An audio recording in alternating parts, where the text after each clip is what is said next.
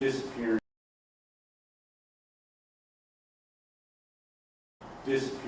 of a young girl by the name of Liz.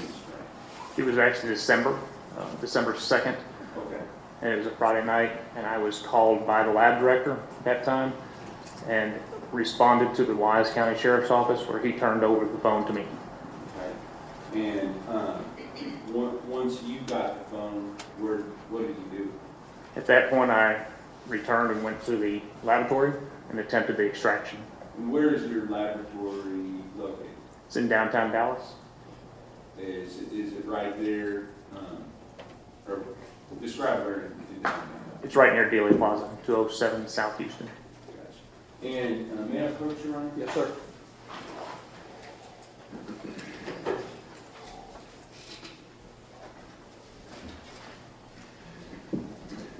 Prior to court today, did I show you what has been marked as State's Exhibit number 153? Yes.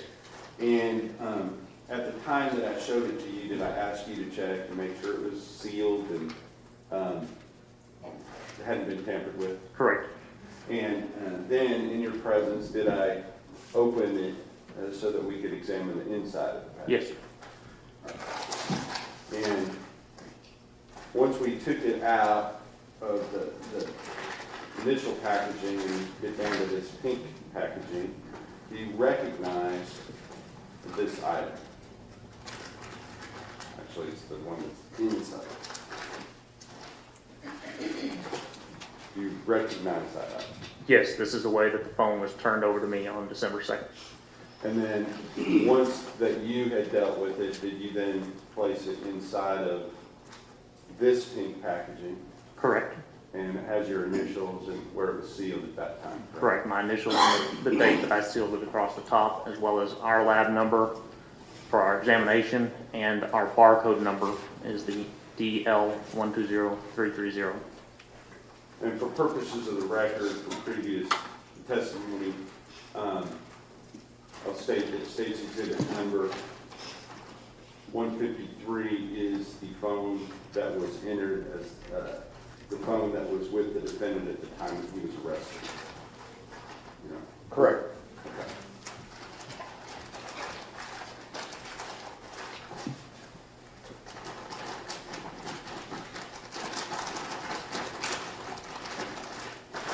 Now, were there some other items besides the phone that you were asked to examine as well? Yes, a few days later, they also brought 2 gaming systems and a laptop. And we're just going to talk about the phone this time. Get it back in the package.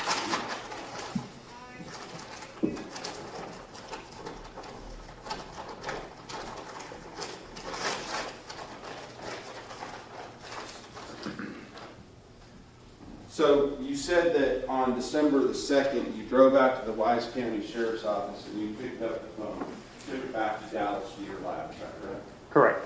Were you able to do a full download of it at that time? Not on December 2nd, no, sir. Okay. When was it that you were able to complete the download process? That would have been the following Monday, I believe December 5th. All right. And tell us the process that you went through to what we call digital extraction of that phone.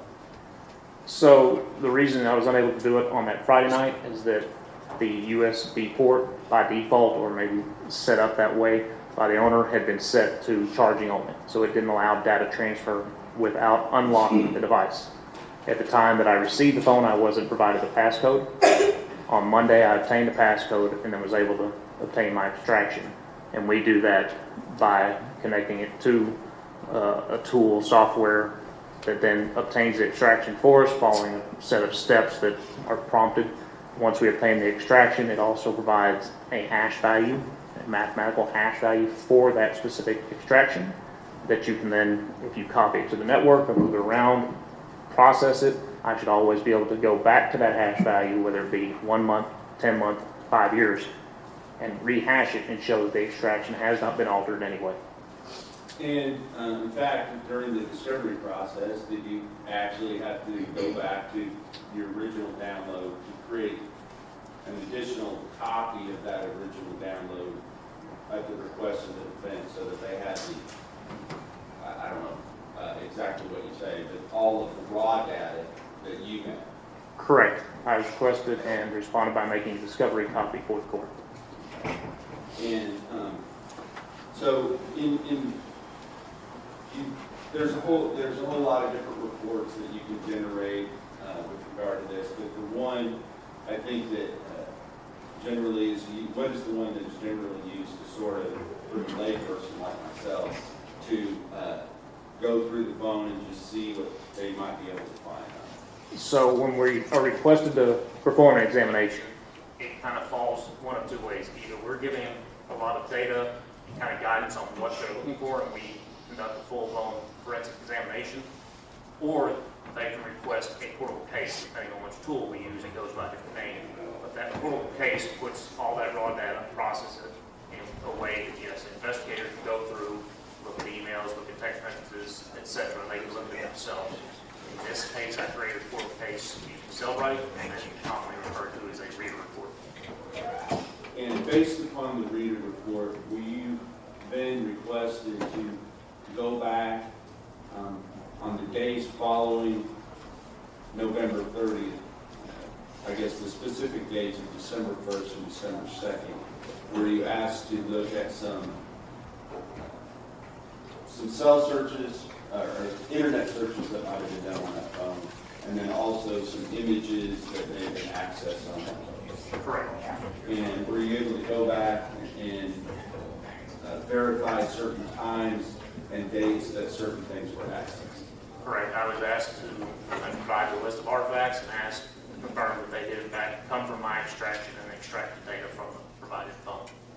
And prior to court today, did you, were you shown a document, I think it's approximately maybe 30 pages, 18, yes, 29-page document that, of those artifacts, as you call them, and there's some dates and times that go with the artifacts to verify that those dates and times are correct. Correct. Okay.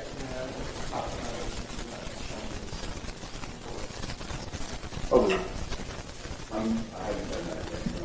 I figured you were getting ready to do that. So, may I approach? Yes, sir.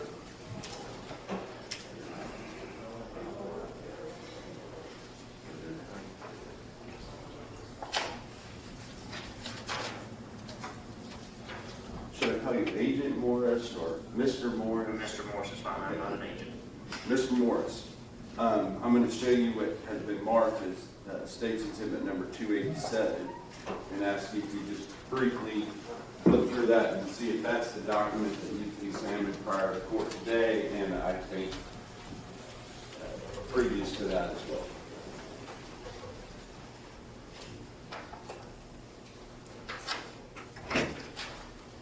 Yes, sir, it is. And prior to that document being created, were there numerous other artifacts that have been honed down to this as far as what we're going to bring before the jury? Correct. There were several. Okay. And so with regard to State's Exhibit number 287, you have 2 pages that are just delineate the date that the thing occurred on, right? Correct. Thursday, December 1st, and Friday, December 2nd. Yes, sir. And with regard to the other pages on there, then there would be a screenshot off of your reader report, and then the dates and times that go with that screenshot. Correct. And do you, is your testimony that you have, where there's like the little red boxes that have been added to the screenshots that point out the things that are referenced as to the date and the time to the left, on the left side of the paper? Correct. The red boxes were added afterwards. They're not part of the initial processing. And other than that, with regard to the photographs or the screenshots, are those true and correct copies of what would have come directly off of the reader report? Correct. All right. Now, on the dates and times, the dates and the times that are on the left side of the page, have they been gone through the conversion process? Is it the original times that you read on the reader report are usually in what time zone? Usually the forensic software is going to list everything in universal coordinated time, otherwise known as UTC, or pretty much mean time. And then from there, you can convert the time based on which time zone you're in. For this one, we are Central Standard Time, so minus 6 hours. So if it says over here on the left side, the date and the time, and it says CST, what does CST stand for? Central Standard Time? Do you believe it would aid the jury to understand some of the things that were being accessed by the defendant on this phone after the time, the alleged time, or the admitted time now, that he murdered Athena Strand on November the 30th, 2022? I do. I will offer State's Exhibit number 287 into evidence. Sure.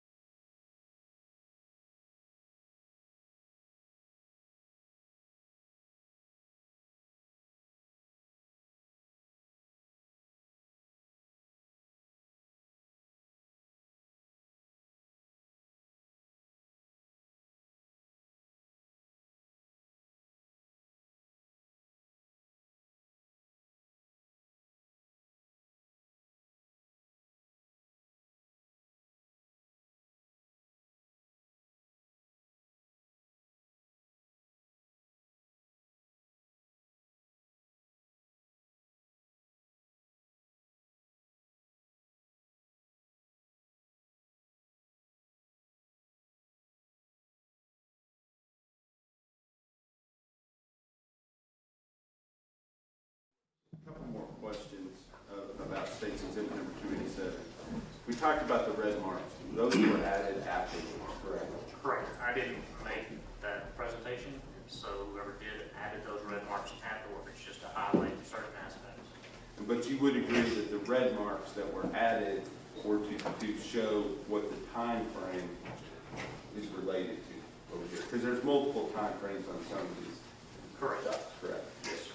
And then there's also specifically as to the search where it shows web history, there's a URL or a file path that was used to get there. Is that correct? Correct. File path shows where that artifact is located within the overall file system.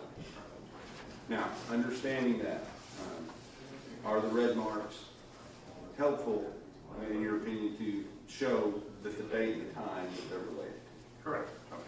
Now, with regard to the date and the time, those date and times were put there before you saw this document, correct? Correct. But did you go back and verify those dates and times to make sure that those were true and correct? Correct. Each of the artifacts I was able to locate matched up to the time displayed. Okay. And with regard to that, would you adopt that as far as part of your testimony is to, for the individual artifact and the time that's on the same page, that that's the time that that artifact is related? Correct, so long as it's minus 6 hours from whatever it's displayed in UDC. That's it. All right, thank you. With that understanding, one thing for the, prior to court today, was there a hearing outside the presence of the jury where you gave your qualifications, talked about what you were going to testify to? Yes, sir. And at that time, the defense had an opportunity to make objections to your testimony. They did. Sustained. Yeah, I don't have any objections to it as a demonstrative evidence. We would object to come back. All right, so states 287 is admitted. You may have a running objection. May I publish it? Yes, sir.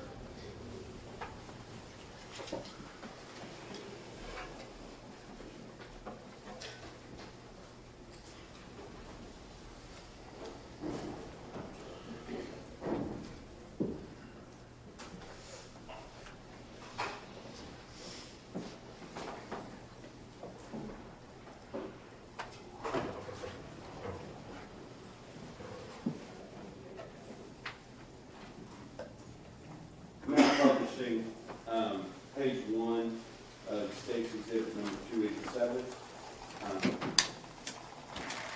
Mr. Morris, as far as how these pages are related to each other, are they chronological order? Starting earlier in the day on December 1st and moving through that day, and then going earlier in the day on December 2nd and moving. I believe so, yes, sir. Thank you. So, the second page, page 2 of State Exhibit 287, I want to focus in on. It shows an event that occurred on December 2nd, 2022, which was early Thursday morning at 3:30 a.m., correct? Correct. And that related to an internet search that had refreshed, I guess at that time, from one that had previously. Actually, Explain, you're right. Explain to me what we're seeing here in this red box that I have focused in on with regard to page 2 of State's Exhibit 287. So the search was for my family makes me out to be a demon. I was asked to locate that within the extraction and verify that it came from my extracted data. In doing so, I located that data, that specific search, but also located what appears to be the original search, which, if my memory serves, was actually performed on November 22nd, sometime after 10 p.m. So that this search is either a research or it's just still in its history. It was hit again, or the page refreshed back if you didn't close that tab. So this is not the initial original search. But it does show that that search was refreshed or accessed at what time of day on December the 1st of 2022? According to that, it's December 1st, 2022 at 3:30 a.m. Central Standard Time. And the total text of, because over here, if we're looking at the middle, it doesn't give the entire text of the search, correct? Correct, and you can see there as well that it's been refreshed a couple times at on that date. Understood. And so, but the total text is over in this box in the lower right-hand corner. My fiance's family makes me out to be a demon. Is that right? Correct, and if you were to widen the column in the software, which you can't do with the screenshot, obviously, you could also see the entire search string. Are you talking about this column here? Yes, sir, if you widen that within the software, you'd be able to see the entire column. All right. Moving on to page number 3. Now we have an image that shows to have been accessed on December 1st, 2022 at what time? 6:19 a.m. Central Standard Time. And just for purposes of the record, can you describe what we're looking at? It's a graph, 3 circles intersecting, different subject titles of each one. And so the top circle, are they in a triangular formation? No, there's circles.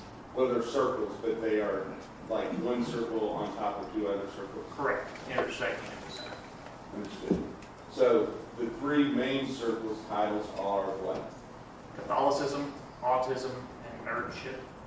Okay. And what does it say is the intersection of all 3 of those things? It has the acronym BDSM.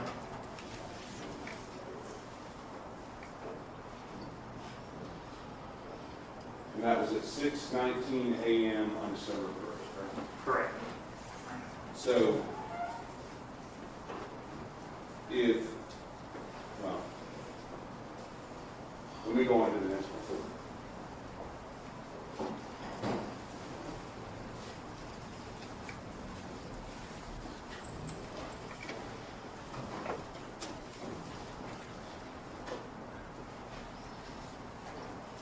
Okay, let's go on to the next one, December 1st, 6:19:48 in the morning. What's the next image that we're looking at? It appears to be a book titled Hot and Bothered. What's the subtitle, please? How to think about, talk about, and have the section you really want. Going on. 7:37, now we're jumping all the way to 7:37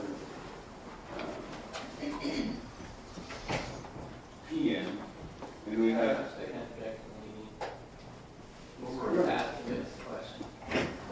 Don't leave your witness. Your Honor, I believe this has been admitted into evidence. I think I could read off of the document that's admitted into evidence if that's allowed. I'm just saying, don't leave your witness. Yes, sir. Okay. Let's, is that, tell us, is this the same or different search that was earlier access that you referred to on the first page? That's the same search. Just review the refresh brought to the present. Okay, thank you. Now, December 1st, what time is this next page, specifically for purposes of record, page 6, what time is this image accessed? It's displayed as 1:06:05 p.m. Central Standard Time. And that's, in PM means what? Post-ring means in the afternoon. All right. And with regard to that, do you recognize that image as being a certain person? I do. And who is that? Athena Strength.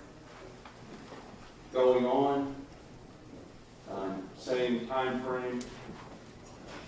What are we looking at here? Page 7, It's another picture of Athena Strength.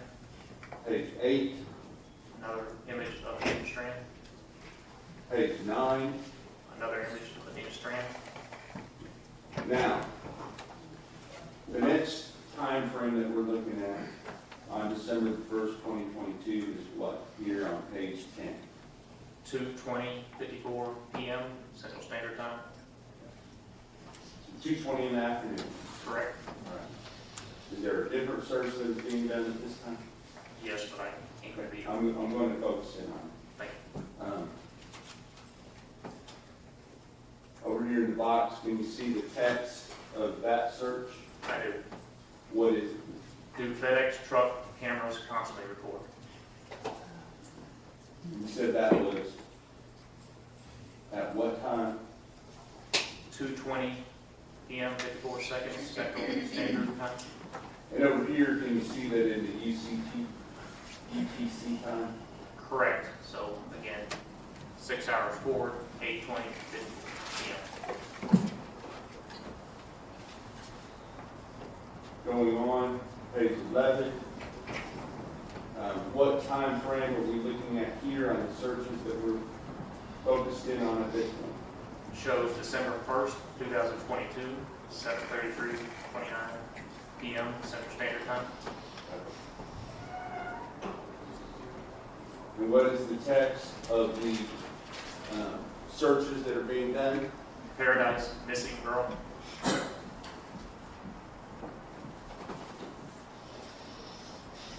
And how many different refreshes or new screens were accessed as part of this?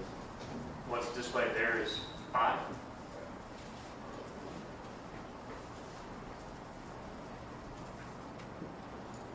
Going on, page 12. What time frame are we looking at here? December 1st, 2022, 8:16:07 p.m.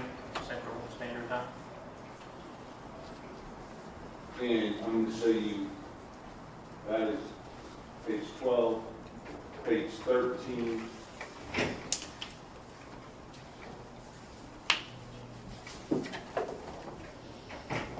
Are you familiar with what these photographs show? I am. Can you state that for the record, please? Certain areas of crime scene.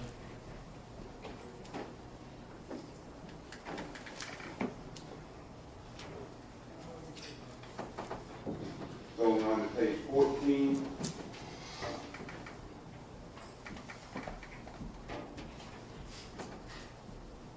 Additional photos of the crime scene and all those, that string of images is part of, I believe, a WhatsApp chat group. And I want to ask you about, when you refer to it as the crime scene, it's hard to narrow that down because there's multiple things going on at the same time. So can you say where are these search areas, or where the body was recovered, you know? I do not know each specific one. Okay, that's fine.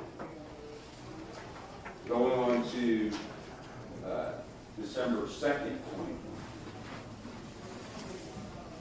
2020. At what time frame are we looking at here? That one shows December 2nd, 2022, 1:49:43 p.m. Central Standard Time. And do you recognize the person in that photograph? I believe that is Tanner Warner. And was this a photograph that was embedded within his phone? It is several times. And with regard to that, was it accessed though at this time of day? It pops up within that Facebook workup, which is Android's name for Facebook Messenger. So I don't know, I wasn't asked to determine if it's profile picture or how it's accessed. Yes, the image did present itself at that time. Okay. Now going on to page number 17. What time of day are we looking at here? December 2nd, 2022, 2:57:09 p.m. Central Standard Time. And is there a photograph of a young girl on there? There is And do you know who that young girl is? Athena Strand. Going on to page number 18.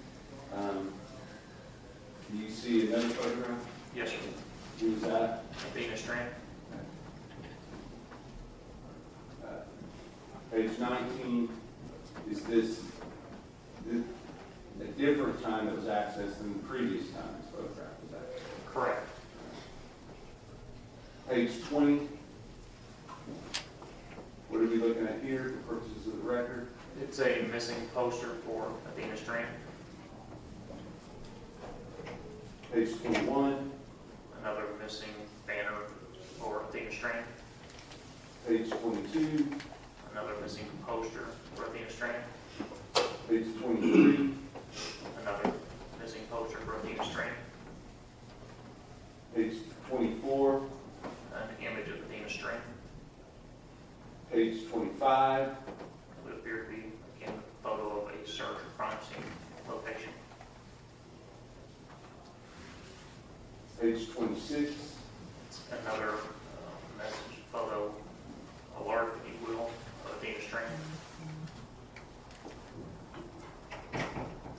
page 27, Another image of Athena Strand.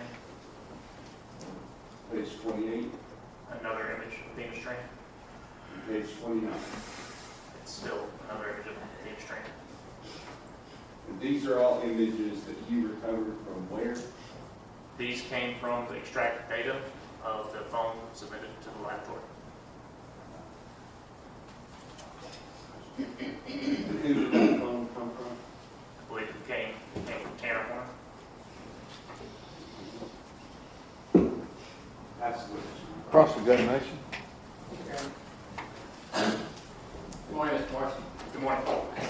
Follow-up questions for you. Now, as to this PowerPoint, you did not create that. That's correct. And your work in the digital forensic, the recovery from the phone, the artifact, is the images over here we see on the right, not the word. Correct. The images on the right are what came from the extraction. The images on the left are just taken from that. Summarizing, if you will. Sure. And you're only testifying to those artifacts on the phone. You're not giving any testimony regarding who the end user was at the time or anything like that. Correct. Now, this wording in blue there, Yes, sir. that is our file path. Correct. So that's kind of where it ended up on your phone, on the phone. Yes, sir. And there's ways things get onto your phone other than you searching for Correct. it. Can you just tell me what a cache is? So a cache is, best way to describe it is a temporary storage. You have different caches within your web browsers, different caches within your social media applications. And the purpose of a cache is really to try to make your user experience better. So if you think of a news site, it may cache data So the next time you go to that news site, if it's one you go to frequently, you're not waiting on it to pull up all the original data. It can pull up more quickly and present itself quicker. In the same way, social media apps have a similar fashion. They're trying to present the user quickly what you want to see. You're not waiting. And so it can cache data of stuff you've looked at for social media. Some of it may be preloaded, as you may be familiar with social media. When you pull it up, there's already a video waiting for you.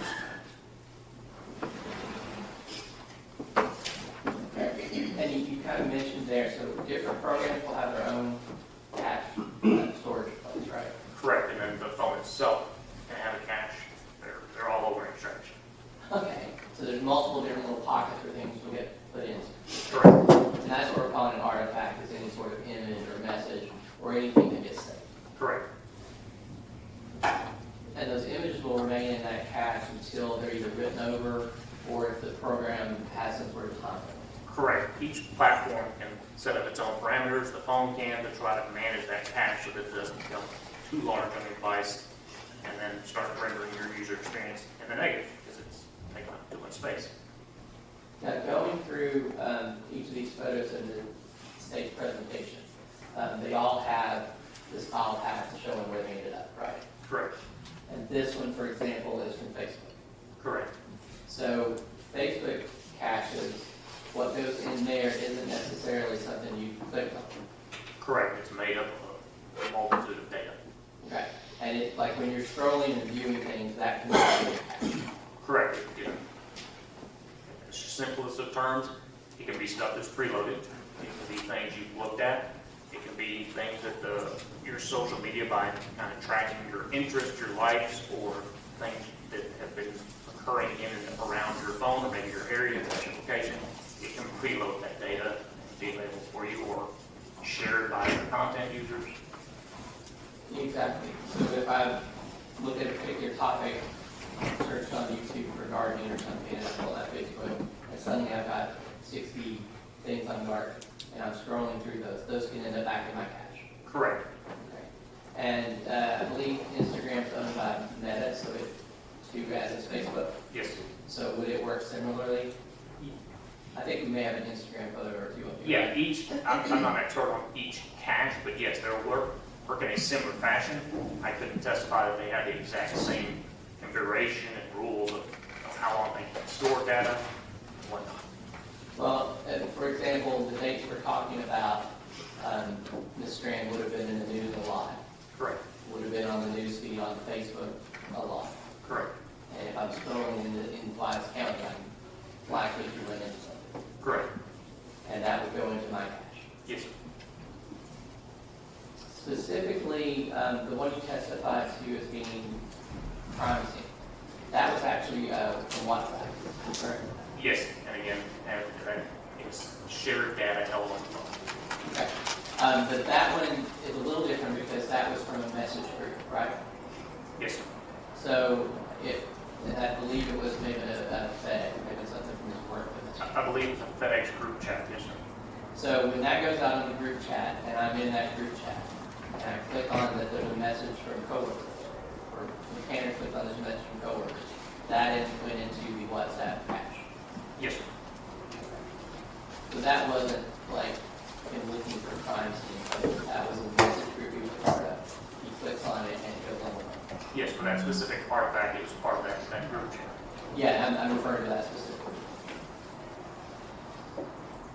There are also some of these that may have been from messages from his niece, from his grandmother. Okay. And so if you get a message from someone else, the same thing. You click on it, whatever attachment they sent you goes into the cache. Yes, it could be cached depending on what messaging platform you're using, WhatsApp, the native messaging for the phone, Facebook messaging. So because you've got the file paths on these, and it's different from the search terms you showed, these are from caches from either Facebook or Instagram or the WhatsApp or a message that was sent. Yes, sir.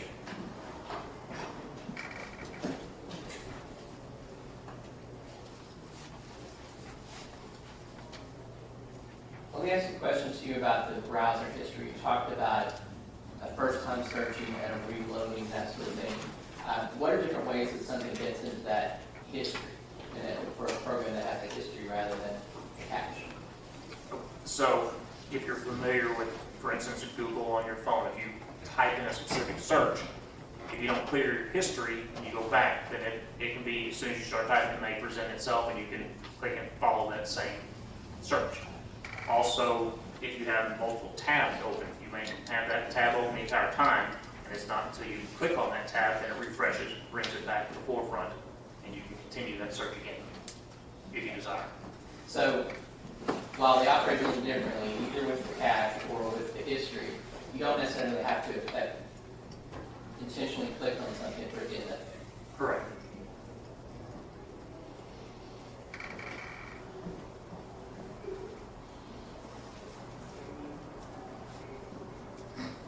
Now, I don't know if you mentioned this, but I believe it's in your report that one of the first things you did to gain access to the phone to do a search for child sexual abuse materials. I'm sorry? Child sexual abuse material on the phone. I think it's in your report, maybe prior testimony, that was like one of the first things you did. I think I remember noting that I didn't locate it. That was going to be my next question. So you didn't locate any sort of child sexual abuse material. I think that was the acronym of it. Correct, I did not.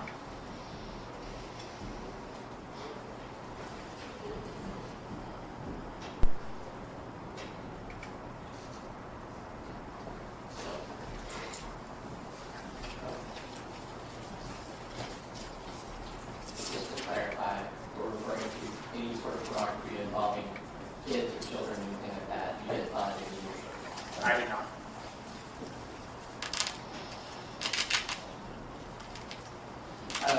One last question, and you may or may not know the answer to this.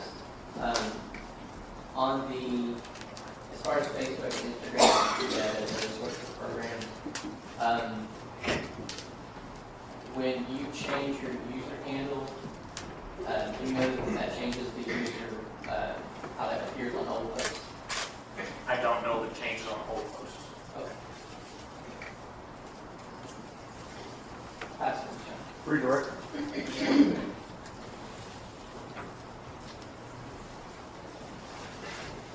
We've already shown this photograph. In order for somebody to have this documentation on their reading report, what would have to happen? Those listed there are typing searches. You're typing in a search. If you wanted to know what the weather is, you type, what is the weather today? That is what that artifact is cataloged. So would the person, whoever it was that was using the phone at that time, be the one that advertised it? Correct.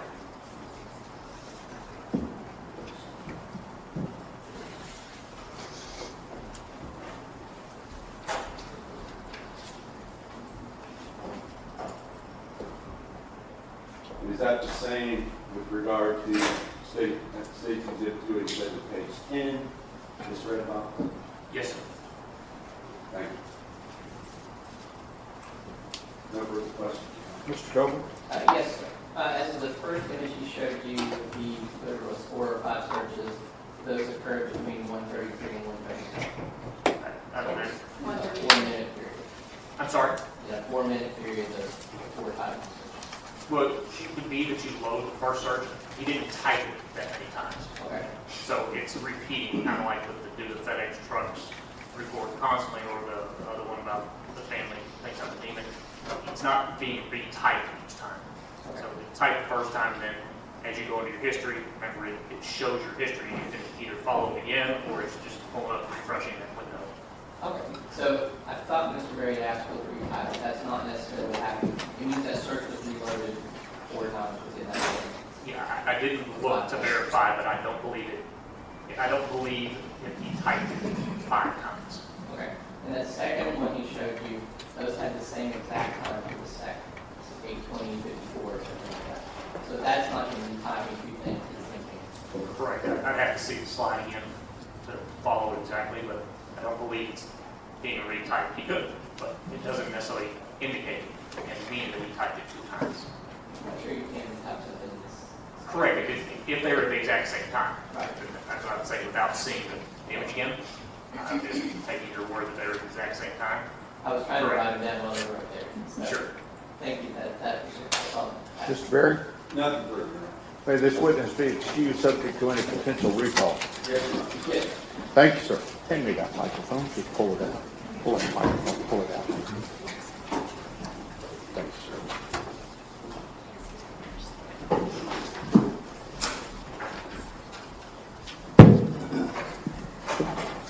Who do you have next? I'm sorry? Kevin Huffman?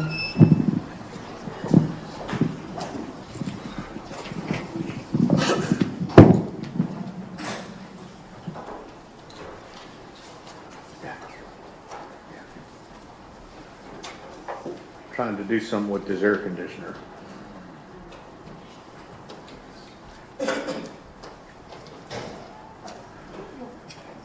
Oh, have a seat. Ladies and gentlemen, this witness has been previously sworn to testify truthfully.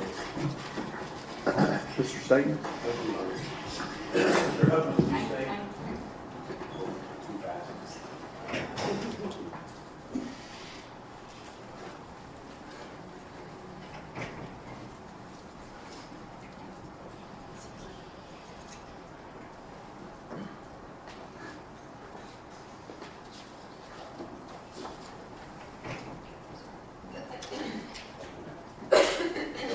say your name, George.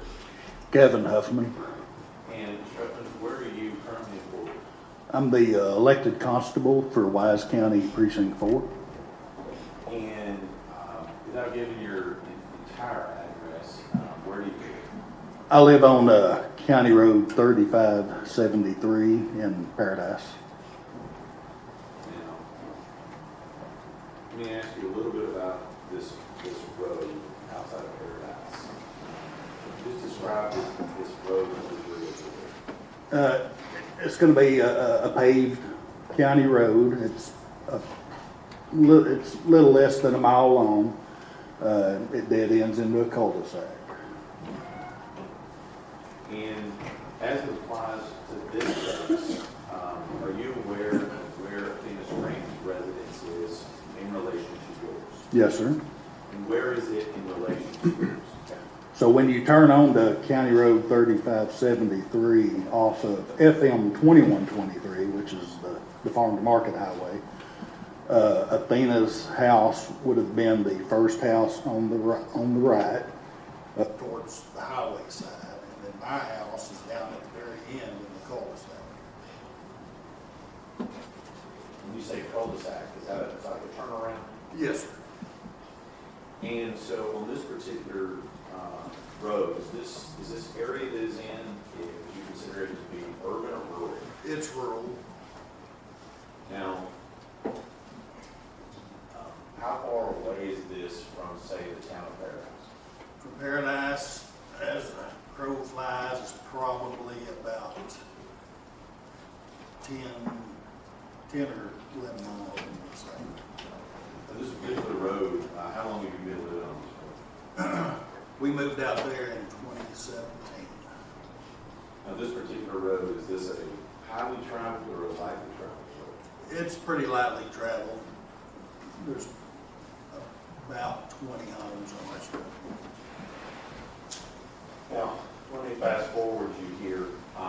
At some point in November of 2022, did you happen to come in contact with the defendant, Tanner Warren? Yes, sir. And how did that contact occur? He had delivered a package to our house. And let me ask you specifically, what date was that on? That would have been on November 29th. And what time? It was evening time, approximately 5:45. Now, in relationship to that date being the 29th, are you familiar with what date Athena Strand witnessed? Yes, sir. What date is that? That'd have been the following day on the 30th. And do you remember, you said you were a constable. Let me ask you a couple of questions with that. Yes, sir. Is a constable a licensed peace officer in Texas? Yes, sir. And with regard to being a constable, do you have access to the sheriff or dispatch? How do you communicate in Wise County? Well, I have a police vehicle. I don't personally use it that much. I'm kind of old school guy, but I communicate primarily by phone with them. But I do have the ability to use the county radio system and whatnot. And in that communication, do you remember when you became aware that Zena Strand had gone missing? I'm sorry. Is that your relevance to the incident that we're talking about today? Sustained. When Zena Strand went missing, did you participate in search? Yes. And how so? That evening, I participated by going out and checking my property. I'm on 10 acres. So I went and checked around my fence lines, and I checked my stock tank and in that immediate area that evening. So backing up, you said that Ken Horner had delivered a package at 5:45 the day before that, is that right? Yes, sir. Okay. And let me ask you, at your home, back in 22, who all lived at your home back in 2022? It would have been myself, my wife, and my 2 daughters. And let me ask you, we don't have to give their names here, but how old were your 2 daughters in November of 2022, if you remember? My youngest would have been 7, and my oldest would have been, well, she had just had a birthday, so she had just turned 10. So I want to make sure this is you, your wife, 2 girls, 7 and 10. Yes, sir. And were they all present when Tanner Horner arrived at your location on the 29th? Yes, we were all on the property. All right. And with regard to that, how did you become aware that he was there on the property? My oldest daughter had come in to let me and my wife know that we had a delivery there. They were both out in the yard. And so that's the setup I was going to ask you about. Now, who was where when Tanner Horner drove up? Yes, sir. My 2 daughters were out playing out in the front yard. We have a swing in the circle drive, so they were out playing out front, and me and my wife were in the house in the living room. And other than delivering a package, anything else out of the ordinary go on that particular day?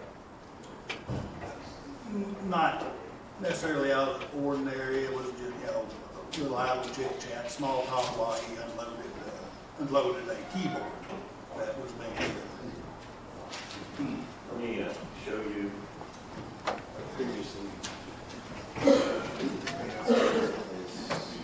Exhibits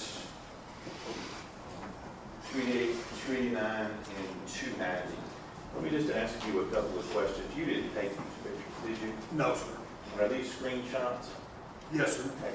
Let me just ask you, do you recognize any portions on these particular screenshots? Yes, sir. And just to give us an idea, what do you recognize on the screenshot? So I recognize it shows a partial picture of the front of my house and the front door. It shows my wife's car parked on the carport attached to the house. And this picture shows an image of my youngest daughter. And then what about, that's takes 289, what about 290? Thank you. I apologize. I left my cheaters in the truck. This one, in addition to the car, the front door, this one is going to show, looks like my youngest daughter at the back of the FedEx van, as well as me coming out of the front door. Okay. And then on 288, is that generally the same as you see here in 289 and 90? Yes, sir. Minus this one, I do not see me coming out the front door, and it appears that the van door is closed at that point. All right. And do these accurately represent your home and those things around your home on or about that date, November 29, 2022? Yes, sir. Definitely. Thank you, sir. Thank you. Appreciate it. Food offer states 288, 289, and 290. Any objections other than those previously brought to my attention?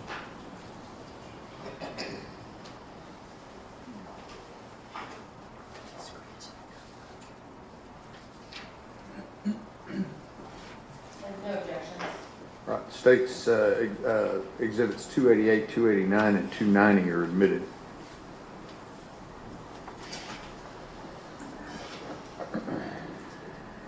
That's what's Cross-examination. Can we adjourn? Yes.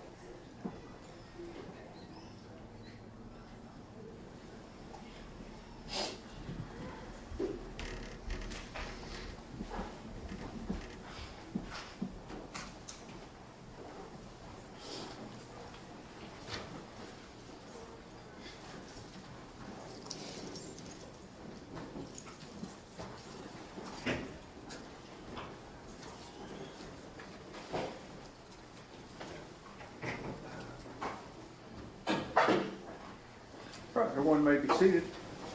Ms. Anderson. Yes, Your Honor. Mr. Huffman, during the break, you had a chance to review a video, and it was the interior of the truck during the stop, which you had just previously testified about. Is that correct? Yes, ma'am. And Your Honor, we have pre-admitted defense exhibit number 44, and we would like to publish that to the jury now. Any objections? Mr. Staton? Yeah, okay. Defense Exhibit 44 is admitted, and you may publish to the jury.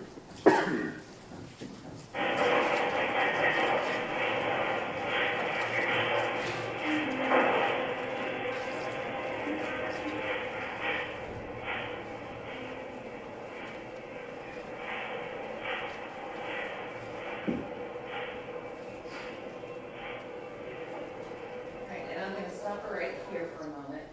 Now, Mr. Huffman, when Mr. Horner pulled into the driveway, the lights are on at the house. Is that correct? Yes, ma'am. And there are cars in the driveway. Yes, So just looking at the house, there's an indication that somebody's actually home. that's correct. And there are dogs out in the front yard? Yes, Okay, and I believe you testified that your kids were out there playing? yes. Where was your wife at the time? She was in the house with me.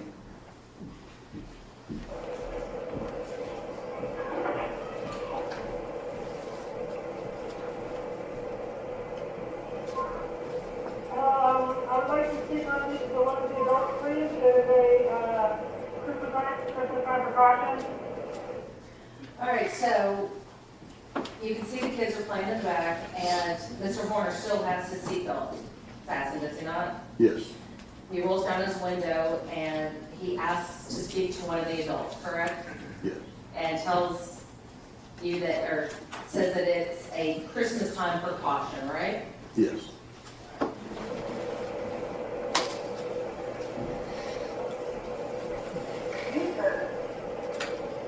Oh, okay.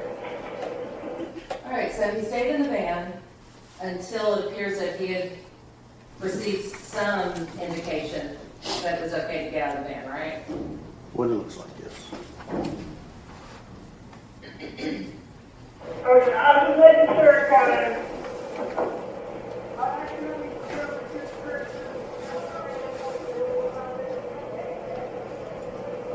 Now, Mr. Huffman, I'm going to stop for a moment. May I approach the screen, Your Honor? Yes, ma'am.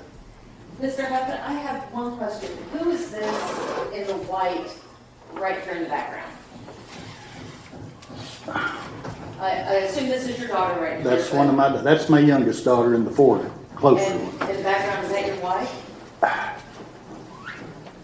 To be honest, I can't tell from here. You need to walk around and look at I it. may have to. You know what, I'll play it and I'll get us to a better spot. And the person in the background goes into the house. Okay, that is my wife there, So in front of the door. Okay, so when Mr. Horner arrived, your wife was outside as well. Yes, we both came out. When he got out of the truck, he told your wife or told people that were outside that, you know, it was a Christmas time precaution because he had accidentally spoiled a kid's Christmas the other day. Is that what he had said? I believe that's the gist of it, yeah.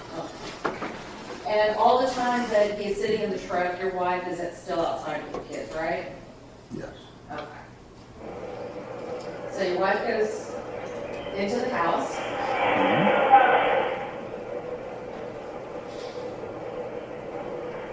And is that you that immediately came out of the house? That is me.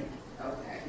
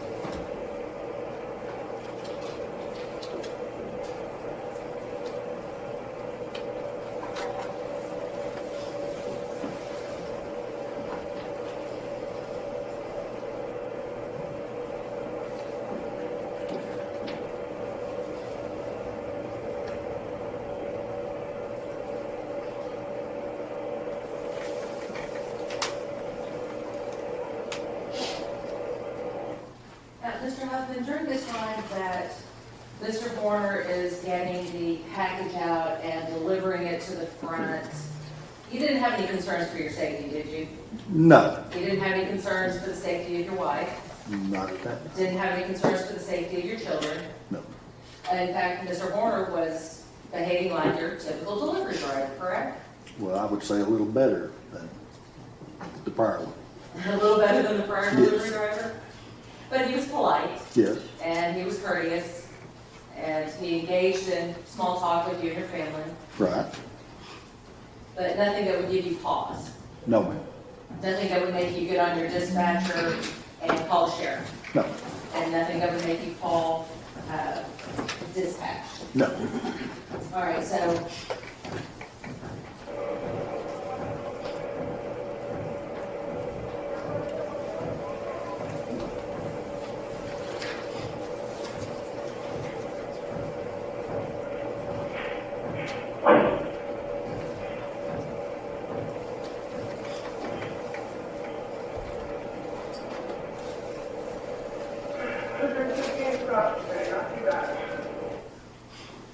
now, Mr. Horner had just stated that 115 stops today. Did you hear that? I didn't catch it, I'm sorry. Okay. So Mr. Horner did say that there were 115 stops that day, not too bad. And during this time period, you can see yourself walking back out of the house, Yes, ma'am. and you're walking towards the back of the truck, Correct? and Mr. Horner's putting on a seatbelt. Yes. Oh, man.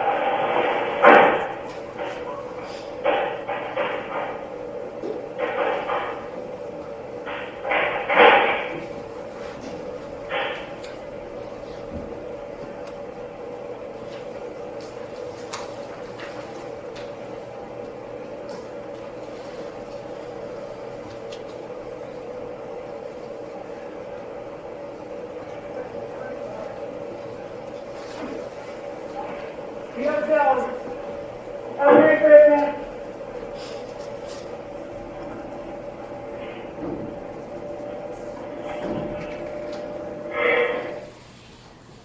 Mr. Huffman, the only other question I had about the package was the package clearly marked what the contents were? I want to say it was, but I don't recall. It's been too long. Okay. If it had been clearly marked and somebody just delivered it, you would agree with me that there was the possibility that if it had been a surprise, that surprise could have been spoiled? If it had been, I think so, but it wasn't. Your Honor, call the witness. Redirect. Within 24 hours of that video, the claimant's been kidnapped and murdered, correct? Yes, sir. Let me ask you, Ms. Anderson asked you if you felt the need to call the police or dispatch, and he was there 24 hours before. Is that correct? That's correct. Now, knowing what you know now, that 24 hours later, he kidnapped and murdered a child the same age as yours, would you still have that feeling with him being on your property at this time? Well, no. And what would you do in response? Objection, Your Honor, that calls for speculation. Sustained. Nothing further on. Redirect. Ms. Anderson. Yes, but at the time, you didn't fear for your safety. At the time, I did not. Did not fear for the safety of your girls. No. Did not fear for the safety of anybody in your household. No. Nothing further. Mr. Stanton. Nothing, Your Honor. Thank you. May this witness be used subject to any potential recall? No objections. Okay. Thank you very much. All right, I hate to do this, but we've been working, so we need 10 minutes. All right, we'll call you back in just a few minutes.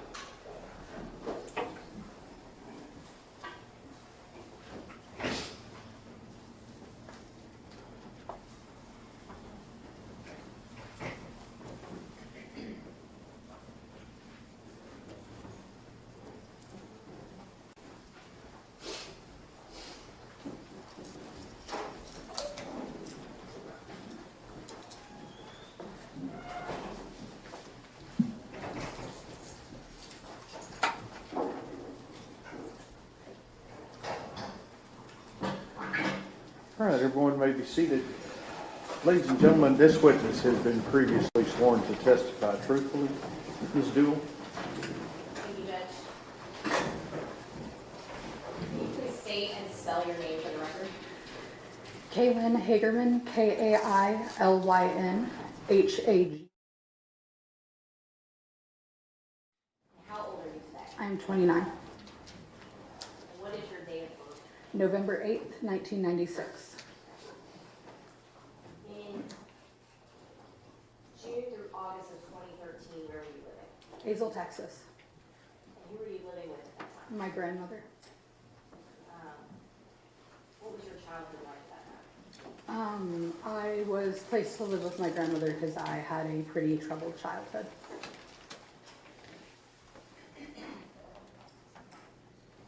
Was your dad involved in your life? No, I was born due to the sexual assault of my mother in college.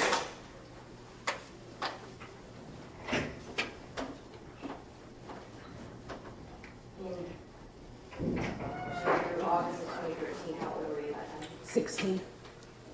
Were you going to school then? Yes. Where were you going to school? Hazel, high school. Do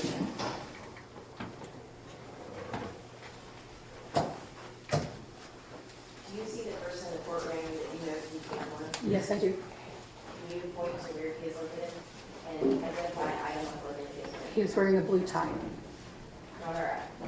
Let the record reflect that the witness has identified the defendant Tanner. Record will so reflect.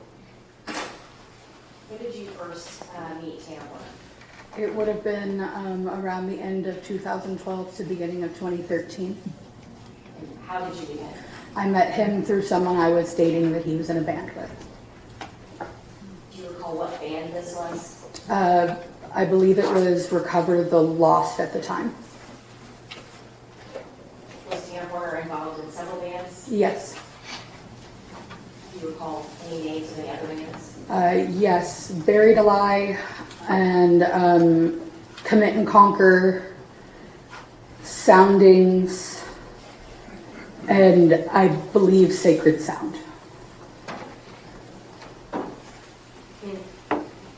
believe you said you knew him end of 2012, beginning of 2013.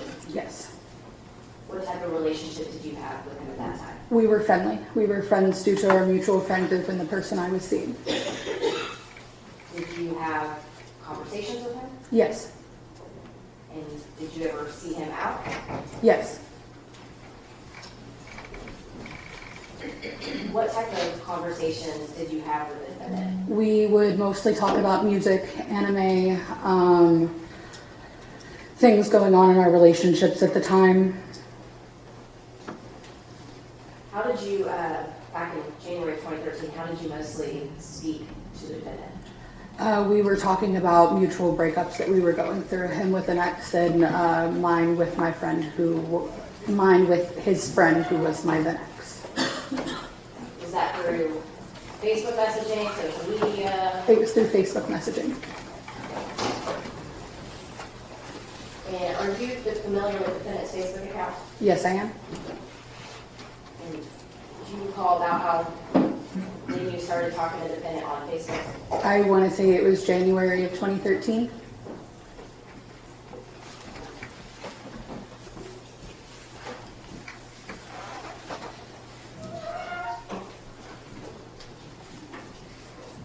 You all have that first? Yes, ma'am.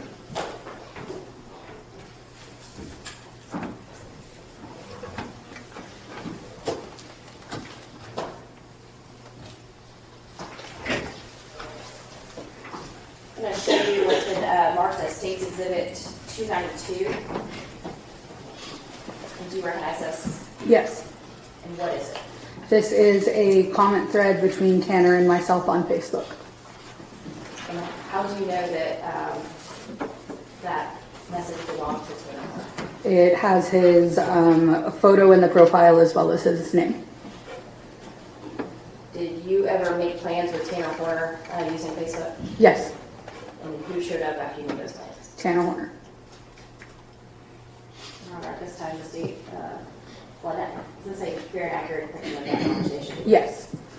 This time the state offers an evidence, State's Exhibit 292.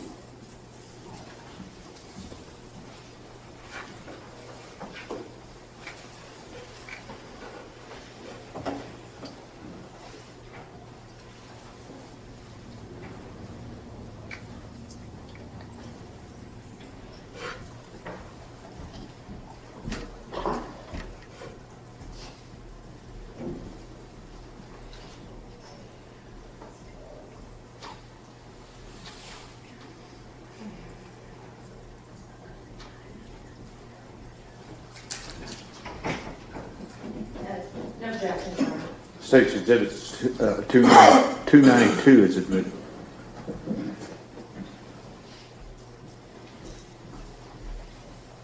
Thank you, Judge. I'm going to show you what has been marked as State's Exhibit 293.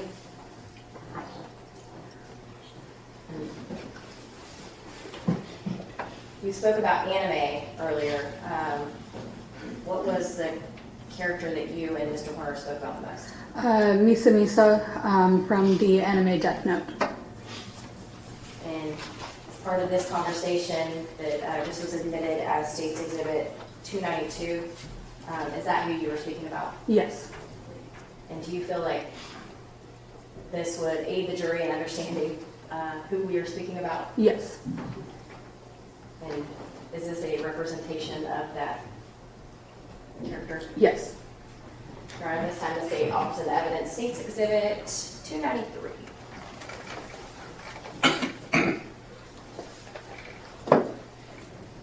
I would object to relevance, Your Honor. That objection is overruled. State's Exhibit 293 is admitted.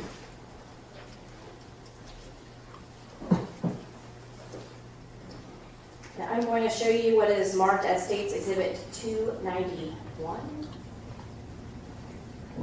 Have you had the opportunity to review this item prior to coming in here today? Yes.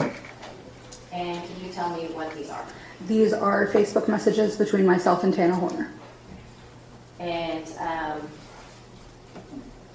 these a fair and accurate showing of your entire conversation that you still had in your possession at Yes. this time? And is that y'all's conversation? Yes. And how do you recognize that that is your and Tanner Horner's conversation? It is, it has Tanner's profile picture as well as his name. Your Honor, this time the state opposite evidence, State's Exhibit 291.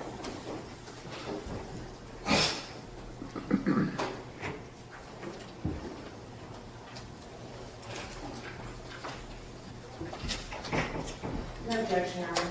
State's Exhibit 291 is admitted. Judge.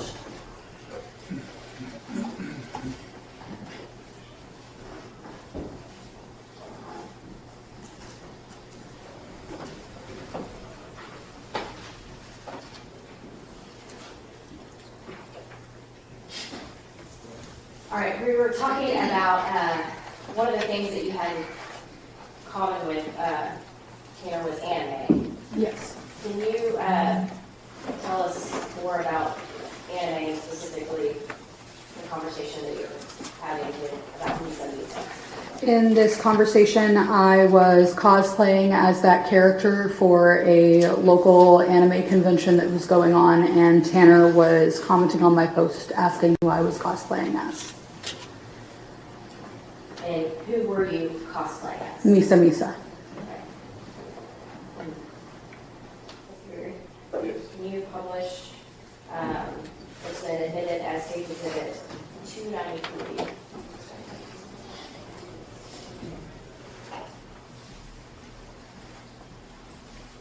Show on the screen now, State's Exhibit 293. And what are we looking at? This is Misa Misa from the anime Death Note. Is this, I guess, what you're referring to in the conversation that was just admitted? It's in front of you, that Facebook message? Yes. And I'm going to have you read those messages and tell us who is reading. Tell us your part, this part, okay? Yes. The first comment that Tanner made asked who I was cosplaying as. I responded, Misa Misa. Tanner said, I just creamed my panties. Tanner then said, I had to go to Walmart and buy a pair just so I could cream them. I responded, Tanner, you're a male. That's weird that you're wearing panties. Tanner then said, well, banana hammock, but still. Them be manties, not panties. LOLs, JK, JK.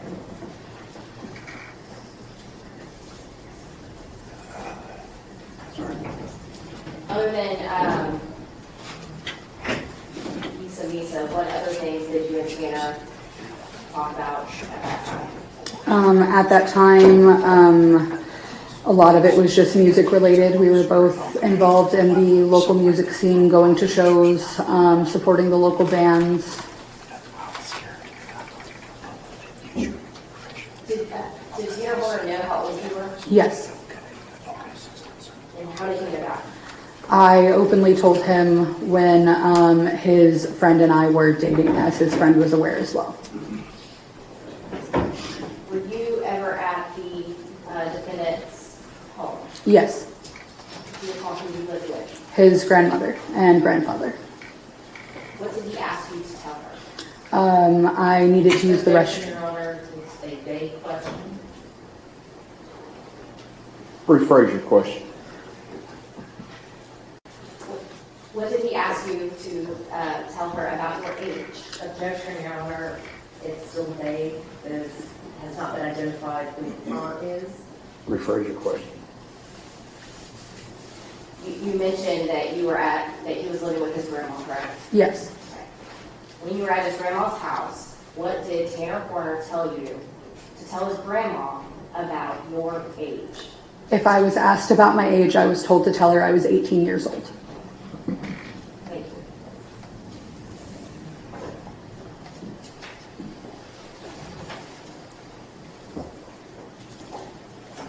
I'm going to bring you to around June and July 2013, okay? Yes, ma'am. At this time, what was your relationship with Tanner Horner? At that time, we had entered a dating relationship for the period of about 1 week. And you were how old at that time? 16 years old, And how old was Tanner Horner? 22. In June or July 2013, what happened? Tanner sexually assaulted me. Was there another time that Tanner Horner sexually assaulted you? Yes, August 11th of 2013. And are you the same person that is a victim in 2 sexual assault and child cases? Objection, Your Honor, to the characterization. Let me hear the question. Are you the same person that is the victim in 2 sexual assault cases that are indicted and pending in Tarrant County? Your objection's overruled. Your Honor, I would object to the characterization of the victim. Only a jury can determine whether or not an offense has occurred. Until then, she's a complaining witness or the accuser. Rephrase your question regarding victim. Are you the same person that is the accuser in 2 sexual assault of a child cases that are indicted and pending in Tarrant County currently? Yes, I am. Who is the defendant in those cases? Tanner Horner. Is that the same person as you have previously identified in court today and as the defendant in this case? Yes.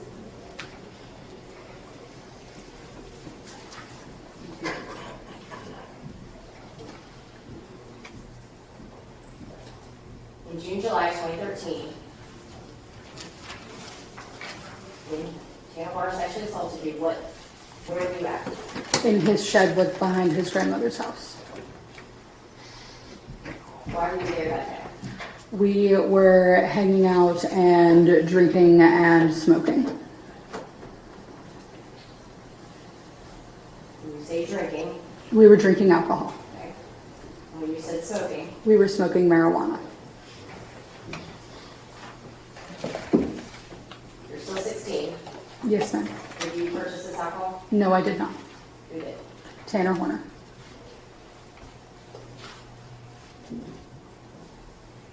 How much had you drank that day? I don't remember exactly, but I know it was enough that I was not coherent.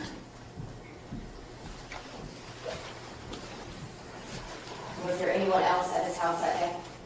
I believe his grandmother was inside her home up the home in the front. So what were you and Tanner Horner doing while you were drinking alcohol? We were in his shed listening to music and talking. Do you recall what time of day or night this was? I believe it started in early afternoon and went on late into the night. Were you planning on staying the night with him that night? Yes, so my grandmother did not find out that I was out drinking.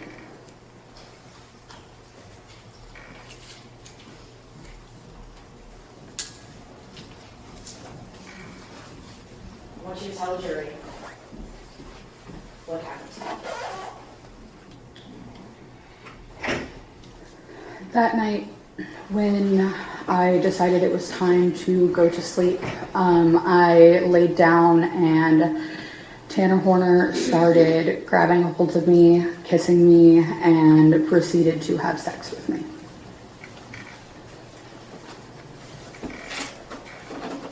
Was this the first time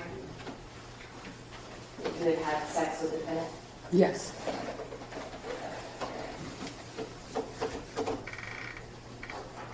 Understanding you cannot consent, did you tell the defendant anything during or after at this time?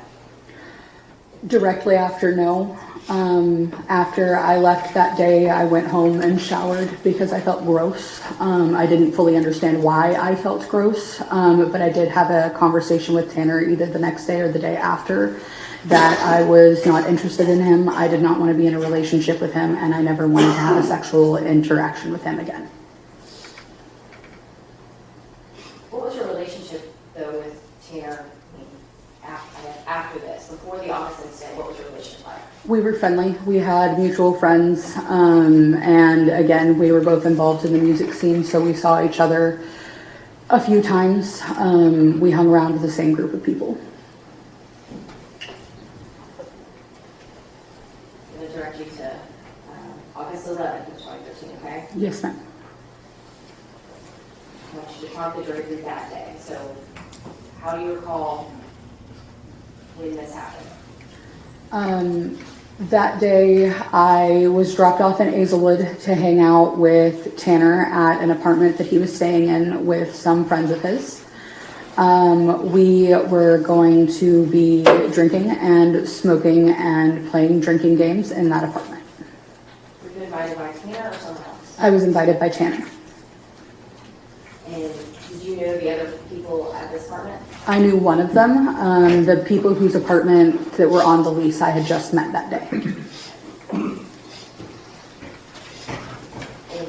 you said you were going to be doing these things. What did y'all actually do when you got there? We exactly did those things. We drank alcohol, we smoked marijuana and cigarettes, as well as played drinking games. Do you know about what time of day or night this was? We started drinking later into the evening. How intoxicated were you? Very. How old were you at this time? 16. Did you purchase alcohol? No. You're drinking games, you're having a good time. What happens next? I decided I was tired, and Tanner and I had agreed that I would sleep in his room instead of on the couch. So I said I was going to bed. I went into his room and went to sleep. Was he in the room? At that time, no. At some point, did he come into the room? Yes. Tell me what you were doing and what happened. I was asleep. I woke up to him grabbing me and touching me in my vaginal area, where he proceeded to again have sex with me. And what did you do at that time? I froze. I completely froze, shut down, did not know what to do, and just let it happen.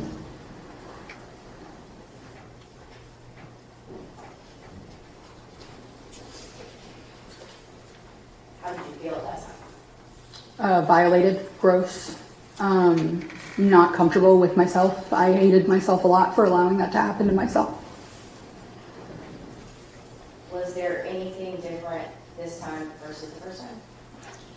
Our conversation after the previous sexual incident was that I did not want to have that kind of relationship with him. So he knew that I was not interested in him like that.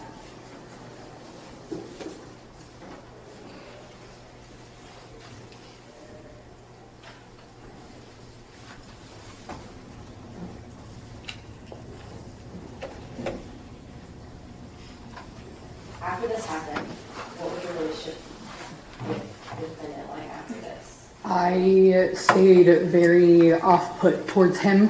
I was very dismissive whenever we would speak. If I was around him, I would often talk to the others around him, but not him. I very much so tried to be as rude as I could be without possibly starting a anger fit. Did you tell anyone at the time what happened to you? Shaylee Moore. Who was Shaylee Moore? Shaylee Moore is a friend of mine. She is also another victim. Objection, Your Honor. May we approach? Sure.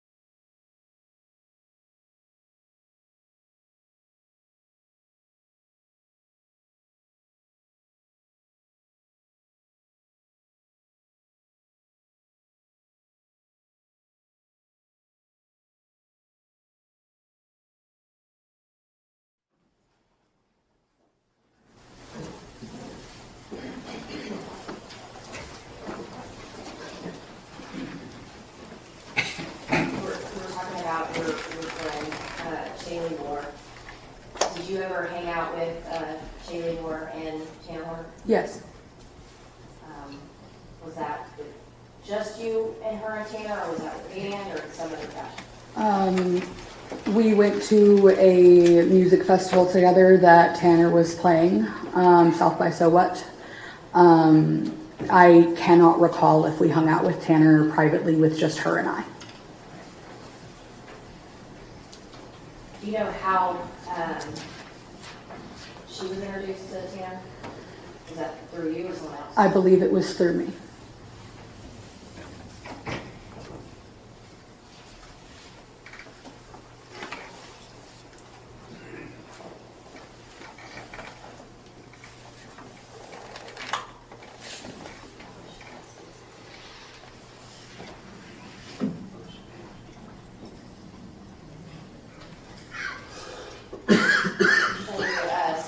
States Exhibit 291. This is the first page in that document. Can you just explain what we're looking at here? This is the start of the Facebook Messenger thread of my messages with Tanner Horner. And can you just say for the record what the date is on this? January 13th of 2013. I'll show you the second page.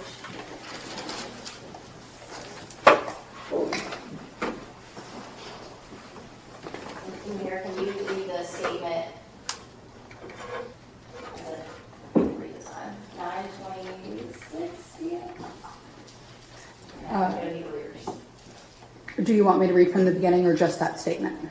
You can read the beginning. Tanner had messaged me, "What's up?" So if you don't mind me asking what happened, I explained that the person I was dating broke up with me due to his family and he was tired of being made fun of.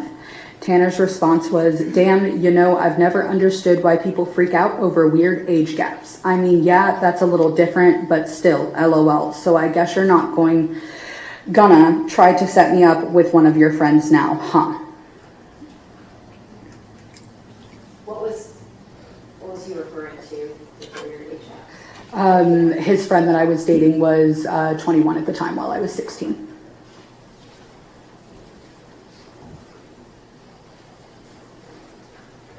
And I guess at this time of this message, he did know your age then. Yes. Objection, false or speculation. Overruled. show you, on the State's Exhibit 291, but it's going to be on page 25.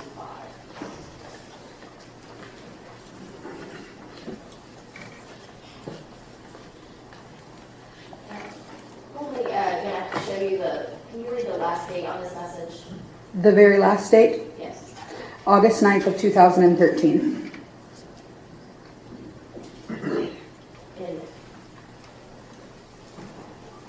And when were you sexually assaulted by Tanner Horn? August 11th. I'm going to show you page, it's going to be still State's Exhibit 291, but page 26. The next page. What is that next date? November 28th of 2013. I'm not good at math, but there's a few months between that. Yes.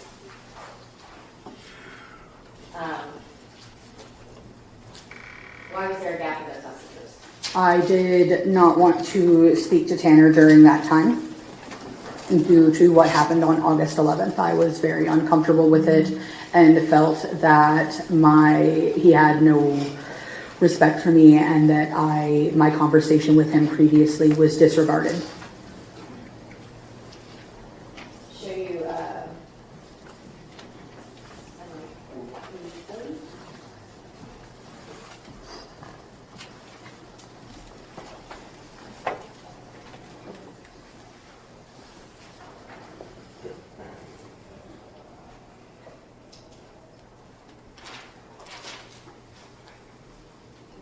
and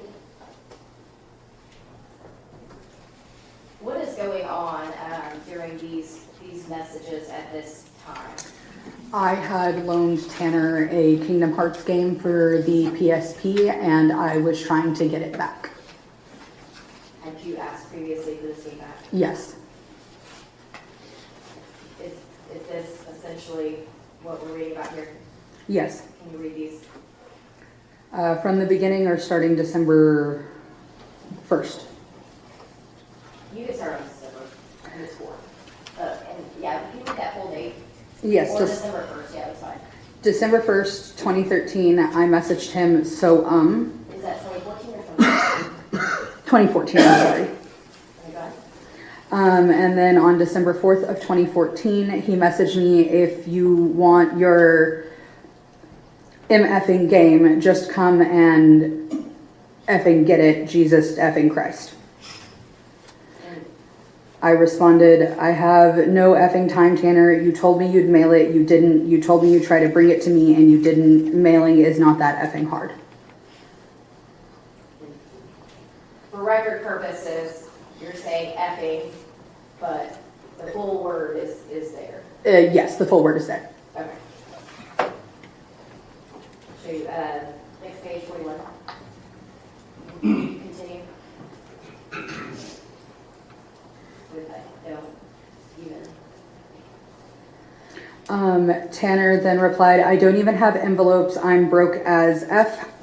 Is it okay if I say the word? Yes. I don't even have the envelopes. I'm broke as fuck. How the fuck can I fucking mail something if I don't have anything to mail it in? God fucking damn. I said, ask your grandparents. I guarantee you they have stamps and envelopes. He said, they don't. I've tried and they won't buy shit for me anymore, which is understandable. I said, ask Cody then. He told you how to do it and he has some. It's effort, Tanner. He said, you're sitting here telling me to put forth effort. What effort have you made to even come get it? That's what I fucking, and then it goes to the next page. Next page, page 42. That's what I fucking thought. I said, I have asked Nakota 25 different times and he has said no. The only way I can go get it is if I walk and I can't walk that far because of my knee. So quit being a prick and just do what you told me you'd do when I loaned you the game. Give it the fuck back. He then said, I'm a prick. Fuck you, cunt. I said, yeah, you are a prick. Warning you now, if I have to give gas money to someone or walk to get my fucking game, it's not going to be fucking pretty. I'm going to be severely pissed. And he responded, K. And what was that next message? That next message is on December 5th of 2014. It starts with, hey, sorry about what I've said earlier. I've been stressed a lot lately, even though that's not, and then it continues to the next page.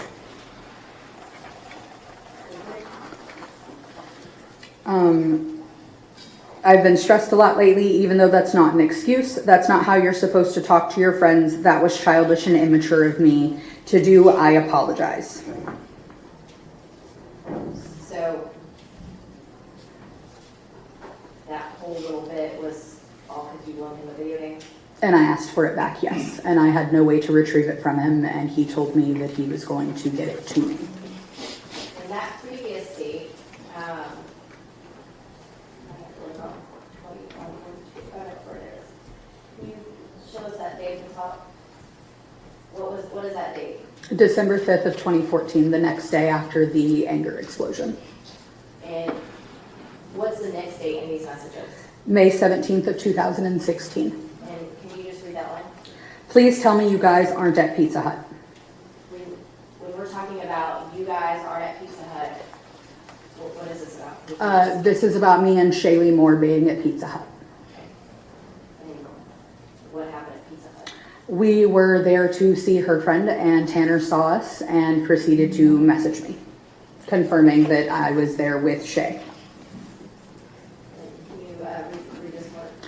It says, please tell me you guys aren't at Pizza Hut. I said, yeah, we are waiting on someone. Why? Tanner said I was going to come up and say hi till I saw Shay there, so I just kind of decided against it. I said, probably a good idea. He said, for real though.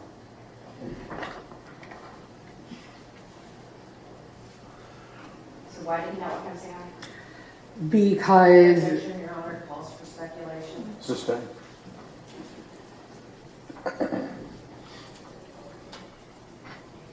Show you,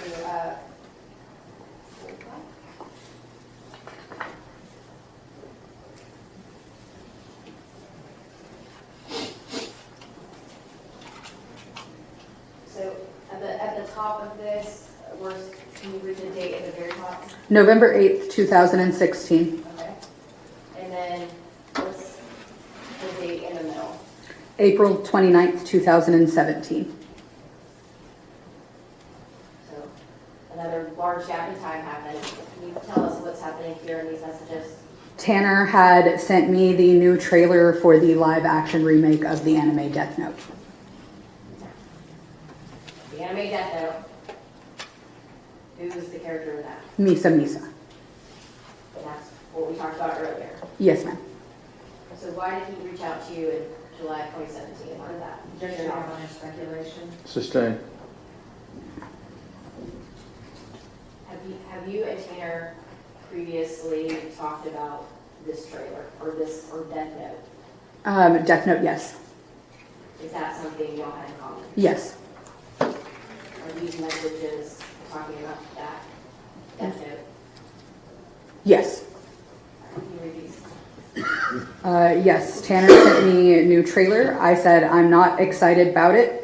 Tanner said, L is black and it bugs me, and I can't read the next message due to the arrow at the bottom. We'll go to page 46. I said, the whole setup bugs me. Gonna end up bringing my Misa cosplay to work though for the release of the movie. Tanner said, I forgot you did a Misa cosplay, LOL, but I'm probably gonna watch it just because I love Death Note, but I have a feeling it's going to bomb harder than the Twin Towers. I then responded, harder than an Ariana Grande concert, but probably gonna watch it too. Tanner then said, just saying though, William Dafoe is Ryuk. I said, I know, I don't know if I want to be excited, and then it goes to the next page. Page 47. I finished that sentence with, I don't know if I want to be excited or not. Tanner said, I'm not going to judge it too hard till I actually see it, but I'm definitely lowering my expectations. I said, I'm iffy. Who do they have playing Miss, but I auto-corrected to Misa. Tanner said, let me check. I said, if she's not in the movie, I'll be pissed. Tanner said, I feel so bad for Misa. I said, who is it? Am I going to cry? I was hoping it'd be Margot Robbie because she's perfect. And then it goes to the next page. Page 48.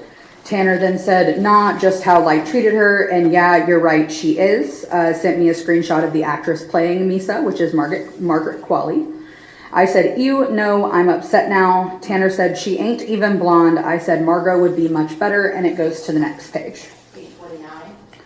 He sent me a photo of William Dafoe sitting in the back of a car and said it's Ryuk. I said it works, but I have to see the makeup and everything first. Tanner said it's probably going to be CGI. I said, WTF, no. If they're going to do Ryuk, it needs to be stilts and the waist cincher and full makeup mask. Tanner said it's Netflix, so I'm guessing they'll have a good budget. I said if it's CGI, I'll cry, and then it goes to the next page. Page 50. Tanner said, I just hope it's at least good. I said, they whitewashed it. He said, what do you mean? I said, no one is Asian. He said, especially L. I said, like it's fucked. The guy who plays Light is horrid. And then he sent me a photo of the character who's playing, the character L and the person who is playing him.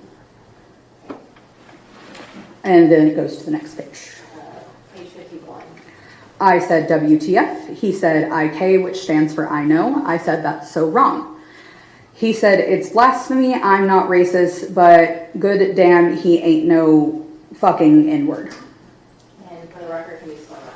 Nigger. Okay. I said exactly. He said he looks the exact opposite. He's supposed to look like an emo tweaker. And then it goes to the next page. And this is back, I'm using my eyes here. This would be July of 2017, right? Yes. Okay. After July of 2017, what was your relationship? I guess you can tell me, what was your relationship like now in this time period, 2017, and then after? In 2017, I remained civil, and then after I started as civil, but started to get more friendly. In 2018, did you come across a defendant? Yes. At some point, did you take some pictures or do something for the defendant? Yes, I took photos of the band he was in at a local venue while they were playing. The band hired me to shoot the photos. What was your relationship with, like, the defendant at that time? Civil. Did you have a sexual relationship with the defendant at all? Absolutely not. Did he ever try to have a sexual relationship or anything with you? He tried to kiss me at the bar, and I told him no, and he did stop at that time. Did he tell you anything at that time? He told me I was more fun when I was younger.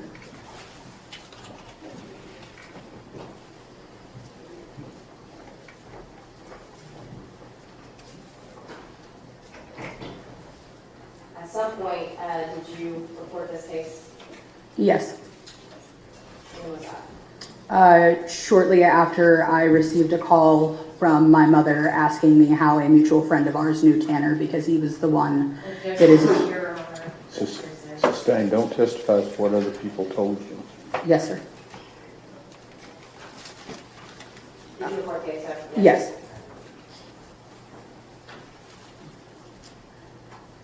How has this affected you? Very badly. I have been struggling mentally since the news was announced online. It has been very hard on me. I have felt guilt due to the fact that if I had reported, things may not have happened to other people as they are accused. Have you sought any counseling or therapy? I did. I actually have a therapy appointment tomorrow morning.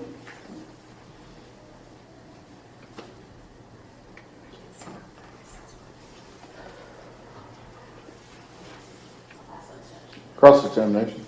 Yes, Your Honor.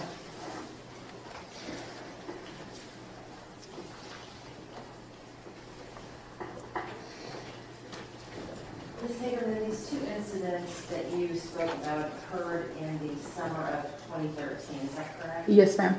The first one happened either at the end of June or the very beginning of July?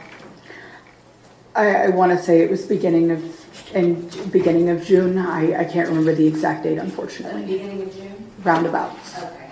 And then the second one happened you said August the 13th. August 11th of I'm sorry, 2013. August the 11th of 2013. Sorry about that. I want to talk a little bit about your dating history.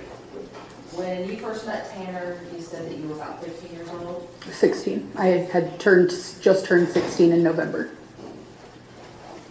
At the time, you were dating a man that was in his band, Yes, and in fact, he's the one that introduced you to Tanner, is that correct? yes, That's because they were best friends in the same band? yes, The man that you were dating in the band, he was 21 years old. yes. How long had you all been together? Before I was introduced to Tanner, maybe a few weeks. And how long were y'all together total? A few months, maybe a couple. I can't recall exactly. Before you dated Jonathan, is that the name of the man you were dating? Yes, ma'am. Before you were dating Jonathan, you were involved with another man by the name of Cody, is that correct? I'm going to object to relevance of her dating history. Where are we heading with this? Your Honor, goes for credibility. Oh, your objection sustained. Yeah. No, your objection sustained. You may make a bill if you need to, at some point. Okay.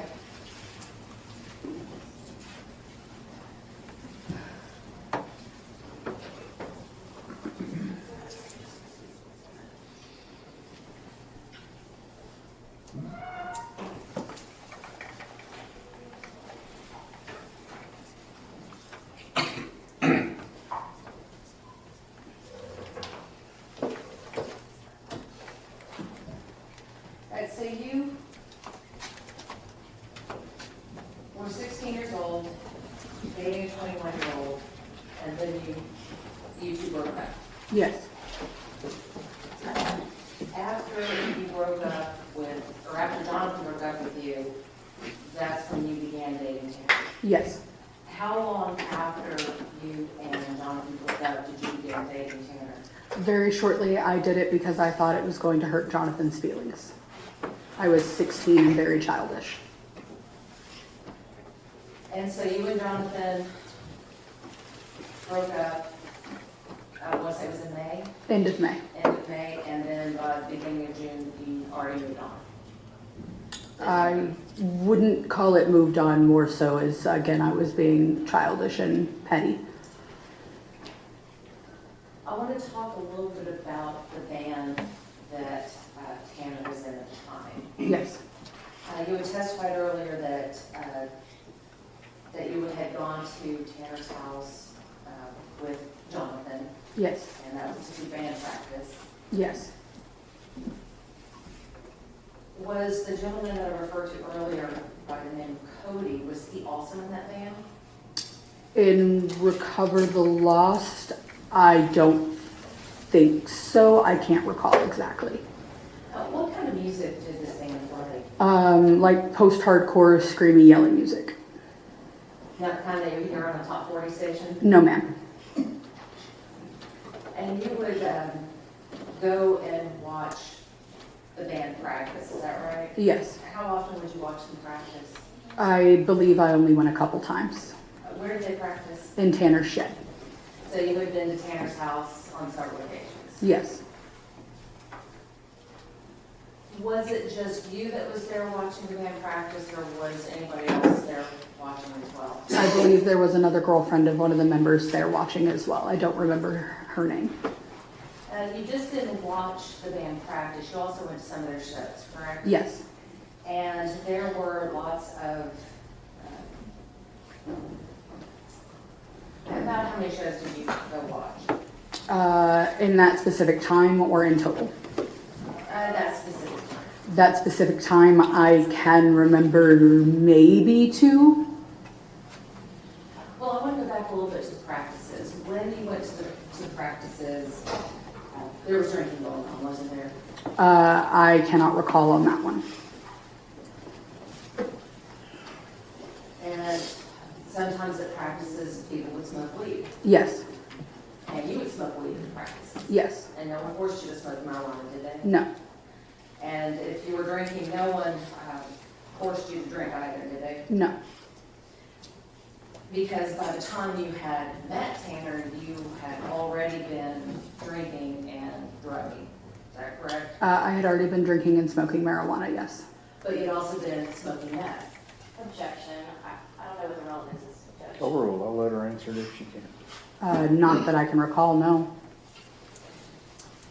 You don't recall telling Tanner that Jonathan had introduced you to meth? I remember telling Jonathan that, not Jonathan, I'm so sorry. I remember telling Tanner that Jonathan and a friend of his were smoking meth and wanted me to, and I told them no, and Jonathan blew it in my face. And you put that's what you messaged Tanner in the Facebook messages? I can't recall the exact messages that I sent him. Are they in the messages I have in front of me?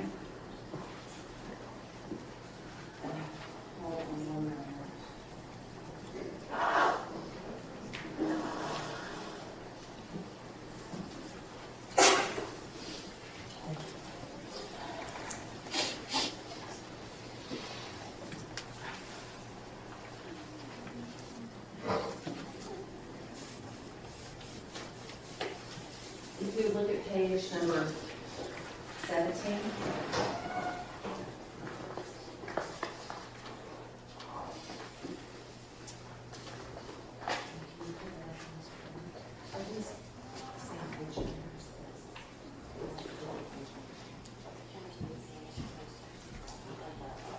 I have it here.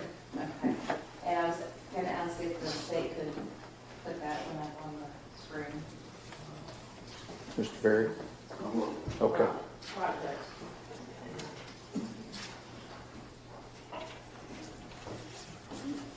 I do remember this. Okay, so we're now looking at June 19th of 2013, where you said, I have the one I loved name permanently etched into my body. I cry all the time, and I can honestly say the happiest I've been is when I smoked meth.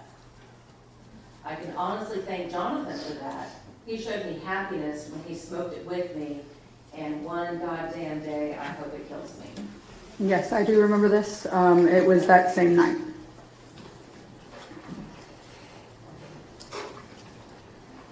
I do apologize for my misspeaking earlier. So I'm sorry, I didn't.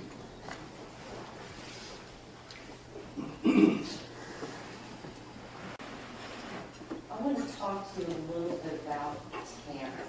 Yes, Over the years that you have known Tanner, that you have had the opportunity to observe his personality. yes, ma'am. And you notice that he is a little socially awkward, Yes, ma'am. and that, according to you, that Tanner seemed to try to pick up pieces of other people's personalities. Yes, And he would try to fit in using those bits and pieces of personality. yes, And you felt that Tanner was basically scared when he really wanted to be cool. yes. All right. So let's talk a little bit more about these Facebook messenger posts. You said earlier that after you met Tanner, you messaged each other on occasion and would talk on Facebook Messenger. Yes, All right. So on May 20th,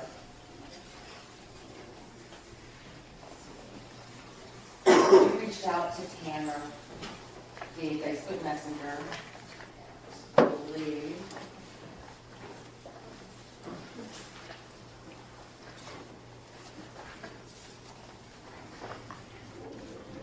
That's on page 7.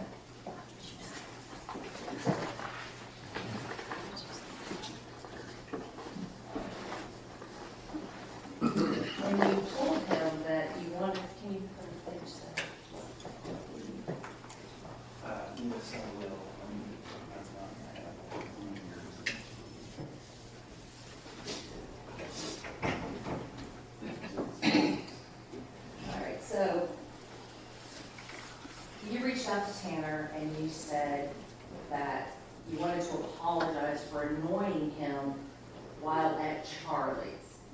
dumb to worry about him, and I hope you feel better soon and find yourself a good girl. See you around, Tanner. Who is Charlie? Charlie is a mutual friend of ours, And what is Charlie's last name? Burris. So when you had reached out to Charlie, you said that you had been annoying Tanner that night, and you're apologizing for annoying Tanner. Yes. So was this the incident at Charlie's house when you were basically being called out for being sexually aggressive towards Tanner? I do not remember that. When I was talking about this, I was saying I was being dumb to worry about him. I was talking to Tanner about Jonathan.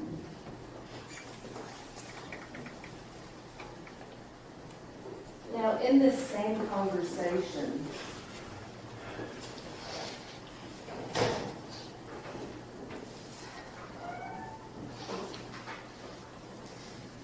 you were talking about, and actually on June 19th of 2013, that would be page 8. Yes. Now, you reached out to Tanner again on June 18th of 2008, and would you please read the first couple of exchanges? Yes, I said, dude. He said, yes. I said, I'm a strong, independent van whore who don't need no life. Tanner said, LOL, what? I said, IDEK, which stands for I don't even know. I'm 5 ever alone. Okay, so you yourself referred to yourself as a van whore? Yes, I did.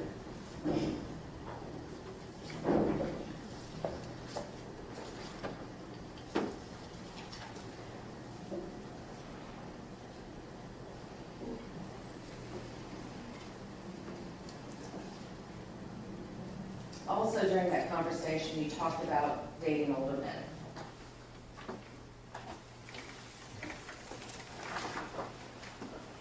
I believe so. What page would I be looking at? Your Honor, I'm going to object to talking about her dating older men. Overruled if it's in the exhibits. You can go into it. Anything in exhibits outside of that. Yes, it's in the exhibit. Let's look at June 19th.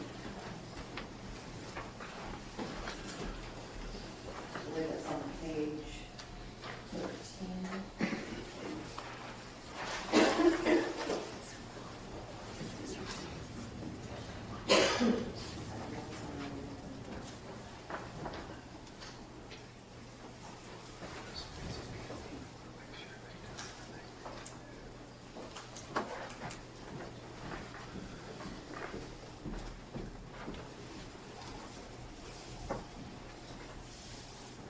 You said page 19? Yeah, and Your Honor, I'm going to apologize. Their numbers are a little off the ones that we had before, so If you refer to the messages by date, That's it what may I'm be gonna better. do. Okay, so on June the 19th, you had spoken in the exhibit. The jury will be able to take this exhibit back Correct. and look at it. So, but you recall on June 19th where you talked with Tanner about dating older men?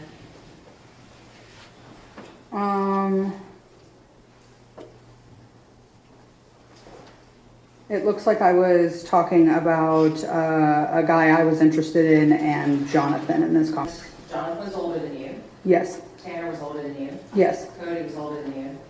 Yes. And all of these men were in their 20s when you were dating them at 16. Yes.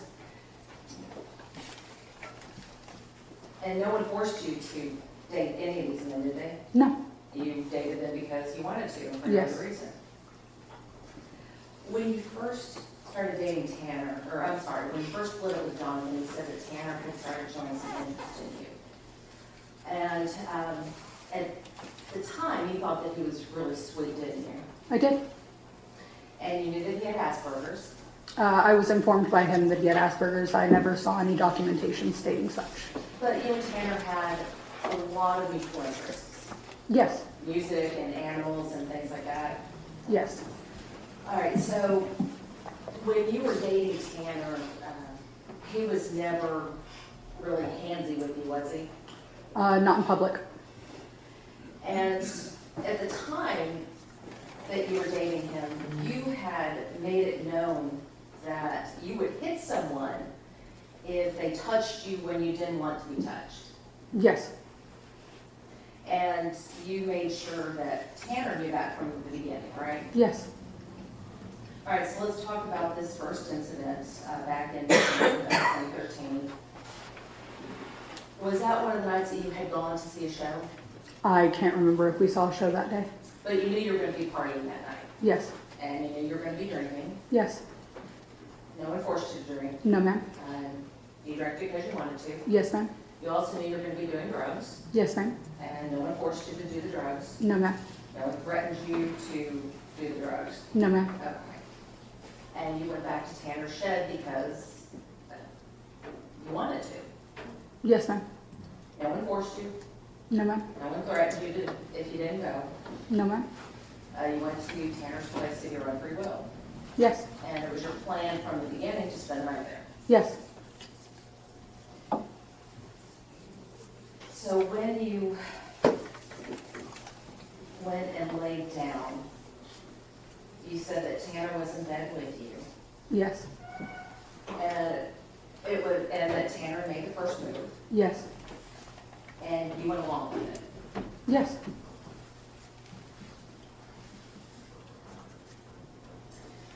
When you had your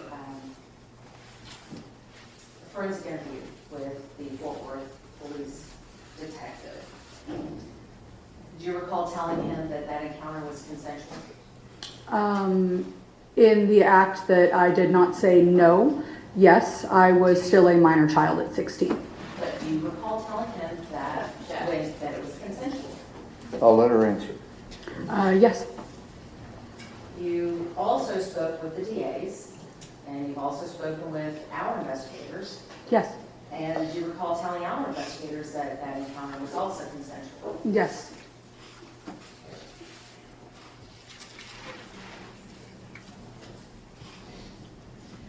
This incident, the first time you had sex with Tanner, you said occurred in June of 2013.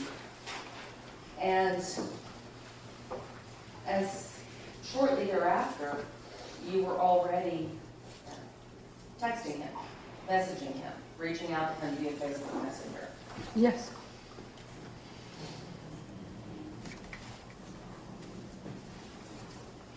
During one of these times that you reached out to him, you were bragging or telling him about a sexual encounter you had had with another woman.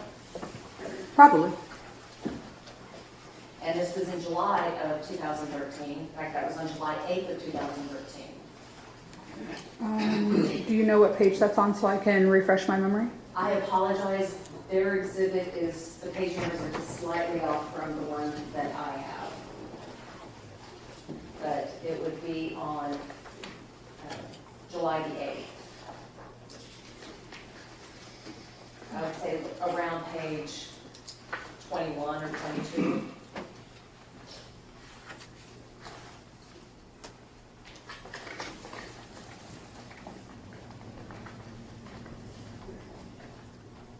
And I believe it might be on page 13. Ah, I see it here.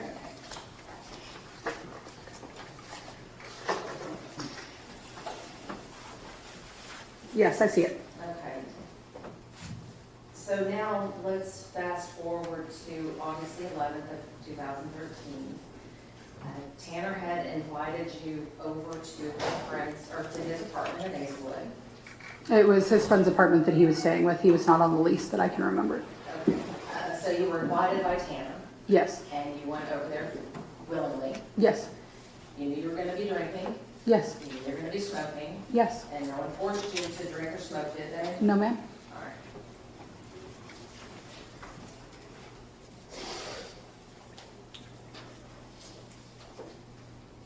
After you went to bed, you said that Tanner came into the room, and then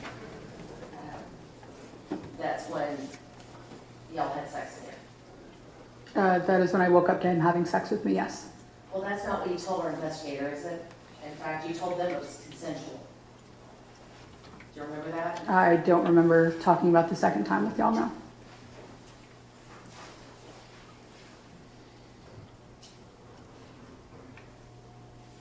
You testified earlier regarding the messages that after this August the 11th encounter, that you tried to be off-put and dismissive and you tried to be as rude as possible. But you continued to initiate contact with Tanner via Facebook Messenger.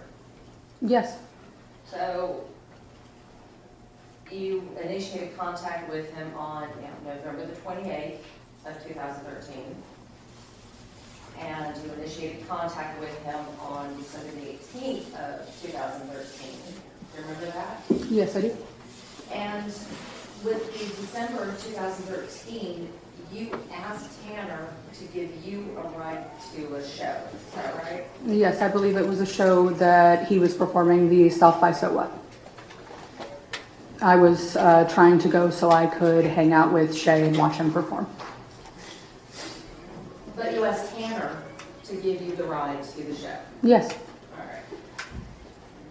And then in January of 2014, you reached out to him again and told him that you had some weed, right? yes, I did.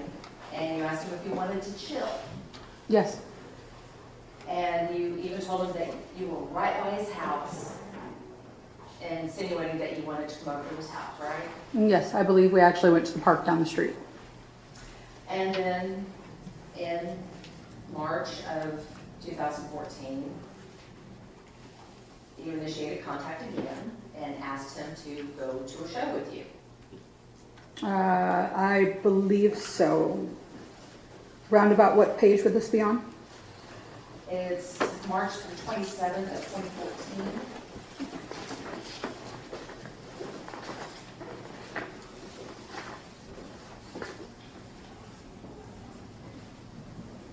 Yes, And then again on March the 28th, you got back in touch with them again. yes, And then again on April the 13th, you tried to video chat him. April the 13th.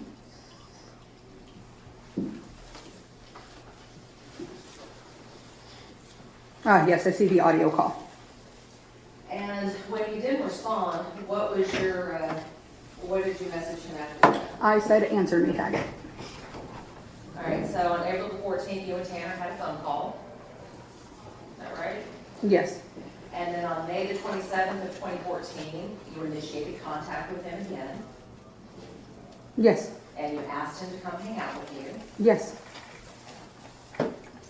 And then later that year, y'all had the fight about the video game, right?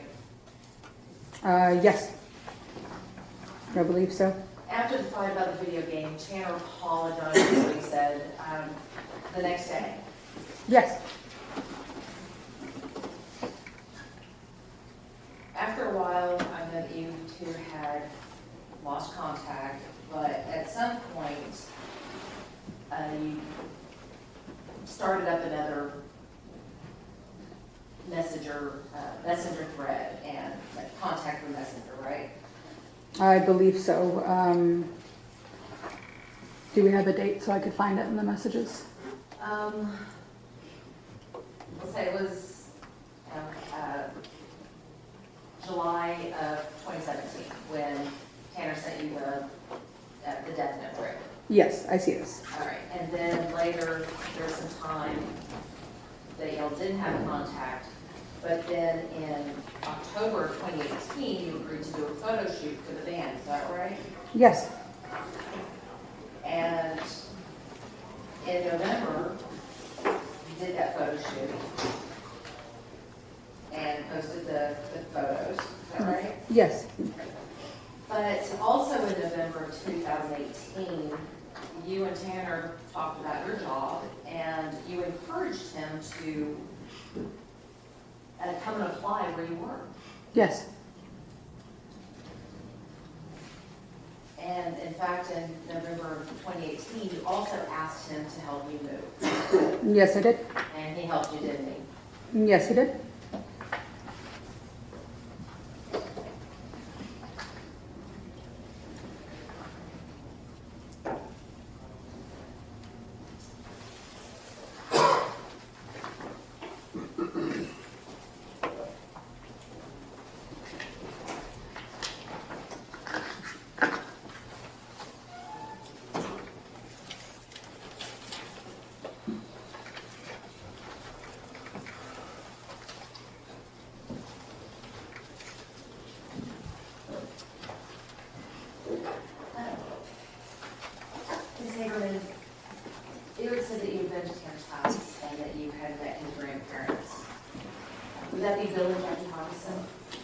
didn't know their names at the time, but it was the older woman in the house, so I assume his grandmother. And you were there at the house at times when his grandfather would yell at him, weren't you? I can't recall. You don't recall telling our investigators that you heard Mr. Hardison hurl insults at Tanner? It's been so long that I can't remember. I'm so sorry. You don't recall telling our investigators that Mr. Hardison referred to Tanner as a shit stain on the face of society?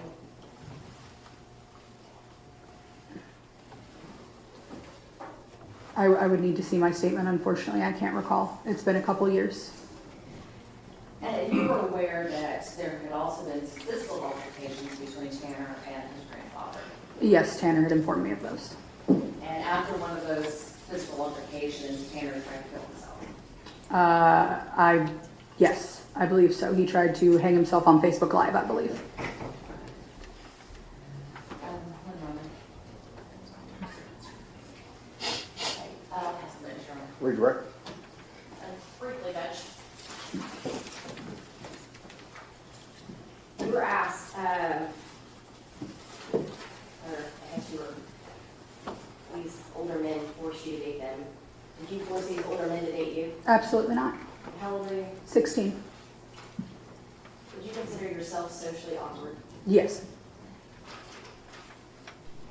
You stated earlier you lived with your grandma. Yes. Is that something you and Tanner Horner had in common? Yes. And how was your childhood? Objection, Your Honor, relevance. Sustained. She's already testified to her having a wrong childhood. I know. So it's repetitious. And when you stated that you were a band whore in these messages, what did you mean by that? That was a term that was going around on a website called Tumblr, which a lot of young people use to repost things about bands. And it was a term that a lot of younger music fans used in that day to say, oh, I'm a band whore. I love all of these bands. They're so great. It was not in reference to me being a whore sexually. I'll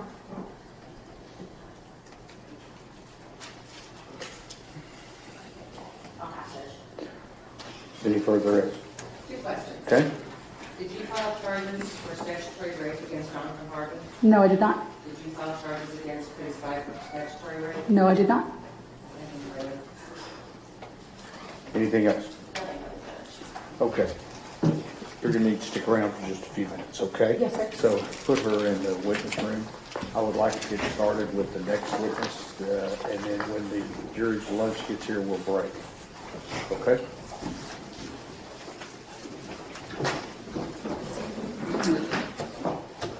Who do you have next? Shaylee Moore.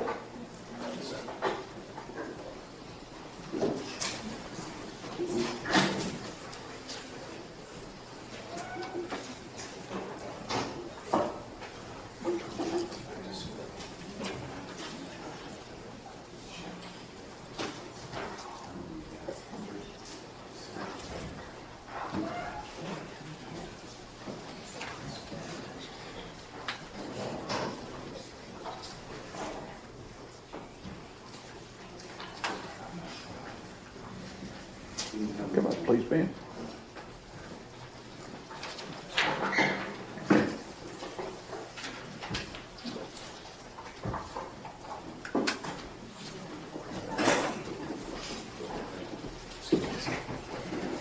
Ladies and gentlemen, this witness has been previously sworn to testify truthfully. Mr. Staker.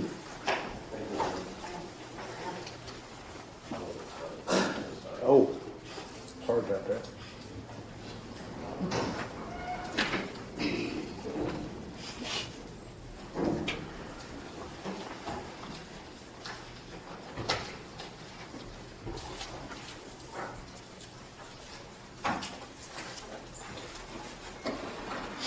All right, let's do a do-over. Ladies and gentlemen, this witness has been previously sworn to testify truthfully. Mr. Staten. point, would you spell your first name for us? Shaylee, Shayle. And your last name, Moore? Yes, sir. Moore. And Ms. Moore, do you commonly go by Shay? I used to, yes. Y'all grown up now, you don't do that? Yes, sir. And ma'am, just so that I'm clear here for us, what's your date of birth? November 4th, 1998.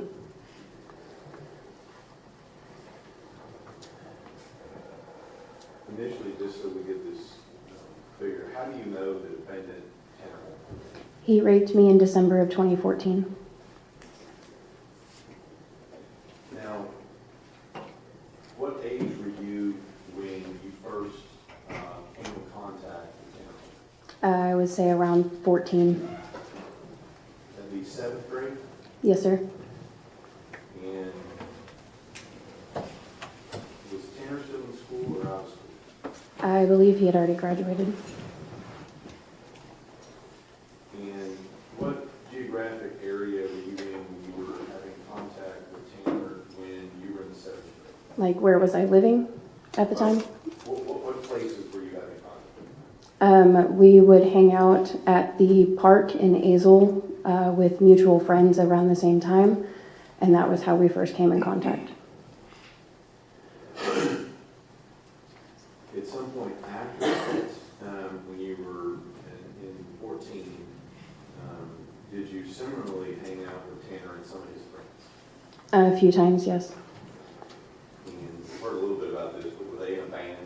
Yes, sir. And how many different bands that he had did you hang out with? Multiples or just one? As far as his band, only one. And as far as this particular band, when did you begin, and I'll just use the term hanging out, and then we'll talk about it, but when did you begin hanging out? It would have been November of 2014.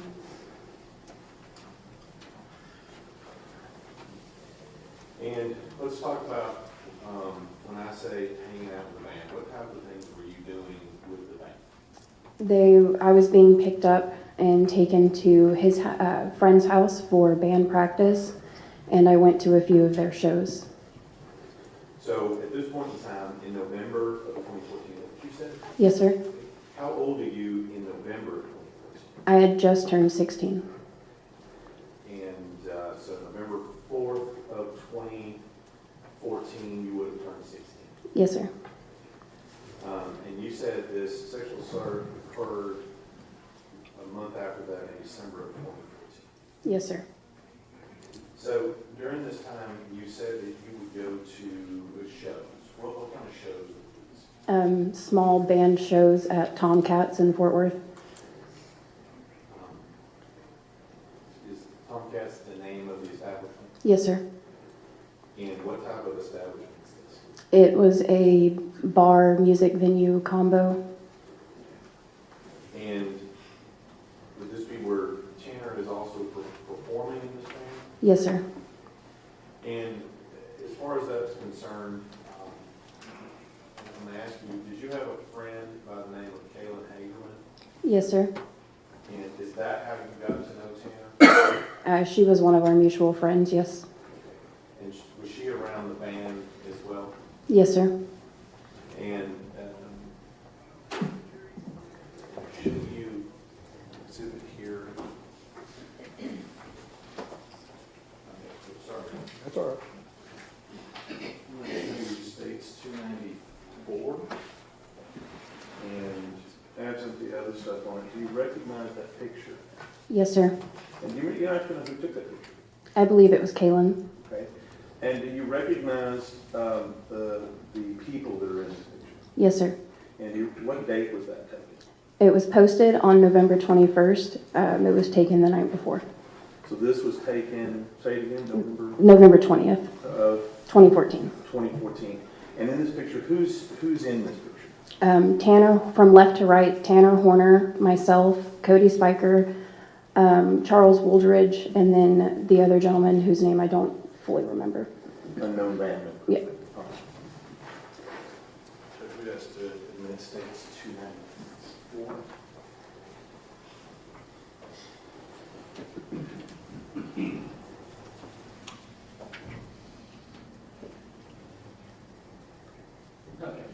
State's exhibits 294s have been, And let me ask you, in this picture, how old are you in this picture? 16 years old. And if this is taken November 20th, is that, if my arithmetic's correct, how many days after your 16th birthday? Less than 3 weeks. Okay.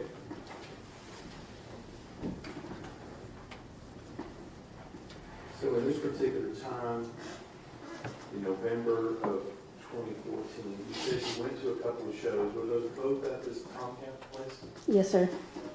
And then you also said you went to band practice, is that what you said? Yes, sir.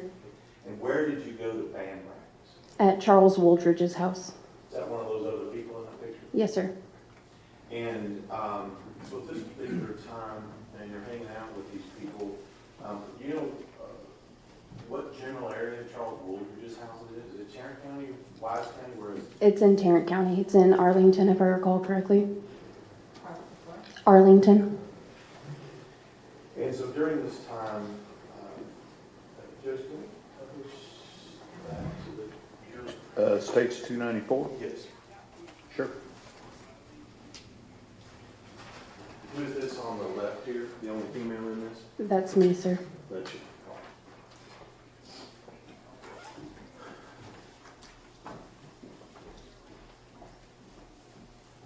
So this location in Arlington, what was the primary purpose of the band being at this location? They would have a party the night before and band the next morning, or afternoon rather. And so during this time, in November of 2014, you said that you ended up at this location. How was it that you ended up from where you were to this location? Cody Spiker came and picked me up from my grandmother's house and drove me there. Now, this guy, Cody Spiker, is he also in that picture? Yes, sir. And let me just ask, how old is Cody Spiker? Approximately the same age as Tanner Horner. At that time, how old is Cody Spiker? He would have been approximately 21 to 23 range. And at this time, you're a month after your 16th birthday. How old is Tanner Horner? 23. So if my arithmetic right, that's 7 years older than you? Yes, sir. So these times that you go to band practice, where were you living at that time? I was living in Roanoke. And who were you living with? My grandmother. Now, your grandmother, would she have approved, if you know, of you being at band practice with these individuals? No, sir. And I'm going to ask you some other questions, but would she approve of what you were doing at these band practice with these other individuals? No, sir. And during this time, besides band practice, is there some drinking going on? Yes, sir. And is there some smoking going on? Yes, sir. And you're participating? Yes, sir. Now, as part of this, you said initially that Tanner had raped you in December. Yes, sir. And let me just ask you, where was that location that took place? That was at that was at Charles Woldridge's house in Arlington. In December of when? December of 2014. Now, do you know the exact date? The early morning of December 6th of 2014.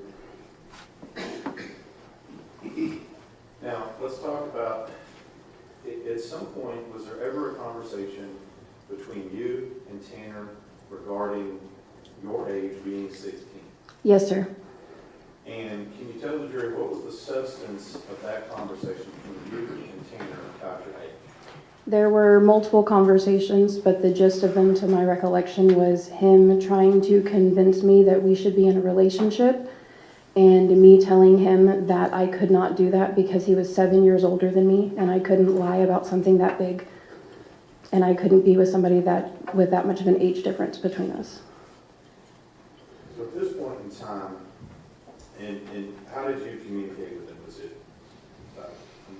you kids communicate different ways, but was it verbally, was it by? It was written communication via Facebook Messenger and an app called Kik.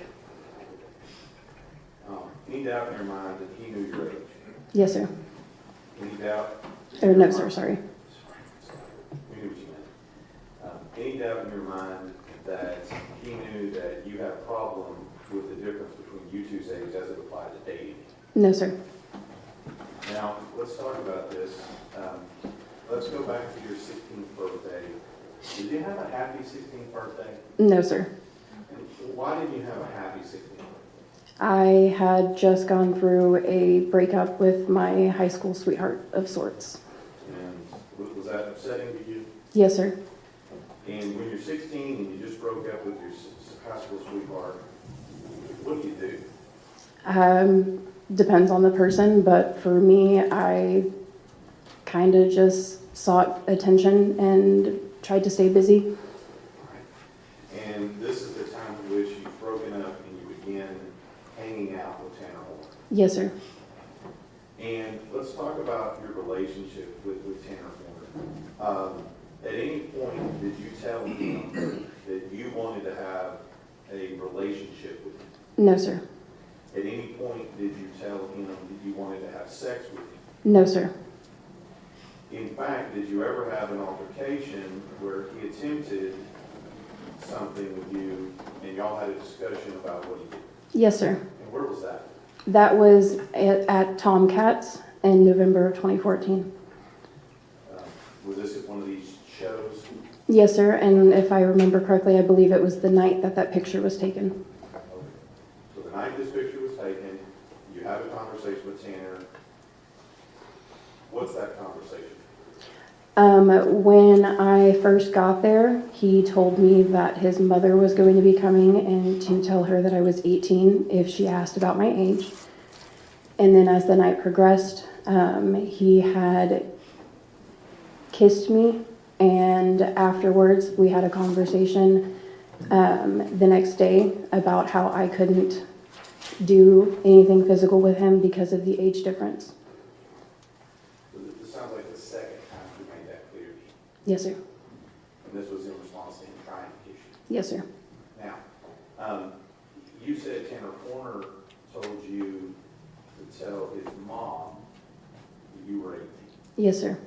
Why was that? Because he knew that she would be, he told me that Oh, you may answer. he told me that she would be upset if she found out that I was 16, as well as his bandmates. He also told me to tell them that I was 18, though Cody Spiker knew my real age.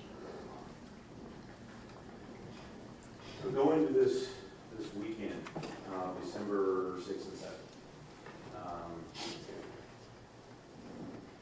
are we doing a show or are we doing band practice? It was band practice. And so how does 16-year-old Shay set this up? I had told my grandmother that I was staying the weekend with a friend, and it was a friend that I was supposed to be getting picked up from their house at the end of the weekend. So I was going to go to band practice late Friday night on the 5th. We were going to have some drinks, hang out. They were going to do practice, actual practice, on the day of the 6th. And then the evening of the 6th, we went to Tanner Horner's house. I'm going to kind of pick this apart here a little bit. So what I'm getting at is that you told your grandma a lot. Yes, sir. And so you would have cover so you could hang out with Wayne Yes, sir. and do a little drinking.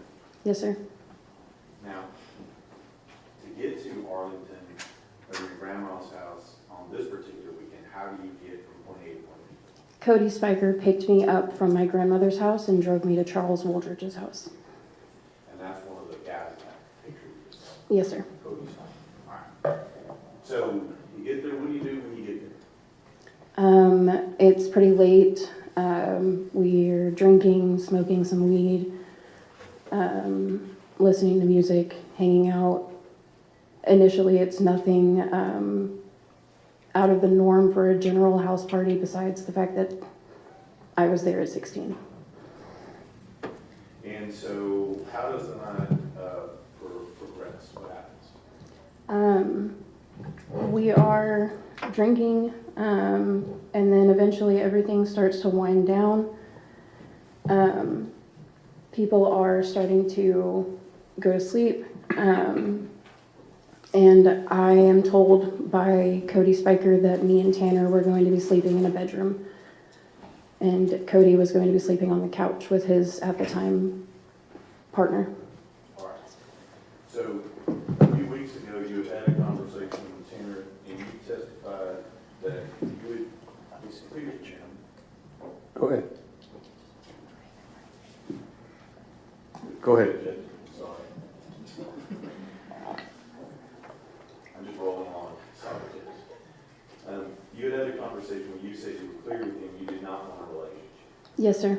So prior to this weekend, was that less than a month on my calculations? Yes, sir. And had those same conversations that you said by Facebook Messenger and your app, what was it called again? Kick. K-I-K. Okay. Did you have those conversations in that same period as well? Yes, sir. Any doubt in your mind that Tanner Horner understands that you don't want to have a relationship with him? No, sir. So we've been drinking, we're at Cody Spiker's house, or Charles Woolridge's house with a band. Everybody's, I guess, crashing out, if you will. And do you find a place to crash out? Yes, we were sleeping in one of the main bedrooms of the house. Now let's be honest with the jury. How much did you have to drink? A lot. I lost count at like 7 shots, and I had a few beers, plus we were smoking as well.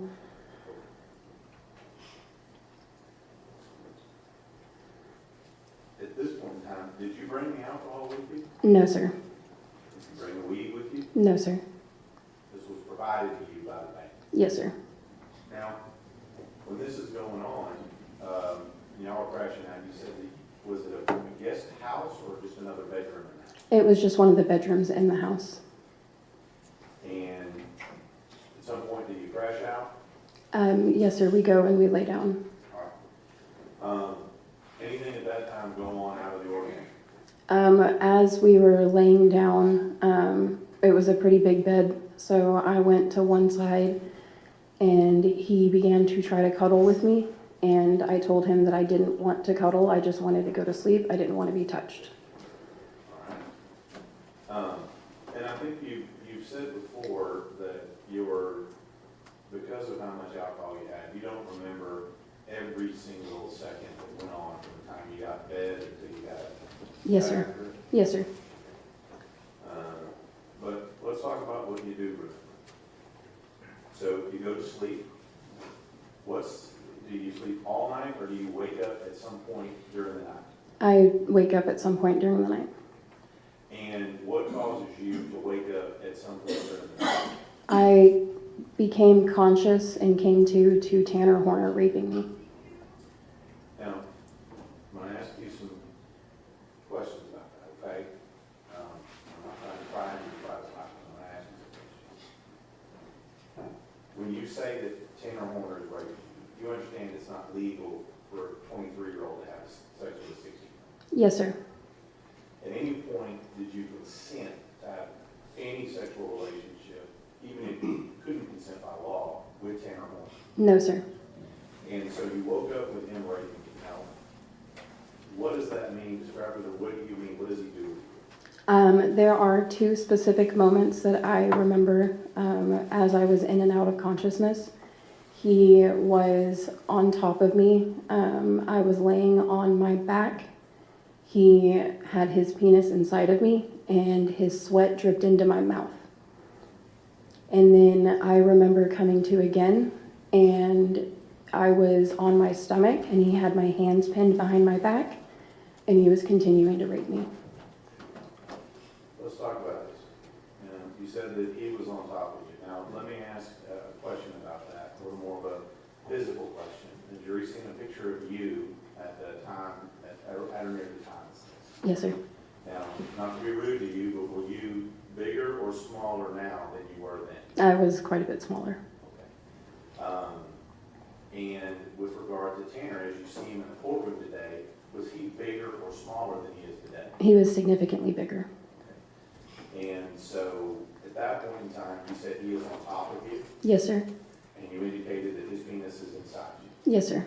Now, with that, is besides Tanner is sweating on you, what else is he doing? He is continuously thrusting in and out of my body, grunting. Okay. And then you said that the next thing you remember is you're on your stomach. Yes, sir. Now, is the bigger version of Tanner still on top of you? Yes, sir. Now, at this point, were you able to push yourself up off of him physically? No, sir. And even if you had been sober at the time, would you have been able to push yourself off? No, sir. And is that because of the weight difference with the two? Yes, sir. Now, the second time you said that he's on top of you, you said his penis is inside you again, and can you show the jury how that he had his hands pinned behind your back? How does that work? I was laying on the bed, and he had my hands on the low of my back. Like that? Yes, sir. And he had his hand, was it his hand holding your hands together? I only recall one hand specifically. Okay. But whatever it was, you weren't able to pull your hand back around. Yes, sir.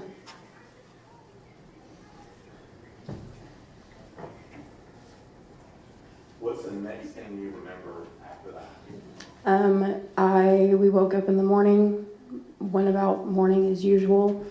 I had no recollection of the night before. So at that point in time, you get out of bed, are you still fuzzy from the night before? I'm definitely still a little out of it. All right. You've got some memory today. When did your memory come back to you about what Tina Horn had done to you that time? When he made a secondary attempt at assaulting me on the morning of the 7th. So let's talk about that. We're in Arlington, we're at Charles Woolridge's house, right? You get up, how do you get from the secondary location? What is the secondary location? Tanner Horner's house. And when we say his house, we've seen some pictures here. Is it just one big house, or are there multiple buildings? What is it? There was one main house, and he had a room in a shed in the backyard. Now, this particular shed in the backyard, did y'all arrive and go into the main house or the shed? We went through the main house to get to the shed. Right. And as far as this shed, is it a big shed, small shed? What do you remember? I would say it's on the slightly bigger side for sheds, but it wasn't exactly like house-sized shed or anything. Had you ever been to his house before? No, sir. And who took you to his house? Cody Spiker. Was it just you and Cody, or was it somebody else in the vehicle? It was Cody Spiker and myself, and Tanner and myself, this day specifically. So when this is going on, do you remember what time it is on day 2 that you finally arrive at Tanner's house? It was pretty late in the day. It was dark outside, but I don't remember the time. Okay. And so you get there, you get to the shed, what happens next? He and I go through the house, go into the shed, we're hanging out, and then he hits up one of his friends to bring some acid over. So Tanner Horner called somebody to bring drugs to the house. Yes, sir.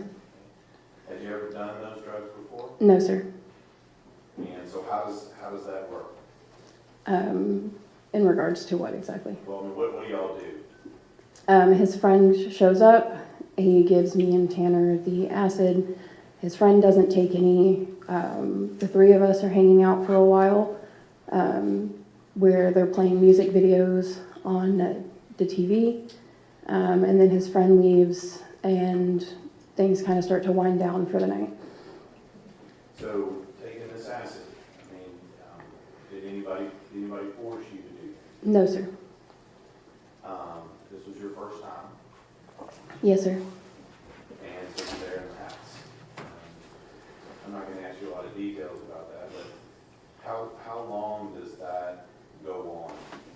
I don't know the terminology, but how long does it go on from the time that you do it till the time it's over? It varies from my understanding, 6 to 8 hours on average. But for my experience specifically, it was around the 7-ish hour mark. So during that hour mark, is anything going on during that 7 hour? Mostly we're just watching TV, or watching music videos specifically, hanging out, talking, and then at the end we are laying down because I'm ready to go to sleep. It's approximately 7 a.m. at this point. And that was when the secondary attempt was made. And let's talk about that and walk through that. You're laying down, you're coming down off whatever you've taken. Yes, sir.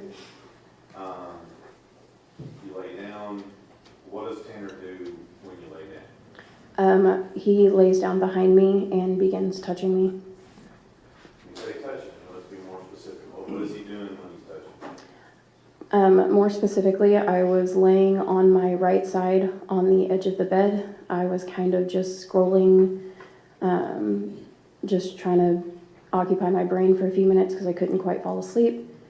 And he begins to trace his hand up and down my side, up and down my leg, my hip, my waist, talking about how he's sorry that my ex hurt me, that he would never hurt me like he did, that he wishes that I didn't have to go through that. And then I begin to have brief glimpses of the night before and start to hyperventilate. I'm on the verge of an anxiety attack.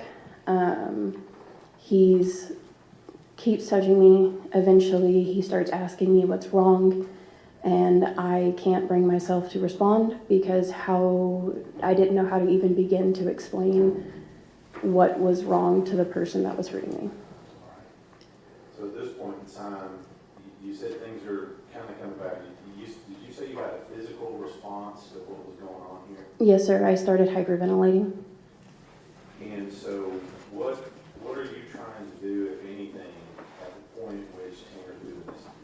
My body is physically frozen, but since I had my phone in my hand, I did start texting friends to find somebody to come pick me up. Were they able to come get you? One person was, yes. And so it's somewhat you just get up and walk out and drive off with your friend? He gets up at some point from behind me. He's pacing around the room. At one point, he's blocking or standing in front of the door. Finally, I get a hold of a friend who says that they can come get me. And she asked me what the address was. So I asked him what his address was. And he told me that he wouldn't give it to me unless I talked to him to tell him what was wrong. Did you know where you were? No, sir. I knew that I was close to Azle, Texas, but I didn't know where exactly. And you've never been to this location? No, sir. And so, did Tanner give you the information you were asking? No, sir. He never gave me the information. How many times do you think you asked him for the address to the house? I don't recall specifically, but at least 2 or 3. Okay. And he wouldn't give it to you? No, sir. And you said that he was physically in front of the door. Were you trying to leave when that was happening? In the time that he was blocking the door, I was still standing over beside his bed. I was putting my stuff in my bag, trying to get out of there. Okay. And were you finally able to get out of there? Eventually, he moved from in front of the door, and I was able to beeline from beside the bed to out the door, through the backyard, through the back door that went through his grandparents' room where they were sleeping. I went into the dining area, found a piece of mail with his address on it, and hid in the bathroom until my friend could come get me. And at some point, did your friend come and get you? Yes, sir. Now, initially, did you report this to anyone? No, sir. But did you tell anyone? Yes, sir. And who did you tell? I told several of my friends. I told his bandmates knew about it, some of them. I told my brother, that kind of stuff. Why not law enforcement at that There's a lot of reasons, but ultimately, I didn't think that I would be believed. Now, at some point, you talked to us before about you and Tim communicating. Yes, sir. And did y'all, during this the short time that you were hanging out with him, what were some of the subjects that he communicated with you about during that time? The majority of our conversations revolved around music or the show Doctor Who.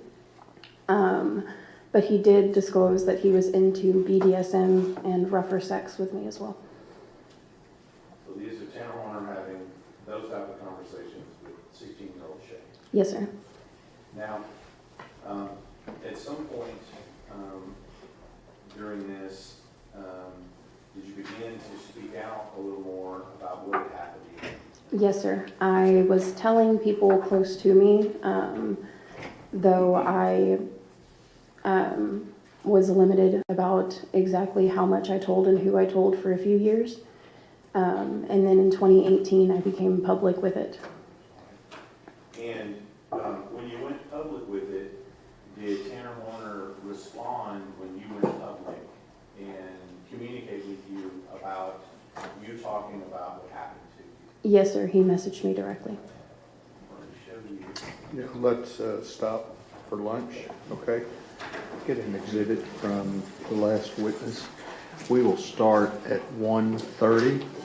1:30.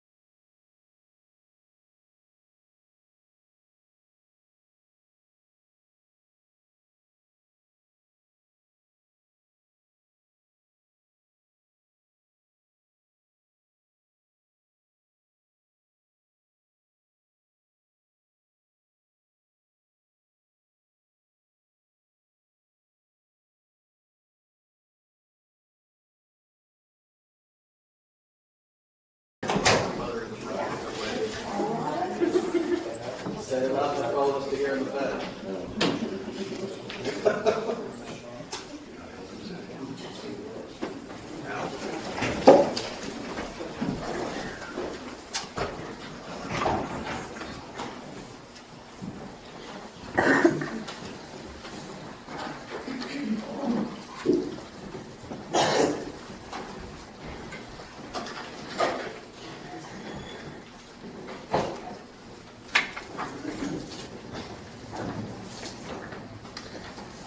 All right, everyone may be seated. Good afternoon. We are ready to proceed. Mr. Stanton.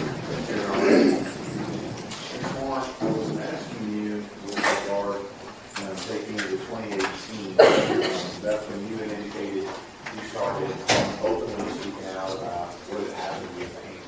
Is that right? Yes, sir. And as part of that, what was Tanner Horner's response on Facebook to you with regard to what you were doing and speaking out about what happened? He had messaged me directly on Facebook Messenger, claiming that I was slandering him. All right. Good, ma'am, Coach. Yes, sir. I've already had that exhibit here in front of you, ma'am.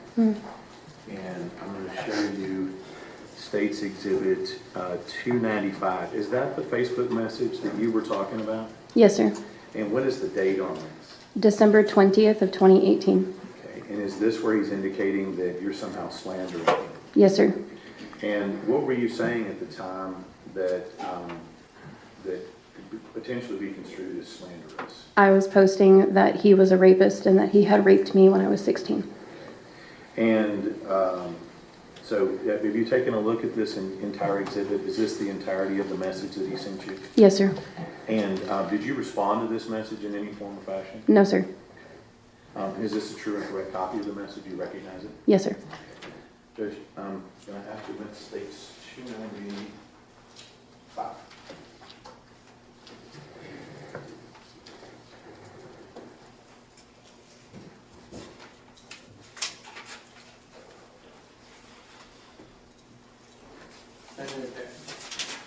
State's Exhibit 295 is admitted.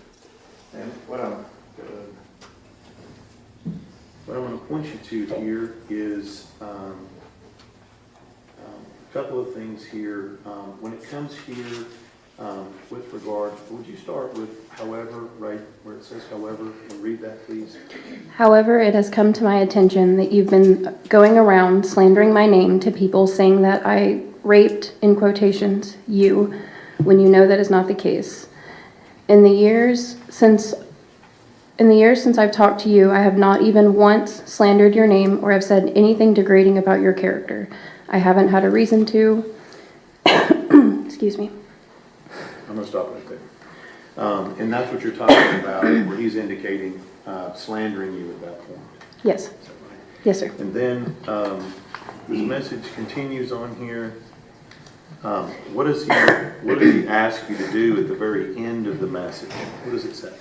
So I'm asking you out of respect, please stop spreading lies and misinformation about what happened between us. Are you lying about what happened between you? No, sir. So when you got this, what did you feel that Tanner Horner was trying to get you to do? I was thinking that he expected me to stay quiet, to not speak about my rape, not speak about the things that he had done to me, and the overall view of his character that I was putting out to the world. Now, this same exact information that you provided us today as to what happened, did you provide the same, or I won't say exactly the same, but the same story to the police when you reported this? Yes, sir. And when did you finally report it? It would have been the Monday following Athena's murder. You felt at that time compelled to come forward? Yes, sir. Now, at some point, let me ask this. You said that you and Tanner somehow had a conversation about music. Yes, sir. And during that time, would he also have an occasion to write music lyrics. Yes, sir.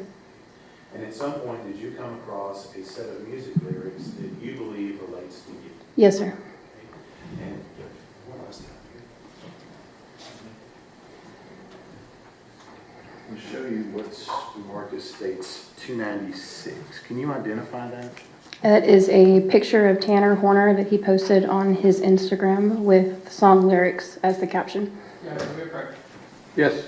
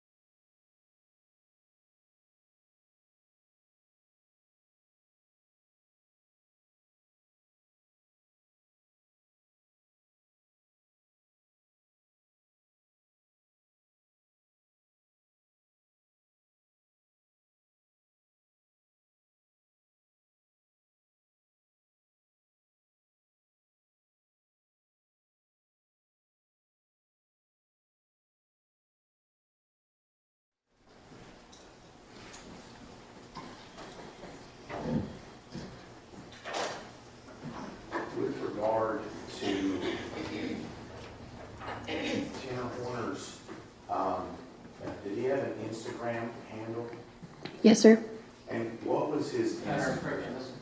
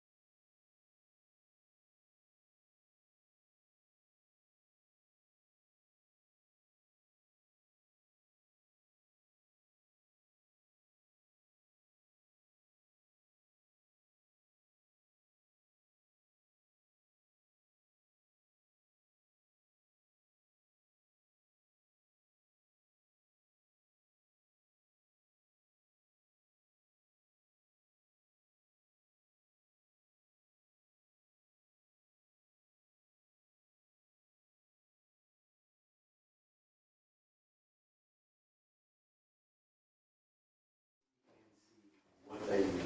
I believe they could mean consensual non-consent.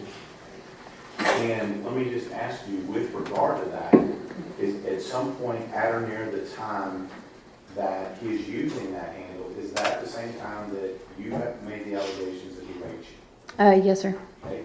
And at some point in time, did Tanner Horner have conversations with you? Let me just ask you, what does CNC mean?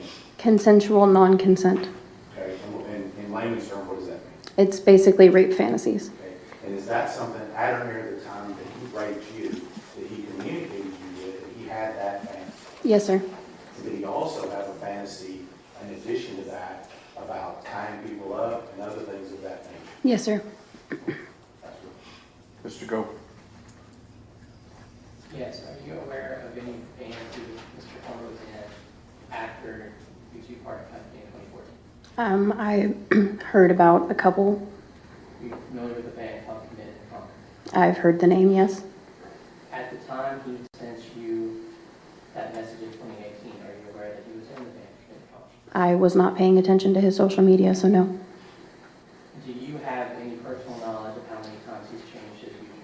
I did not watch his social media, so no. Are you aware that according to the Meta website, when you change your user handle, your username on either Facebook or Twitter, Facebook or Instagram, it will change that handle, that name on all old posts? I am aware, yes, sir. So if you change that name after the two-party company, that would change. Relative to that, all we're speculating. Go ahead, we're outside the presence of the jury. Go ahead. That would change that handle to CNC Twitch on all of those old posts. Yes. You testified a moment ago that you said it could be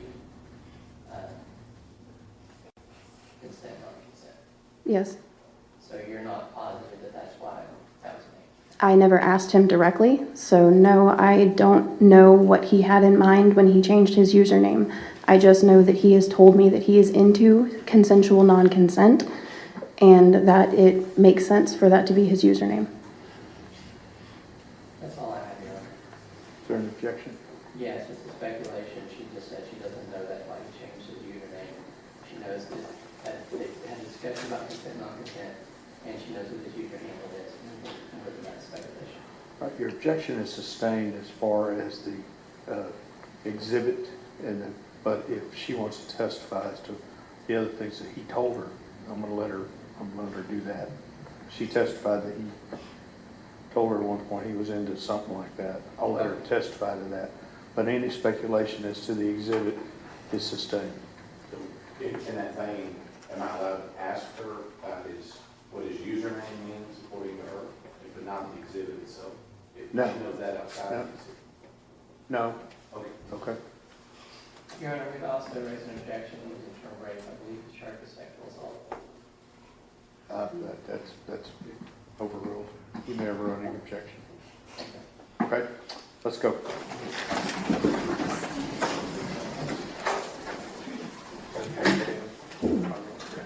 So I can't speculate on that.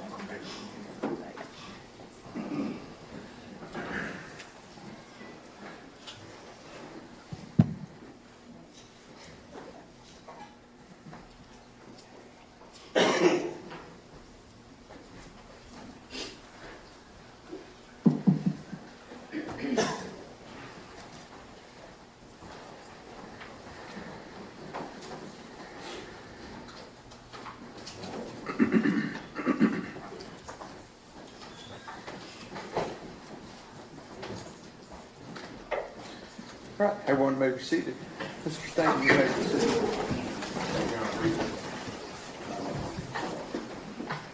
More, prior to the time that you Warner assaulted you, did he ever communicate to you that he had any fantasies or desires with regard to rape or non-consensual sex? Yes, sir. And what did he communicate to you about that? He had communicated to me that he was into consensual non-consent, which is rape fantasy. He had talked to me about how he liked BDSM, he liked the idea of tying people up, those kinds of things. That's what it's showing. Cross-examination.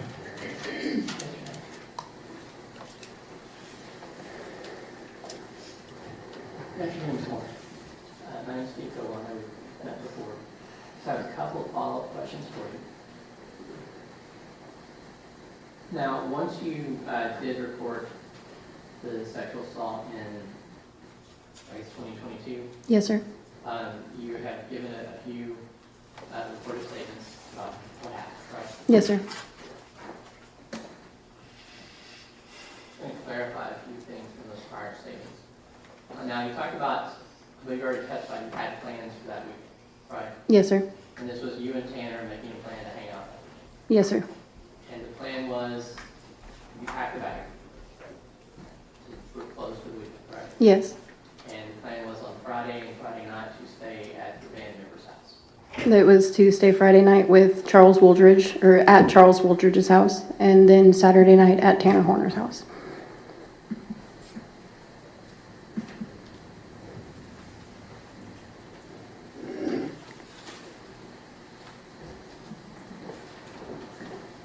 Now, to clarify, when you talked, we were talking earlier about what had happened that night. When you woke up that morning, you didn't realize you'd been sexually assaulted. Correct. And you took a shower at Charles Woolbridge's house while the band was practicing. I have no recollection of that.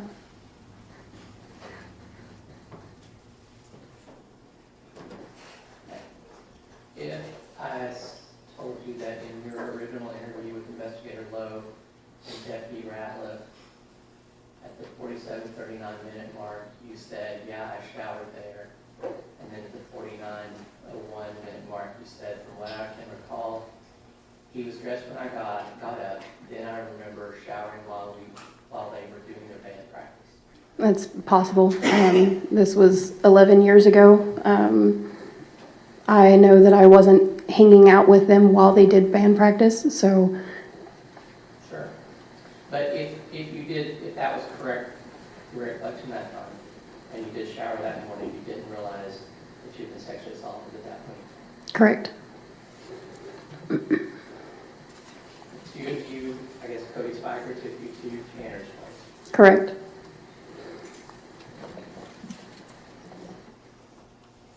You dropped acid and hung out.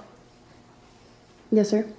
Conversations, watched television, all that sort of thing. Yes, sir. And then it was when you testified that when you were coming down from the acid, and I guess he touched your leg or side, that you remembered these two images, two moments in time. Yes, sir. He was trailing his hand up and down my body, and I started to have flashbacks from the night before. And that would have been early morning on Sunday the 7th. Yes, sir.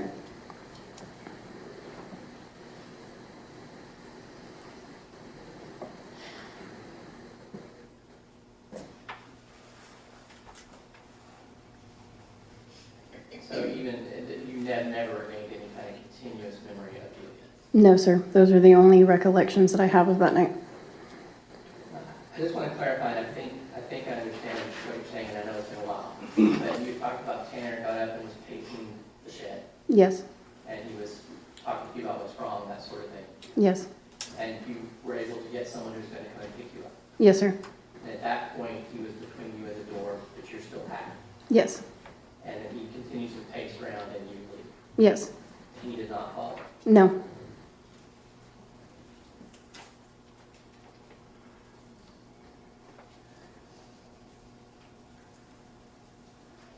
I don't think you ever stated that you thought that he was intentionally blocking you, he was just in your way. He was standing in front of the door, and when I asked for the address, he told me that he wouldn't give it to me until I talked to him. So I would classify that as trying to prevent me from leaving, yes. But you were able to walk out and you didn't follow. Yes, sir.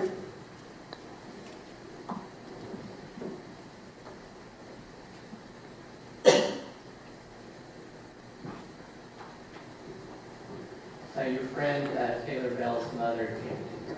Yes, sir. And you went out to the car, Yes. and she went inside and came out and drove you to Taylor's house. Correct. And you did not tell her what had happened. I did not tell her the details, but she knew a little bit about that morning. Are you referring to her mother specifically with that question? Yes.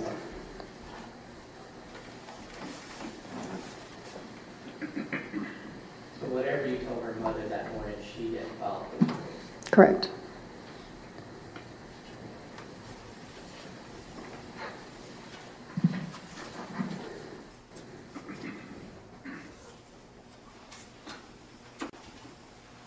So you testified that Cody Spiker was around Tanner's age, Yes, sir.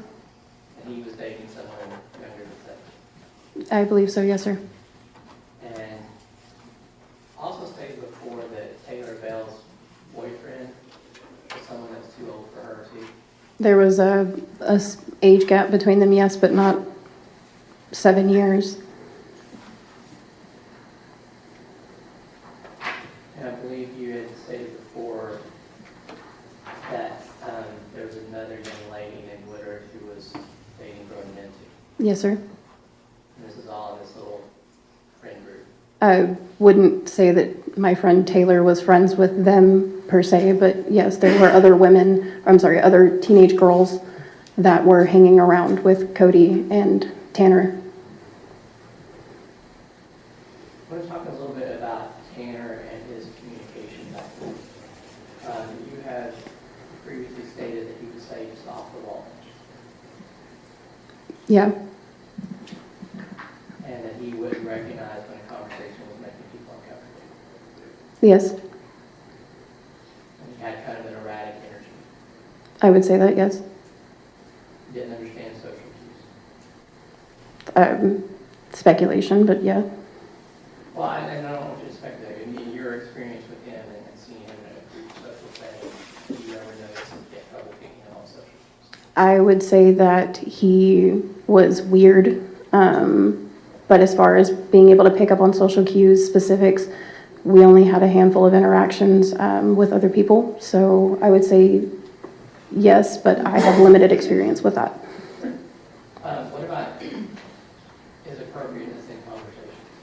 I mean, he was having conversations with me about his rape fantasies when I was 16, so I would say that he was very inappropriate in his conversations. You said the bulk of your conversations you had with him were centered around music and Doctor Who and things like that. That was how he began our interactions, yes, was by talking about Doctor Who and music.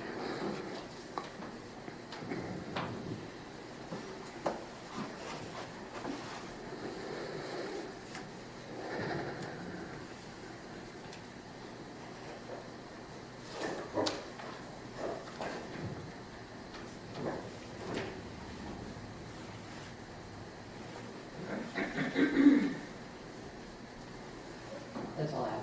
Thank you. Redirect. These recollections you have are the same ones you've been talking about since 2018? Yes, sir. Are they the same ones that Tam Holman tried to shut you up about in 2018? Yes, sir.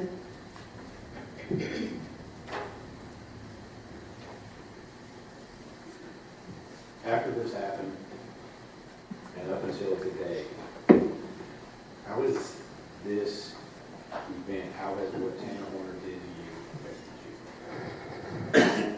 I lost my sense of self for years. I became very erratic in my behaviors while also losing all sense of voice for myself. I was angry. I was angry at everybody and at everything. I ended up getting into an abusive relationship that lasted 4 years. Okay, Your Honor, relevance. Let's keep it question and answer.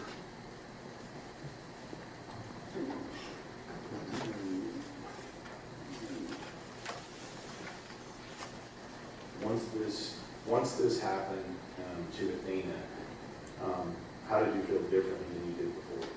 I felt like I had been put back into 16-year-old me's body. I felt guilt for not coming forward. I felt shame for not speaking up sooner, legally speaking. I felt a lot of pain reliving those memories over and over and over again, as well as thinking about the amount of pain that other people have experienced at the hands of him over and over and over again. I am now back in therapy. I've struggled with opening up to people, communicating effectively, because I don't feel like I will be heard, because I go back to that 16-year-old version of me.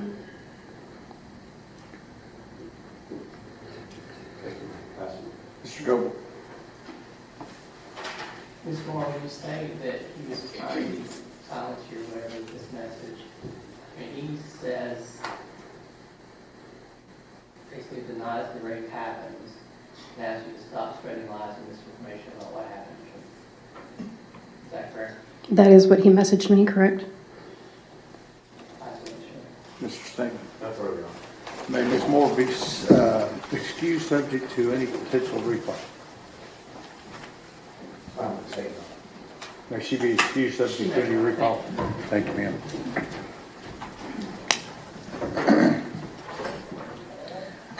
Our next witness will be testifying remotely.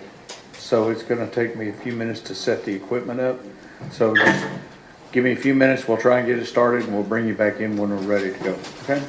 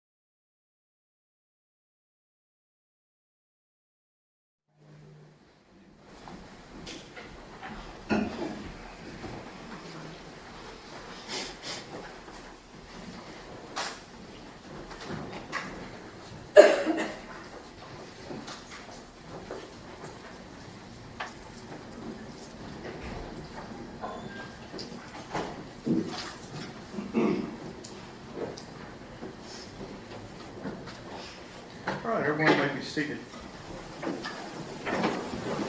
On the board, you see a bunch of names and things I want to explain to you. The witness is in the top left corner. The middle box is coming from this camera right here, okay? The names of Henson and Callahan are observers to the testimony. They will not be saying anything. Lisa Morton's IP is Ms. Morton's cell phone, so she can hear well. And the last one is this thing right here, okay? So just pay attention to the upper two where you see the video, and everything will be just fine. We'll dim the lights. If you would raise your right hand for me, please, ma'am. You solemnly swear or affirm testimony given this cause to be the truth, whole truth, and nothing but the truth, so help you God? I do. Okay. Whose witness is this? Mr. Barrett, you may proceed. Ms. Ferrara, I'm raising my hand out here if you can see me. You kind of have a bird's eye view of the courtroom, is that correct? Correct. There's a little bit of delay, so I'm going to ask a question and then give you time to answer. And if you do the same, that'd be great. Okay? Yes. Thank you. First of all, I just want you to introduce yourself to the jury, state your name, and then I'll ask you some questions. If you spell your first and your last name, and if you've ever been known by another name, you can say that as well, spell your first and last. My name is Jacqueline Ferrara. It is spelled JACQUELINE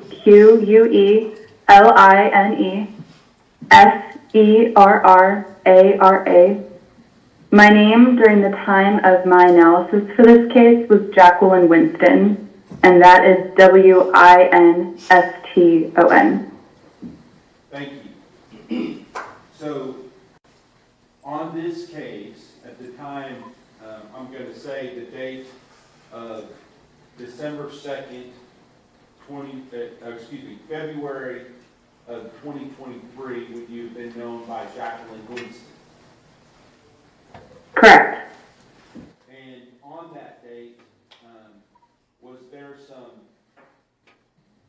items that were brought to the DPS Garland Crime Lab that were then taken out of the box, and the process of at least preparing those items for analysis, did you have a part in that? Yes, I did. I have the lab submission forms with the items that were submitted for my analysis, and that was dated February 21st of 2023. February 21st, 2023, and does it say the printed name of the person that delivered those items to the Garland DPS lab? Yes, it says that it was Job Espinoza who dropped off the evidence. Thank you. Now, I want to talk, before we go into what you did on the case, I want you to tell the jury about your background and your education that qualified you to be, to have the job at the DPS Garland Crime Lab that you had at that time. I received my Bachelor's of Science degree in Biological Sciences and have fulfilled the completed coursework required by the FBI's quality assurance standards in order to be a forensic testing analyst.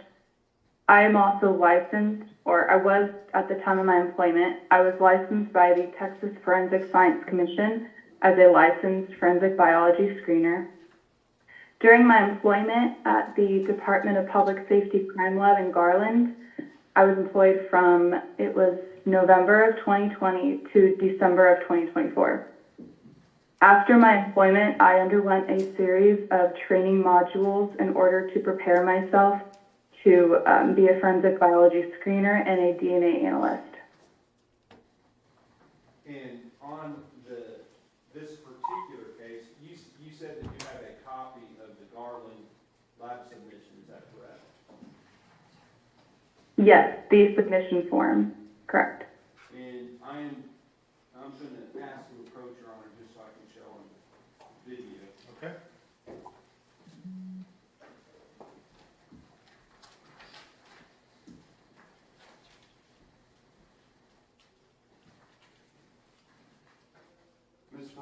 I'm showing you what's been marked for identification purpose now as State's Exhibit number 297. That is a 1, 2, 3,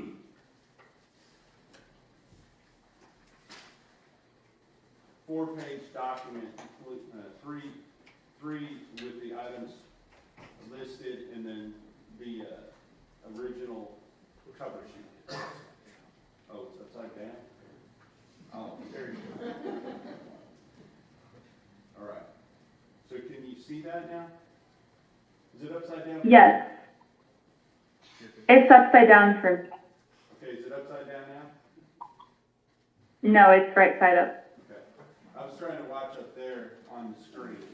So for you, is this a true and correct copy?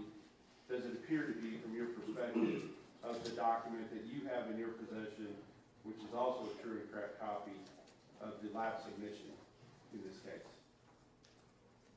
It would appear that the first page looks similar to the document that I own that is also 4 pages. And I would just ask if the defense would be willing to stipulate, based upon the pretrial hearings in December on this case, that this is one and the same document.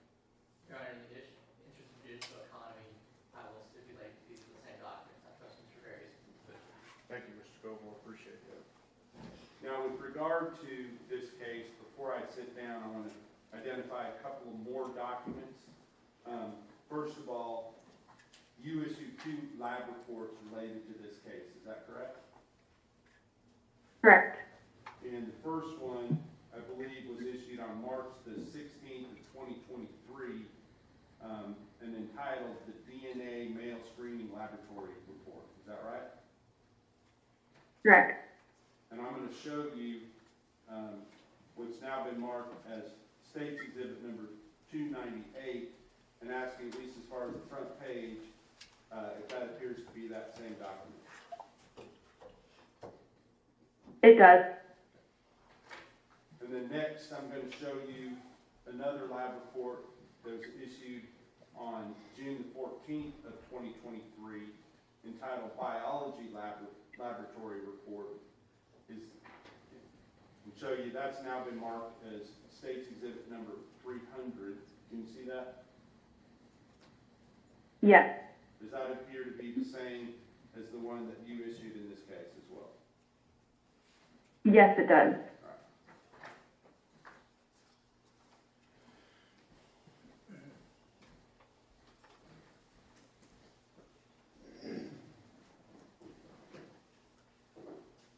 Now, Ms. Farrar, with regard to these items, before I offer them into evidence, I want to kind of talk about what you did in this case.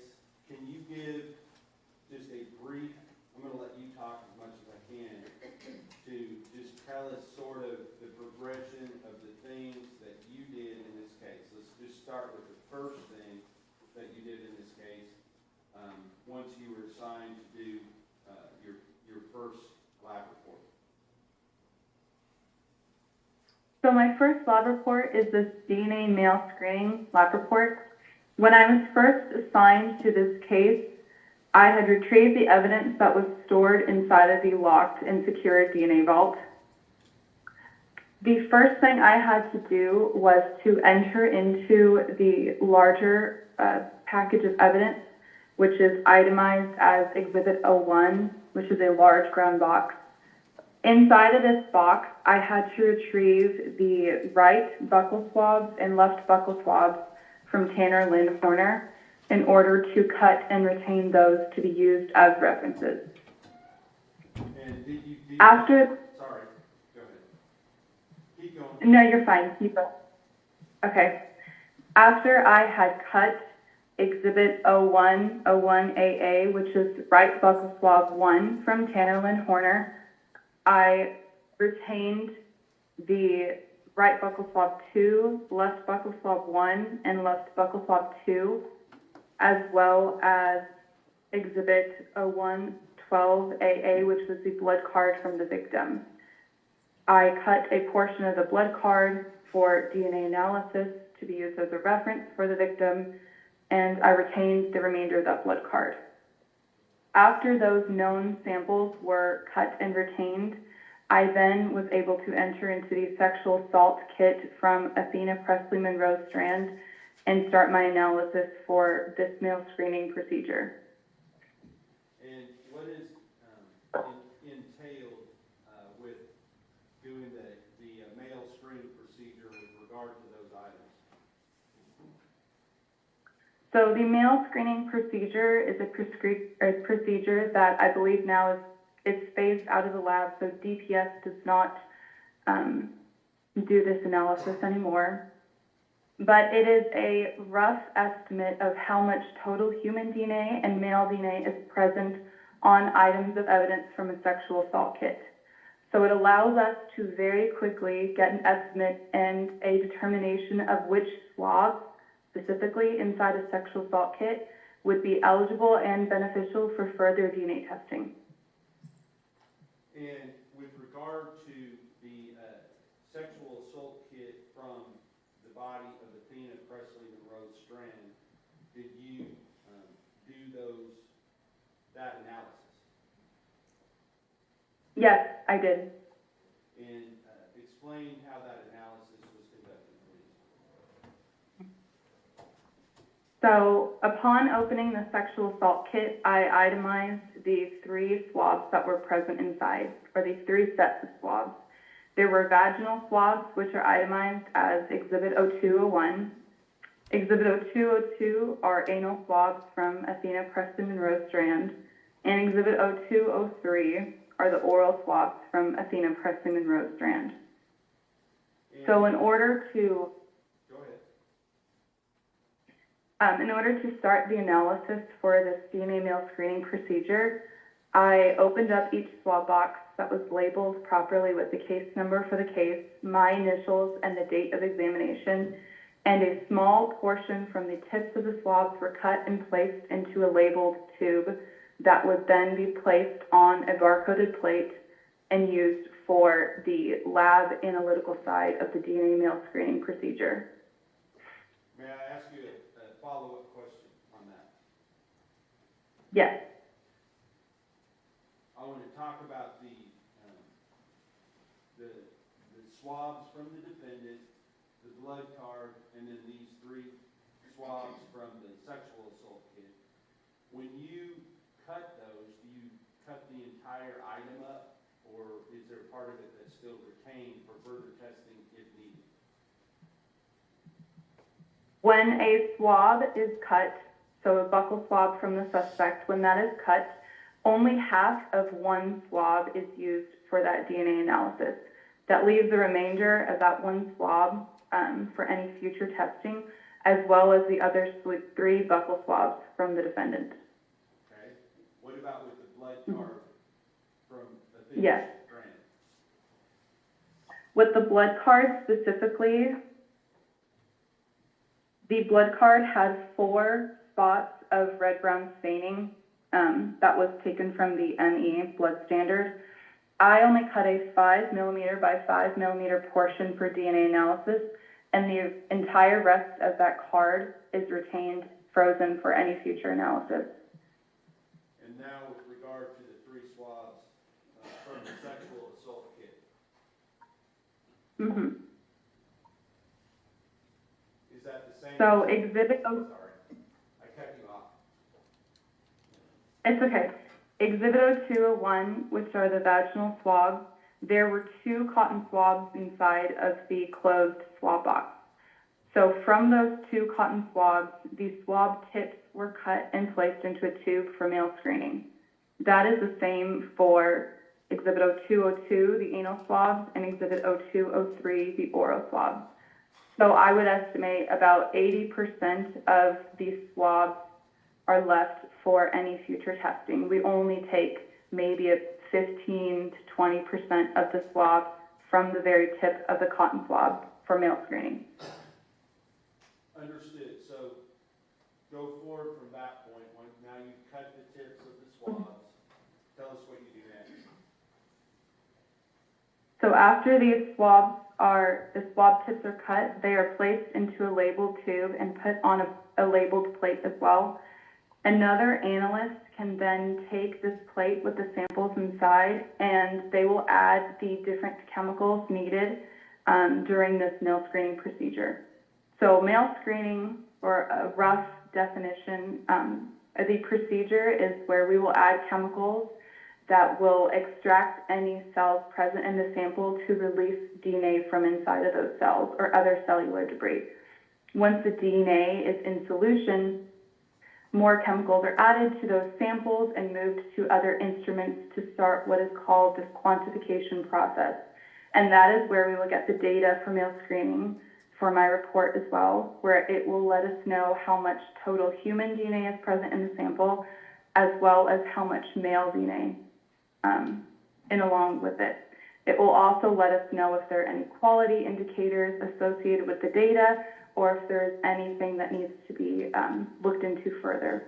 For this report, there was no quality indication errors associated with the data, and I had normal results for all three of these swabs. So with regard to the results themselves, are those listed on your lab report that we previously identified as State's Exhibit number 298? Yes. Now, before I offer that into evidence, I want to talk to you about State's Exhibit 297, the lab submission. When you went to retrieve these items originally and opened the box, did you just get the things that you immediately needed out, or did you take some steps with regard to the other items as well? So in order to retrieve the buccal swabs from the suspect as well as the known blood card from the victim, I had to itemize and take note of the rest of the items of packaging and evidence that were inside of Exhibit 01, which is the large brown box. So a portion of my notes for this mail screening lab report included notes describing the packaging details and labeling on these other items of evidence that were inside of Exhibit 01. And for those items, other than the ones that we've already talked about, what did you list with regard to those items? All of those items are reported as this item was not examined on my report. Okay. So we can look at just, this report really just pertains to the buccal swabs from Tanner Corner, the blood card from the penis strand, and then the 3 sets of swabs from the sexual assault kit. Is that correct? Correct. All right. So now I'm going to ask it, when you itemize those reports, or those itemize those items, including the ones that said this item not examined, was that from the items that were listed on the lab report that you previously identified as State's Exhibit number 297? Those other items are, they are itemized, I think, further on the later biology laboratory report. These are just itemized so that they are given an item number and I can label the items of evidence inside while I retrieved the other swabs. All right, thank you. Now, let's talk, I'm going to go ahead and offer into evidence, Your Honor, at this time, State's Exhibit number 297, which is the lab submission report, and State's Exhibit number 298, which is the DNA male screening laboratory report.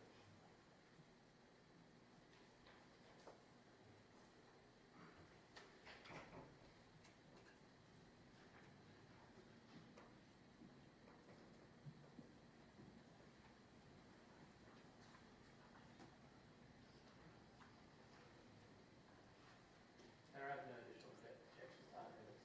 All right, State's Exhibits 297 and 298, is that correct, Mr. Berry? Yes, sir. Are admitted. Now, Ms. Ferrara, with regard to the lab reports themselves, would your name be listed as Winston rather than Ferrara? Yes, on this DNA mail screening lab report, my name is listed as Jacqueline Winston. And then, so on this report, now that we have it admitted into evidence, I'd like you to tell us what the results were, first of all, from the vaginal swabs from Athena Presley Monroe Strand. Exhibit 0201, vaginal swabs from Athena Presley Monroe Strand. The report indicates that male DNA was detected on this item utilizing the Plexer HY quantification system. This item was collected and retained. And can you explain a little further what the Plexor HY quantification kit or system is? The Plexer HY quantification kit is just a box that contains all of the chemicals that we use during this male screening lab procedure. Now, with regard to the anal swabs from Athena Presley Monroe Strand, what were your findings for the anal swabs? Exhibit 0202, anal swabs from Athena Presley Monroe Strand. Male DNA was detected on this item utilizing the Plexer HY quantification kit. Due to the presence of high amounts of total DNA relative to the amount of male DNA present, the sample was not processed for autosomal STR analysis. Trace evidence was collected. The collected trace evidence has been packaged with the evidence. No further trace analysis was conducted at this time. So for vaginal swabs 0201, male DNA was detected, correct? Correct. And for anal swabs 0202, male DNA was detected as well.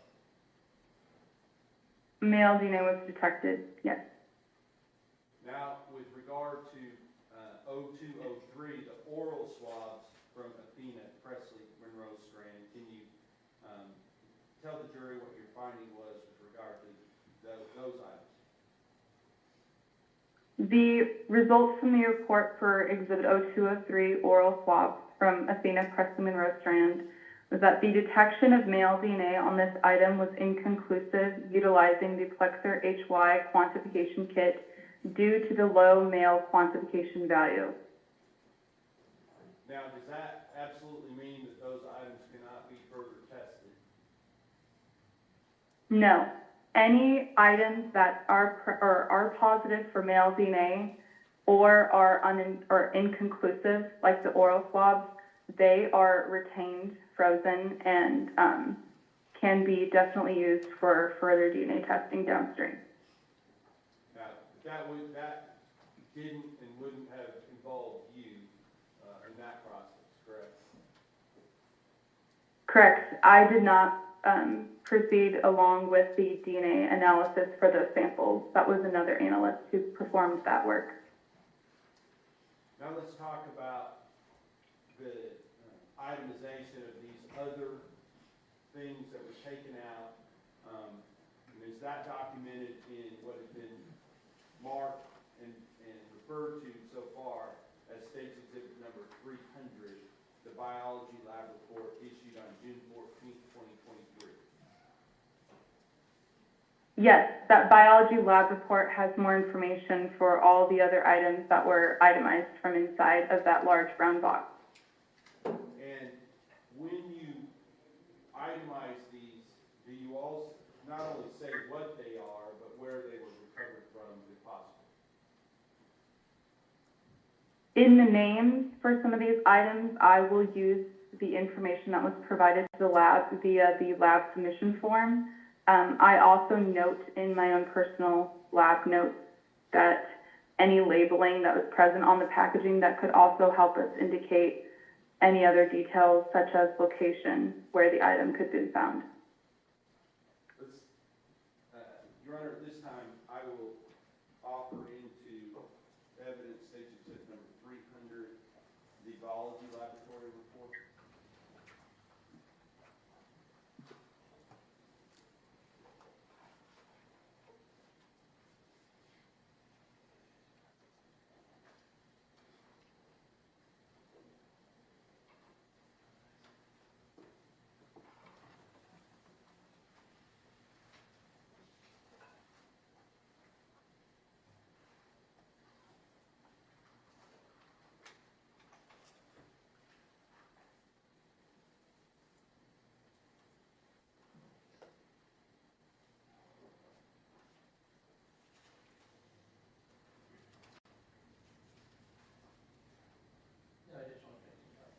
State's Exhibit 300 is admitted.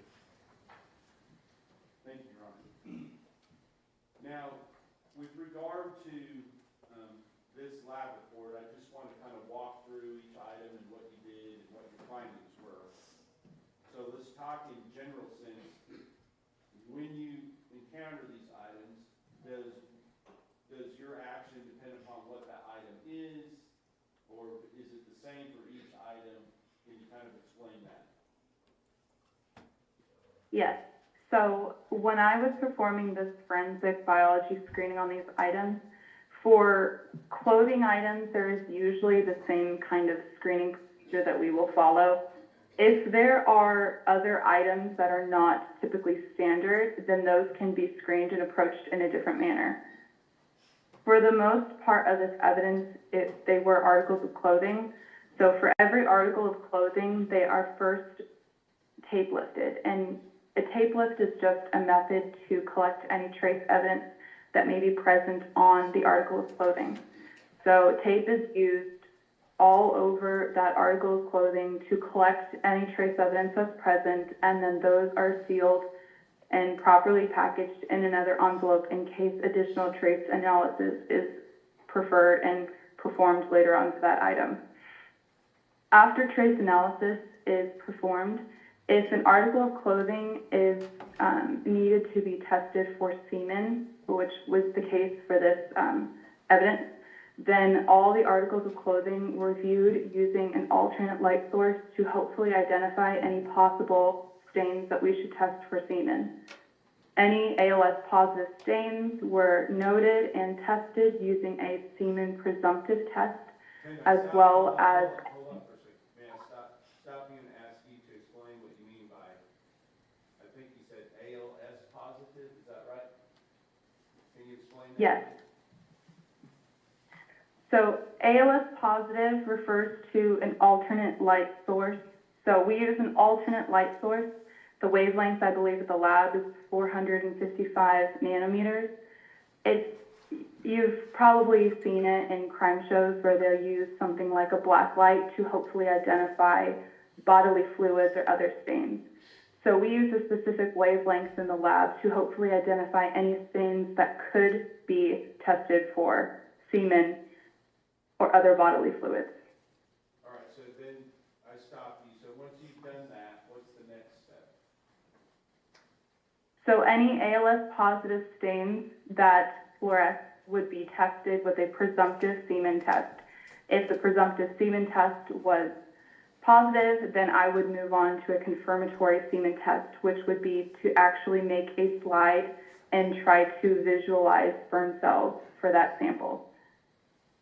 Aside from semen testing, the article of clothing is also visually examined to identify any possible blood stains as well on the item.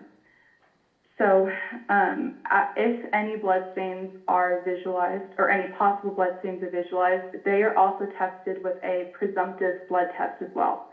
Any positive stains would be collected and noted and retained for any future DNA testing, along with any positive semen stains as well from that article of clothing. And before we talk about the results on the individual items, when you say that a positive stain would be retained, how would that be retained? So that would depend on the size of the stain as well as the thickness or density of stain. So if any stain reacted positive to a presumptive blood test, that would be cut out from an article of clothing if it is in a size that would fit inside of the baggies we use at the lab that would fit in the freezer. It would be cut. If the stain is too large, then a portion of that stain would be cut out from the article of clothing, and then the remainder of the stain would remain on that item of evidence, which would still be secured in the locked vault after testing was performed. So let's talk about your findings. So item 01, you said was what? It is a large brown box that was submitted to the lab. And what is item 0102? Exhibit 102 is itemized as the FedEx Polo from suspect's property.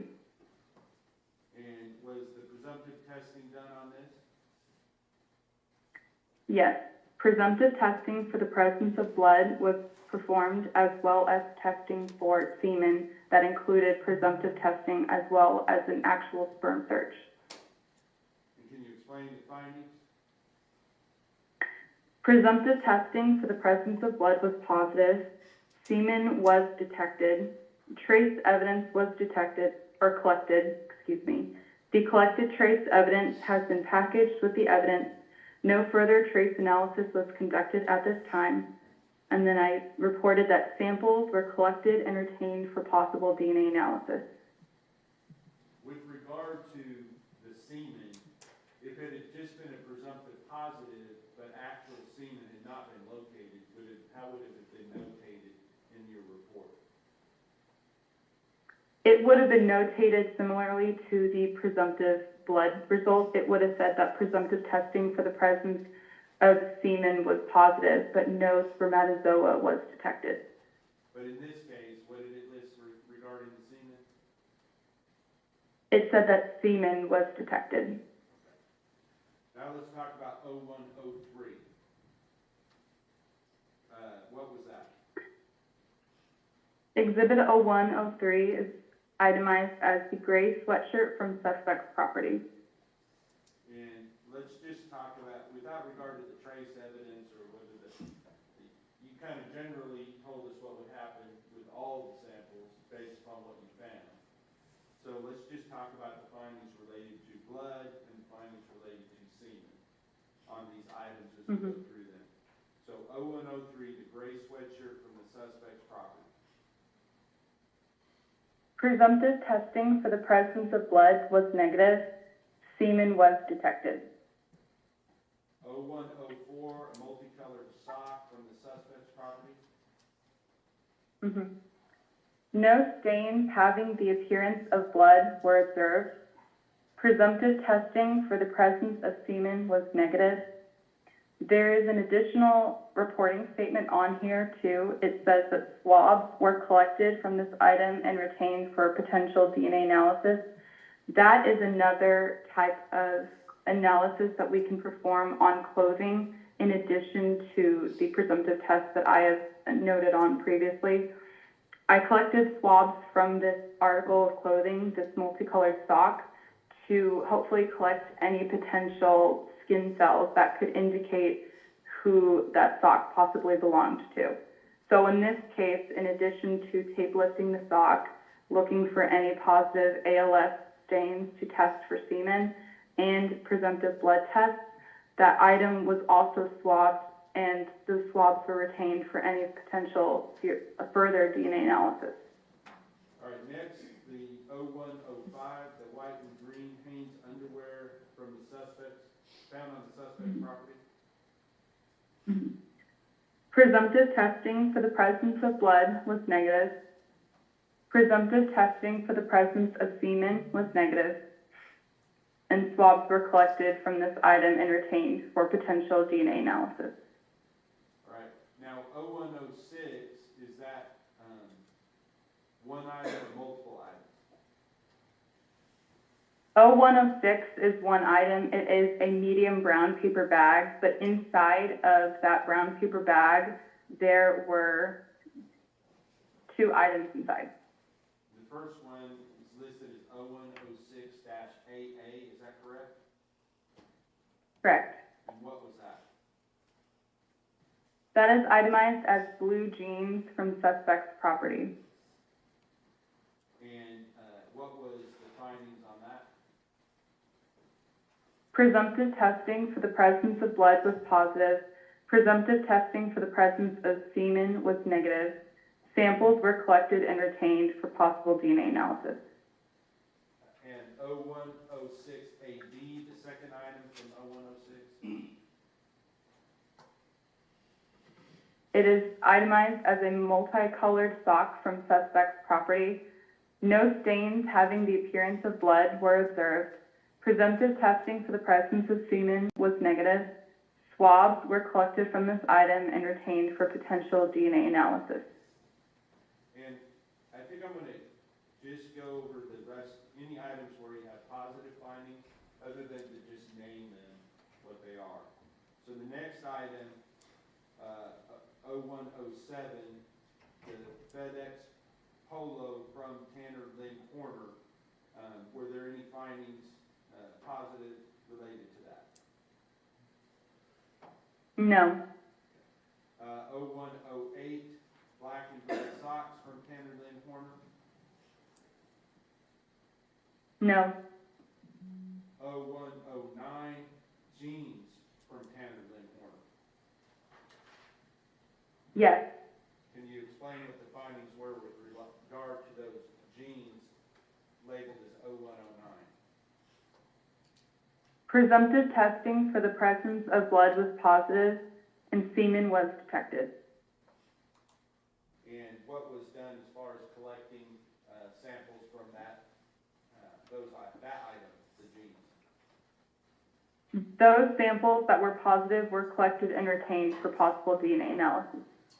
And is it, are there multiple samples that can be collected from the same item, potentially? Yes. Explain that, please. So according to the Department of Public Safety Crime Lab's policy regarding death penalty cases and capital murder cases, every positive sample that can be used for further DNA testing has to be collected and retained. In other cases, not every single positive stain would maybe be retained and sent for DNA analysis, but DPS has a specific and different policy for these types of cases.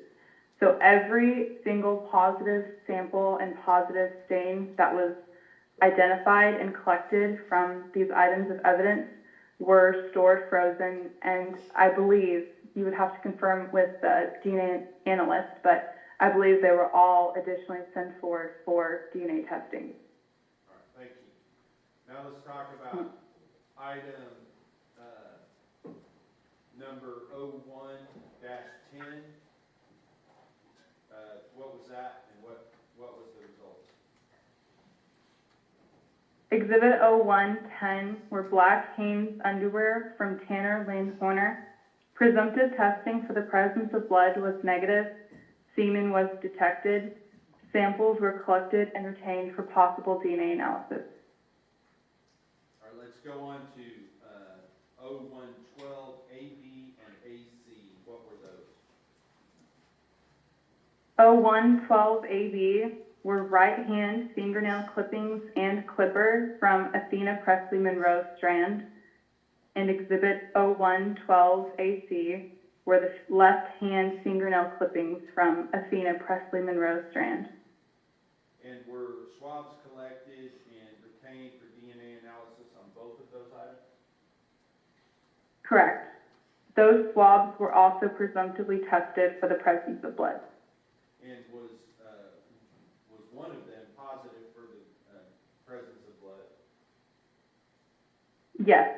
Exhibit 0112 AB, the right hand fingernail clippings and clipper were presumptively tested and they were positive for the presence of blood. What about the other swab? I mean, the other hand?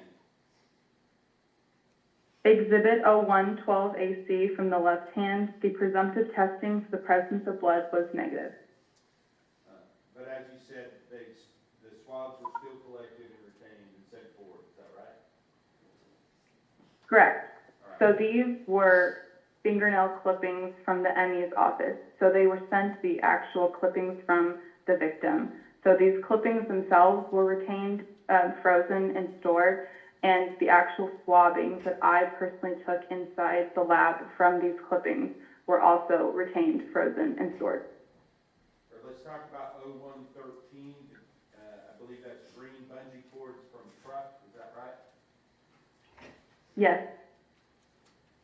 And we don't have this in front of us right now, but in your lab notes, do you often take pictures and show the items where if you collect swabs, where you collected the swabs from?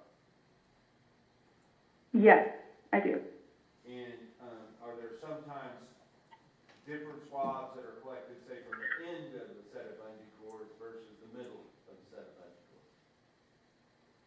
Yes, it sometimes depends on the case and the suspected way in which the evidence could have been used. But yes, in this case, I took photos and detailed notes to describe where and why I had swabbed that specific item differently. Now, what was the findings as far as the presumptive test for that item, 0113? Presumptive testing for the presence of blood was negative, and swabs were collected from the item and retained for potential DNA analysis. What about 0114, the black bungee cords from the truck? No stains having the appearance of blood were observed. Were swabs nonetheless collected? Yes. And let's go on to 0115. 0115, I believe, has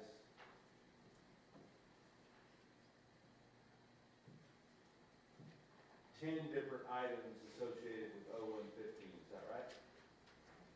Yes. And all of those are taken from where? According to the information on the submission form, those are all swabs that were collected from inside of the truck. Okay. And does it state, I'm not going to have you read it, but does it state for each of those swabs where those swabs came from within the truck? Yes, there is a general location for where those swabs were collected. And on any of those, was a presumptive testing for blood or semen positive on any of those swabs? No, they were all negative for blood and semen. But nonetheless, were those swabs still sent forward for further testing? They were all collected and retained. You can confirm with the DNA analyst if they were for sure sent forward for DNA testing, as that had occurred after I left the lab. But it is the policy that those would have been sent forward for DNA testing. And then finally, I think there was just a folded piece of toilet paper that was collected as 0116. Did you do the same testing procedures on that? Yes, I presumptively tested for blood and semen, and they were both negative. Now, as part of your duties with, well, let me ask you this first. Ms. Ferrara, did you leave, what was the reason you left the DPS guard in the crime lab? I had just delivered my daughter, and my husband and I made a personal decision that I would stay home with her instead and resign. Okay. And how old is your daughter now? 18 months. And y'all live in Texas, or do you live in a different state? We relocated to Kansas. And is that why you're testifying by Zoom today? Yes, that's part of the reason. Okay. Now, with regard to your further duties on this case, were you asked to put together or involved in putting together a list of items that might potentially be depleted with further testing? Yes, I did. And what was the purpose of that? At the end of my biological testing, I had put together a list for the agents working on the case of any items that had positive samples that could be used for DNA analysis, and of those samples, which samples would potentially be depleted during said DNA analysis. This was so that the agents in charge could potentially get a court order for any DNA testing where samples would be depleted, as that is required by DPS policy. And so, because of this policy with DPS, the court has to issue a specific order to further test those items. Is that right? Yes. And part of the reason why death penalty cases take longer is to comply with this requirement so that you can get agreements from the parties if possible, or at least have the court look over and determine where that testing should take place, correct? I think, you know, Correct. Sustain. Jury will disregard the last answer. Ms. Ferrara, I want to thank you for your time and your work on this case, and I will pass the witness around. Cross-examination. yes, Your Honor. Hello, Ms. Ferrara, good to see you again. So. Yes, just hi. a Couple of quick questions. You were not the person who collected the swabs, right? Are you referring to the swabs from the truck? Well, any of these, you weren't out doing the collecting, these came to you, right? Correct. Any evidence that was submitted to the lab that were swabs, I did not collect it. I had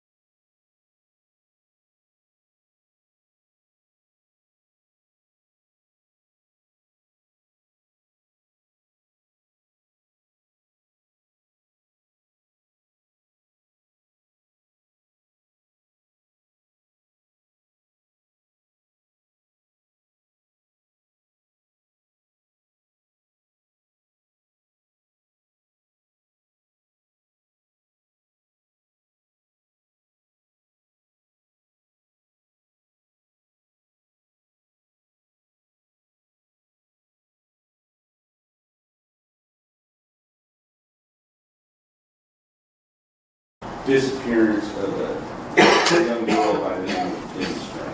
It was actually December 2nd, Okay. and it was a Friday night, and I was called by the lab director at that time and responded to the Wise County Sheriff's Office, where he turned over the phone to me. Okay.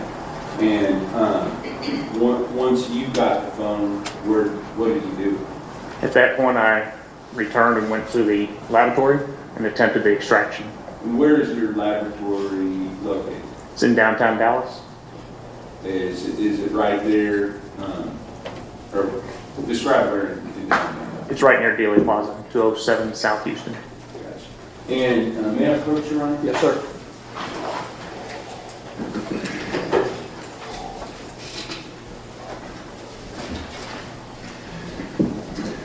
Prior to court today, did I show you what had been marked as State's Exhibit number 153? Yes, And at the time that I showed it to you, did I ask you to check to make sure it was sealed and hadn't been tampered with? correct. And then, in your presence, did I open it so that we could examine the inside of the package? Yes, sir. And once we took it out of the initial packaging and get down to this pink packaging, he recognized this item. Actually, it's the one that's inside. You recognize that item. Yes, this is the way that the phone was turned over to me on December 2nd. And then, once that you had dealt with it, did you then place it inside of this pink packaging? Correct. And it has your initials and where it was sealed at that time? Correct. My initials and the date that I sealed it across the top, as well as our lab number for our examination, and our barcode number is the DL120330. And for purposes of the record, for previous testimony, I'll state that State's Exhibit number 153 is the phone that was entered as the phone that was with the defendant at the time that he was arrested. You know? Correct.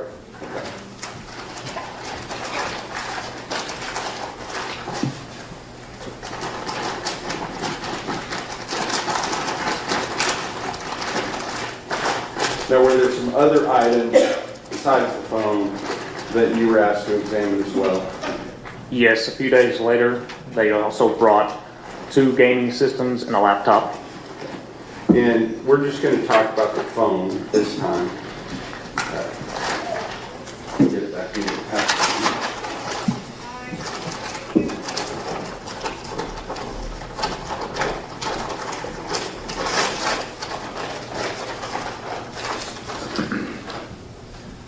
So you said that on December the 2nd, you drove out to the Wise County Sheriff's Office and you picked up the phone, took it back to Dallas to your lab, is that correct? Correct. Were you able to do a full download of it at that time? Not on December 2nd, no, sir. Okay. When was it that you were able to complete the download process? That would have been the following Monday, I believe December 5th. All right. And tell us the process that you went through to what we call digital extraction of that phone. So the reason I was unable to do it on that Friday night is that the USB port by default, or maybe set up that way by the owner, had been set to charging only. So it didn't allow data transfer without unlocking the device. At the time that I received the phone, I wasn't provided the passcode. On Monday, I obtained a passcode and then was able to obtain my extraction. And we do that by connecting it to a tool, software, that then obtains the extraction for us, following a set of steps that are prompted. Once we obtain the extraction, it also provides a hash value, a mathematical hash value for that specific extraction that you can then, if you copy it to the network or move it around, process it. I should always be able to go back to that hash value, whether it be 1 month, 10 months, 5 years, and rehash it and show that the extraction has not been altered in any way. And in fact, during the discovery process, did you actually have to go back to your original download to create an additional copy of that original download at the request of the defense, so that they had the, I don't know, exactly what you say, but all of the raw data that you have. Correct. I requested and responded by making a discovery copy for the court. And so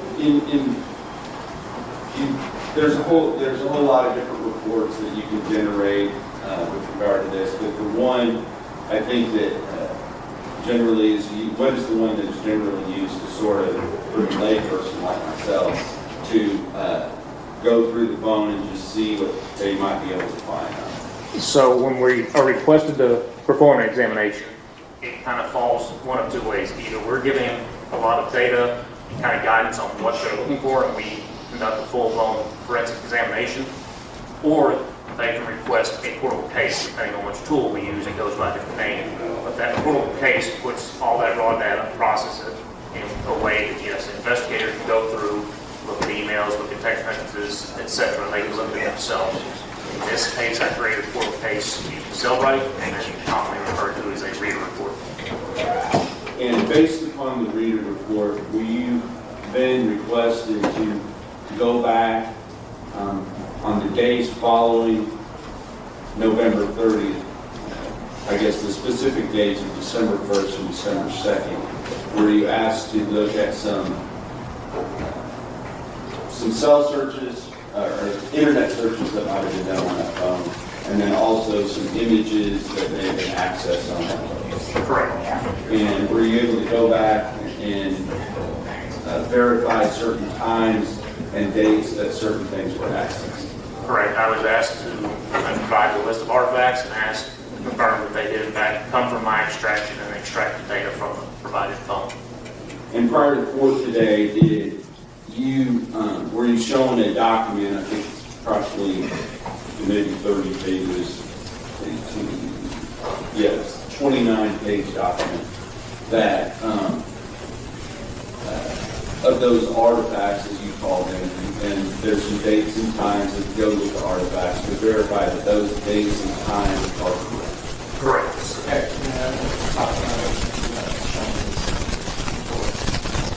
Oh, I haven't done that yet. I figured you were getting ready to do that.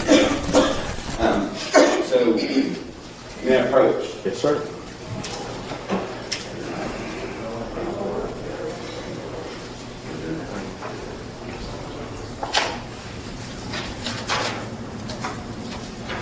Should I call you Agent Morris or Mr. Morris? Mr. Morris is fine. I'm not an agent.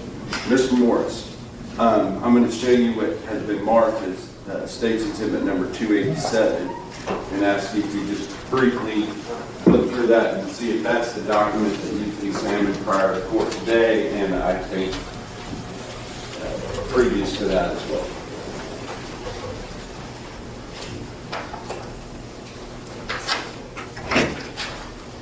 Yes, sir, it is. And prior to that document being created, were there numerous other artifacts that have been honed down to this as far as what we're going to bring before the jury? Correct. There were several. Okay. And so with regard to State's Exhibit number 287, you have 2 pages that are just delineate the date that the thing occurred on, right? Correct. Thursday, December 1st, and Friday, December 2nd. Yes, sir. And with regard to the other pages on there, then there would be a screenshot off of your reader report, and then the dates and times that go with that screenshot. Correct. And do you, is your testimony that you have, where there's little red boxes that have been added to the screenshots that point out the things that are referenced as to the date and the time to the left, on the left side of the paper? Correct. The red boxes were added afterwards. They're not part of the initial processing. And other than that, with regard to the photographs or the screenshots, are those true and correct copies of what would have come directly off of the reader report? Correct. All right. Now, on the dates and times, the dates and the times that are on the left side of the page, have they been gone through the conversion process?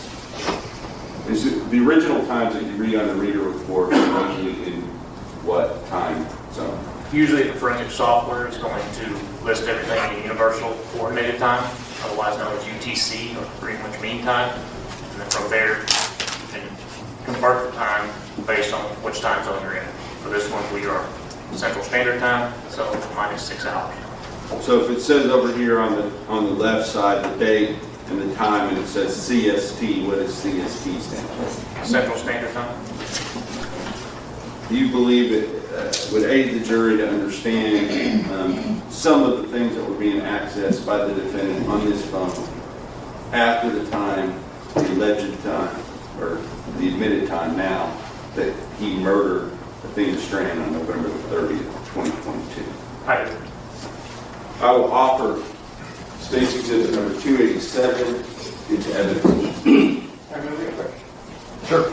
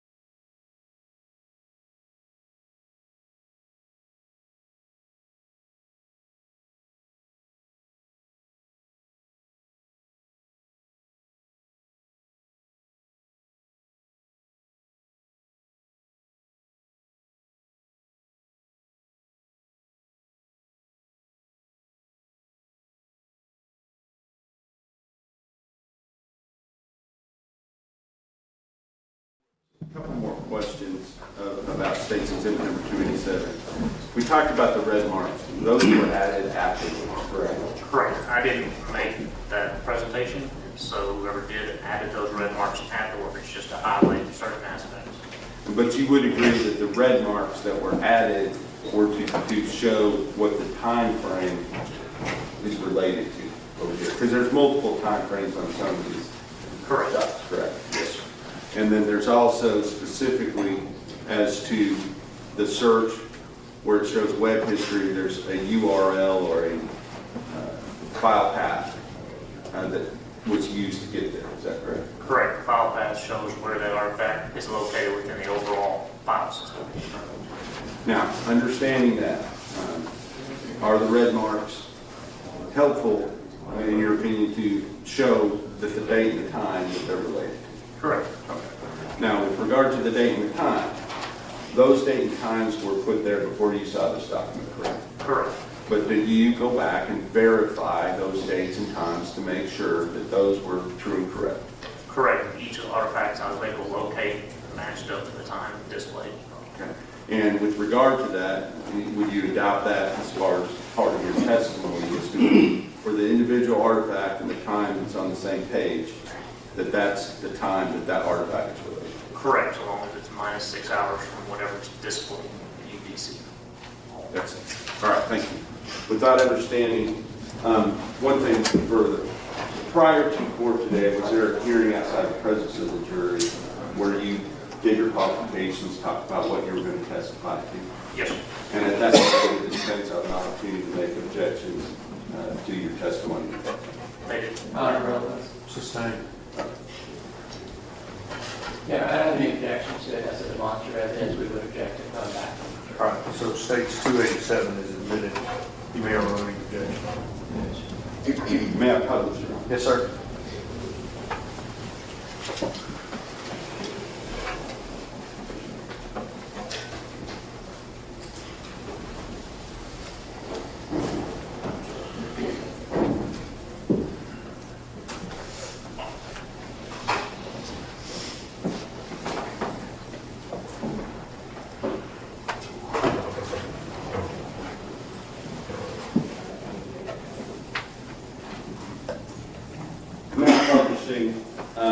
page 1 of State's Exhibit number 287.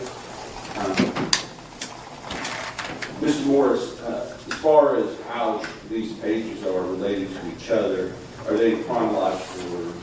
Starting earlier in the day on December 1st and moving through that day, and then going earlier in the day on December 2nd and moving.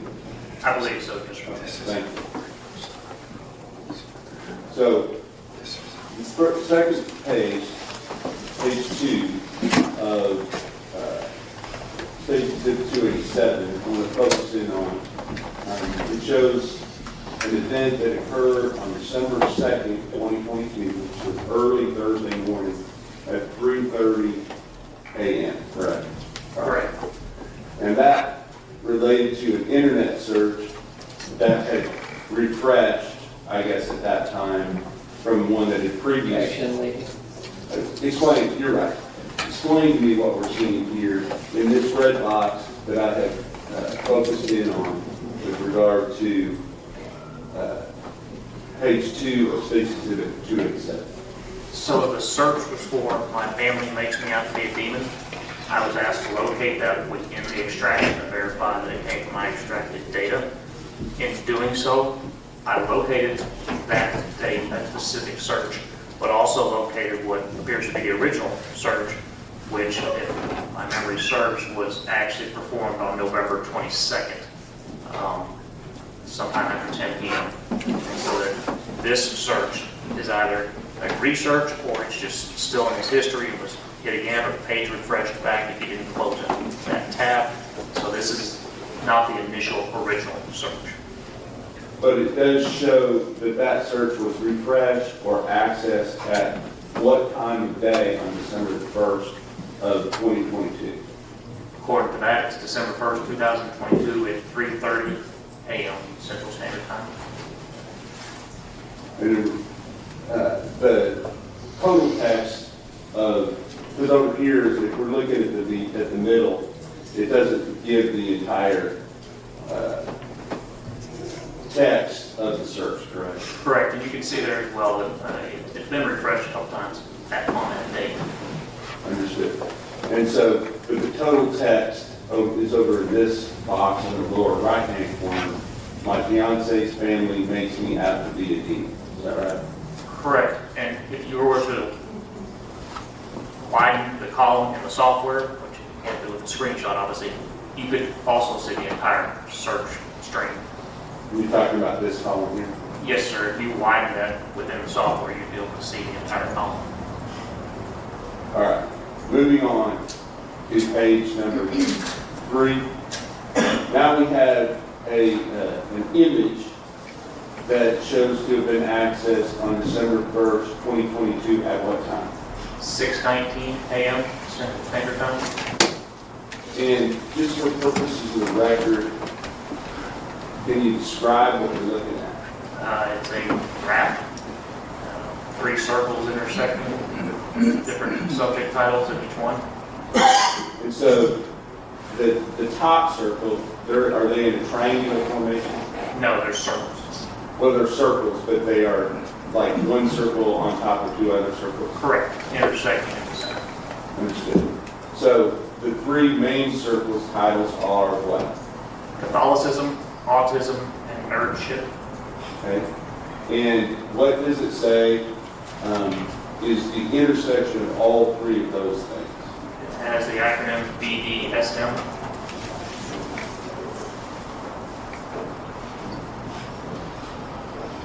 And that was at 6:19 a.m. on December 1st, right? Correct. So,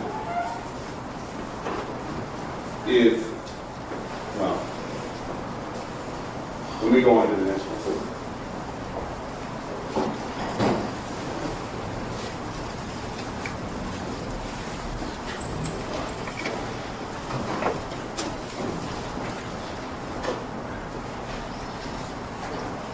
Okay, let's go on to the next one. December 1st, 6:19:48 in the morning. What's the next image that we're looking at? It appears to be a book titled Hot and Bothered. What's the subtitle, please? How to think about, talk about, and have the sex you really want. Going on. 7:37, now we're jumping all the way to 7:37 PM, and we have, We're asking this question. Don't lose your words. Your Honor, I believe this has been admitted into evidence. I think I could read off of the document that's admitted into evidence if that's allowed. I'm just saying, don't lose your words. Yes, sir. Okay. Is that, tell us, is this the same or different search that was earlier access that we referred to on the first page? That's the same search. The refresh brought to the present. Okay, thank you. Now, December 1st, what time is this next page, specifically for purposes of the record, page 6, what time is this image accessed?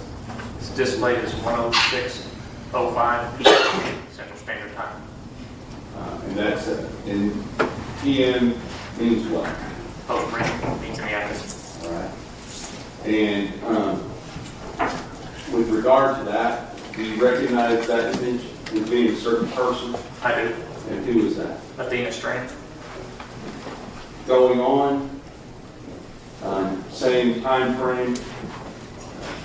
What are we looking at here? Page 7, It's another picture of Athena Strength.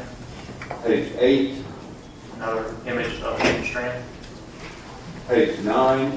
Another image of Athena Strength. Now, the next time frame that we're looking at on December 1st, 2022 is what? Here on page 10. 2:20:54 p.m. Central Standard Time. 2:20 in the afternoon. Correct. All right. Is there a different search that is being done at this time? Yes, but I can't read. I'm going to focus in on it. Thank you. Over here in the box, can you see the text of that search? I do. What is it? Do FedEx truck cameras constantly record? You said that was at what time? 2:20 p.m. 54 seconds Central Standard Time. And over here, can you see that in the UTC time? Correct. So again, 6 hours forward, 8:20 p.m. Going on, page 11. What time frame are we looking at here on the searches that we're focused in on at this point? Shows December 1st, 2022, 7:33:29 p.m. Central Standard Time. And what is the text of the searches that are being done? Paradise Missing Girl.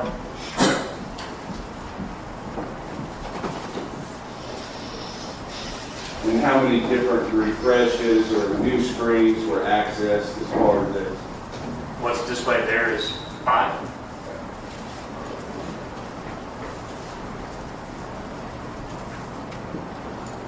Going on, page 12.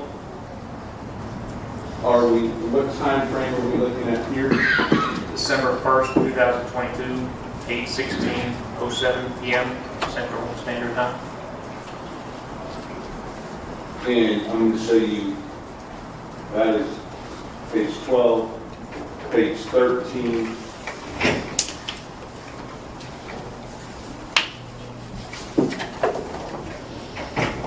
Are you familiar with what these photographs show? I am. Can you say that for the record, please? Certain areas of crime scene.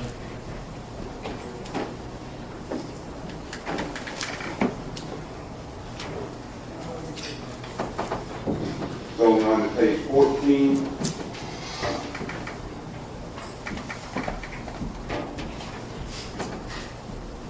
Additional photos of the crime scene and all those, that string of images is part of, I believe, a WhatsApp chat group.